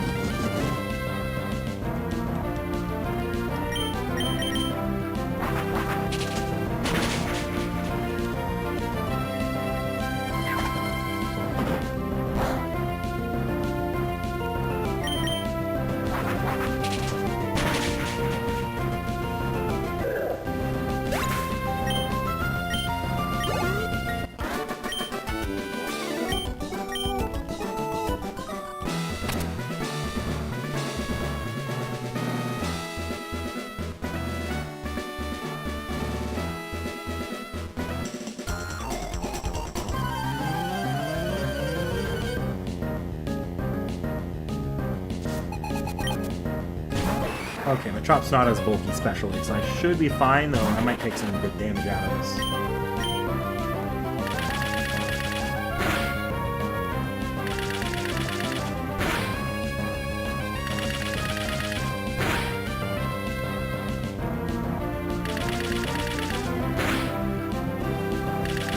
Another crit would be nice.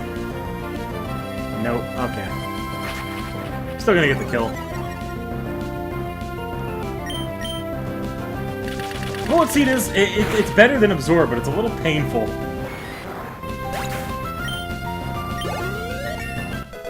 I think that's my Trico just evolved.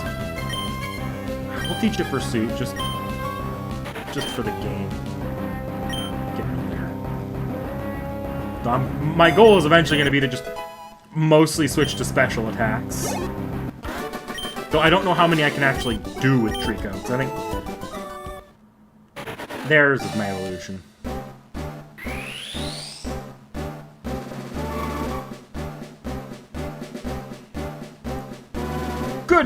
Good spot to hit for today's stream. I'm happy I got to evolve Trico before the gym leader.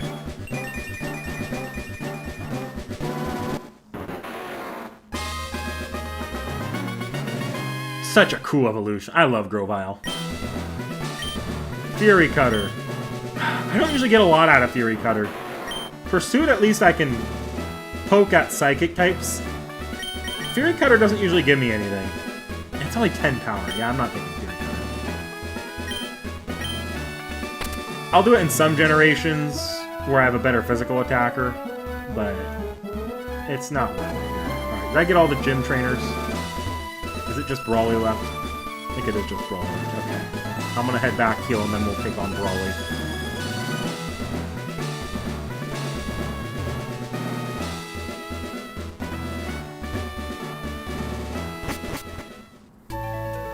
Yeah, Grovyle's so cool. So cool. Okay. We'll see how Brawly goes. Oh yeah, I forgot. I need to switch my team around. I've got some new Pokemon, and it's not worth running around with these really low-level Pokemon outside of Zigzagoon, who might have an item. Yeah, it has an item. Item, take. X attack, okay. Let's replace Poochyena and I think Lotad. Okay, so first one is you guys want to see there's a quick the Aeron sticker on. It's Wurmple. We'll rename Aeron if you guys think of a better name at some point. And then Sableye is not part of the permanent team, but is going to be a difference maker in Brawly. In fact, Sableye might be my way of beating Brawly, because you can, again, it's pretty easy to wall Brawly with a Sableye. Yes, Mega Sceptile was like the redeeming factor of Sceptile after they nerfed Leaf Blade.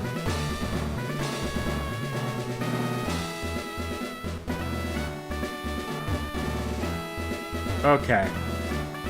I don't actually anticipate Grovyle is going to be that useful in this fight. He doesn't really hit... Well, I guess it was an evolution he's going to hit hard enough, but I'm going to lead with Burb. Yeah, I'm going to lead with Burb.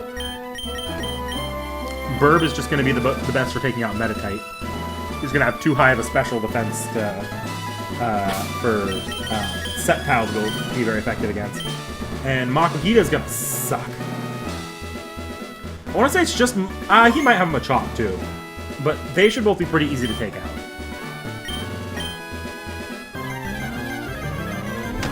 Ooh! Lost my controller. There we go. Okay. Let's see if I can't do some damage with Burb. I don't know if I'm going to one-shot these guys. Yeah, I'm not. Okay. He's actually going to get some time to set up here, so he might get a good hit on me.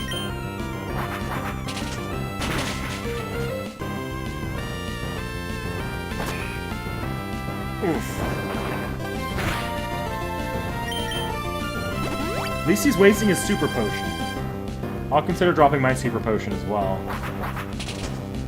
I don't really want to lose a Burb like that.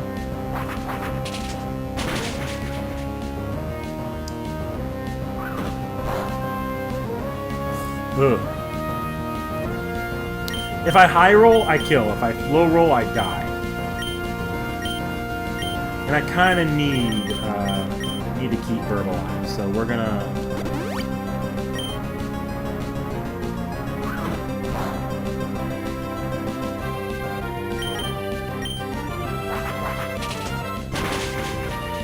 Okay.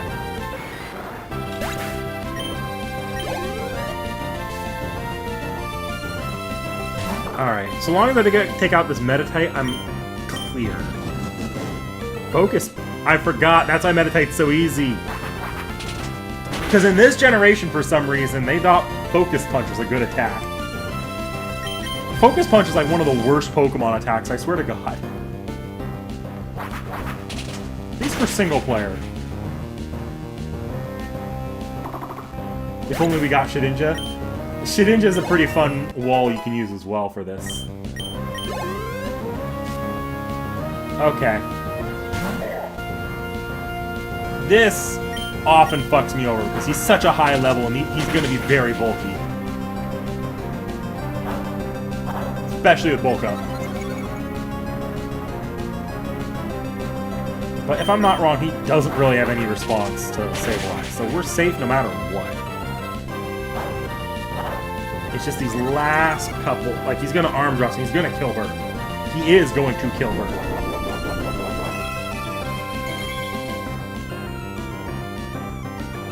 Citrus berries, so okay. Whoa! Maybe he won't kill Burr. Now he's gonna kill Burr. 2 bulk ups, but I'm gonna try taking him out with Ralts. I'm lacking a level. I could totally use this stupid EXP gain on my Ralts. Though he might heal. I think he's gonna drop a potion.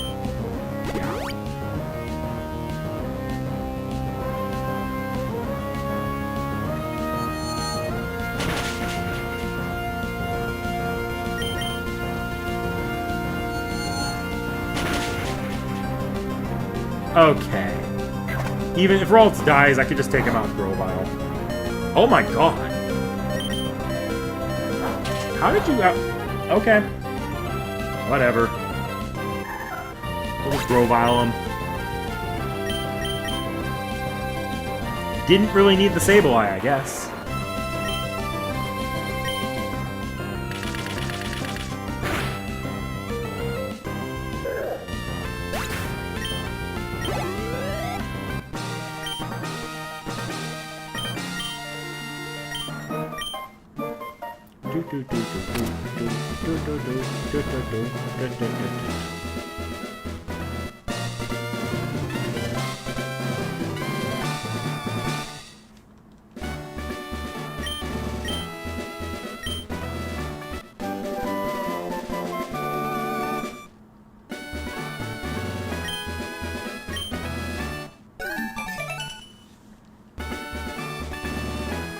Sweet, okay. We have officially finished 2 badges today through Dewford. I'm gonna try being back because I honestly really enjoyed this. Like this was fun. But let me quickly heal before I forget. Actually, no. Before we go to Slateport, I'm actually gonna go back and do the get the EXP share. Because that'll help with off-screen grinding. But while I'm doing that, we'll go ahead and chat about plans coming up. So I'm not anticipating being able to stream much, if at all, next week. I really need to look at the schedule, honestly. While this Petalburg cutscene's playing out, I'm gonna quickly take a look at the calendar. So next week, yeah, that's what I thought. I am not gonna have any time at all to stream next week. Like, yeah, I won't be streaming at all next week, just looking at my calendar here. And I'm not going to have time to stream really the rest of the week at all. So y'all actually won't see me for a bit. I'll be taking next week off, just because I don't have any space in my schedule for it. When you guys can expect to see me again will be the following week, week of the 6th. Right now, we're probably eyeing either the 7th or the 9th of October for streaming. And Pokemon's going to be my weekly stream for a bit. It probably won't take me too long, though. like, as much as I enjoy Pokemon Emerald, and we will keep Emerald around as a filler stream here and there, because it's so easy to make post-game content work like that. And like with the Battle Frontier, I can always just do a chill Battle Frontier stream. Well, as chill as that's gonna get. It's gonna be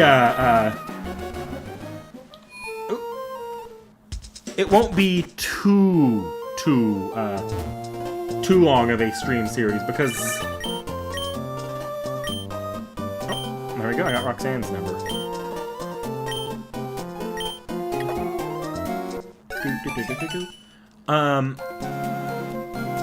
It shouldn't be too long of a series. Honestly, I expect to be done with it by the end of October, if not early November. At least for the main game, and then we'll move on to something else, whether Fire Moon's out, or by then I'll probably be a little bit more comfortable and able to get Metal Gear, so we'll see. There we go, EXP share. Alright, I'm gonna make my way to the beach of Slateport City, but we're gonna... That's where we'll call it. So that we'll be making more progress on this for a while.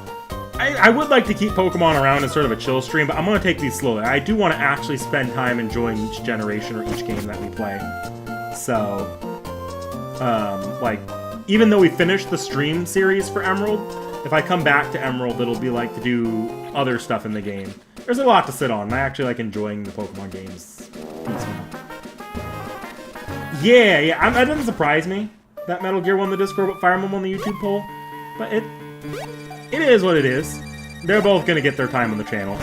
Pokemon's just so easy for me to pick up and put down. As for Persona, because I brought this up in the community post as well, but I do want to keep going on an episode, I guess. I just need some time to cool off after that stream went as horribly wrong as it did. So, I've already got this new capture card. I think it's the same model Seki has, so ideally it gives me less problems in terms of input. After I've once I've tested that capture card, expect probably starting in October, we'll get back to episode I guess for weekend streams, because my Saturdays should be relatively freed up these days, because Seki does her D&D Saturday, so we don't do a lot of Saturday events, or if we do, it's only half day. And I do want to do more streams. I feel like doing only one stream a week is kind of cheap. It's a little cheap on my part. I could be doing more. So I do want to increase my frequency of streams a little bit. Just a bit. I ain't got that much time. So I'm going to be making a point to do Persona 3 as a Saturday stream for a bit. And that, to my understanding, episode I guess is only 20 hours, 20 to 30 hours. So that probably won't take me any longer than like a month or two to do, depending on how frequent I do those Saturday streams. Slower, but eh.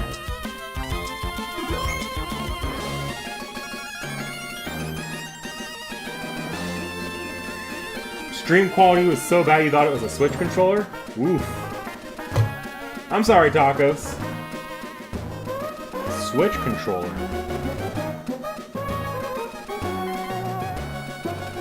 Huh. You have to let me know what you mean by that, Taco. The story's not that long, like 3-ish hours. Yeah. So, we'll see how episode I guess goes. I'm gonna get back to that, though. I'll move to a just chatting stream for it. You can still hear the Pokemon audio. I don't like keeping that going, but... as for this week's channel, we have another Seki Reacts going up Friday. Midweek, I think Seki plans to have, is it Wednesday, I think? The Shinjuku video should be going up. And as I brought up before, Seki has an FGO stream tomorrow. Thursday, she's going to be streaming Atelier Riza because she's enjoying that game enough to do a second stream during the week. And ideally, she wants to get back to Witcher Friday. So she might have 3 streams this week, but there's no guarantee. Honestly, you know, I might be back for more Pokemon on Wednesday. We'll see. If I have time, I'll be back Wednesday. I'll do more Pokemon. I don't want to do Aegis Wednesday because I'm not going to have time to test my capture card before then. but I might be back for more Pokemon Wednesday just to fill out just all 5 days of streaming. That'd be fun. Maybe. No promises. I don't know what time I'm going to be home Wednesday, and if it does happen, it'll be Gorilla. Alright, well, that's it for now. I'll see you guys around. Oh, I see. It's not noticeable in the game feed because pixels. Okay. Alright, well, I'll see you all around. I hope you guys have a good one, and yeah. Bye.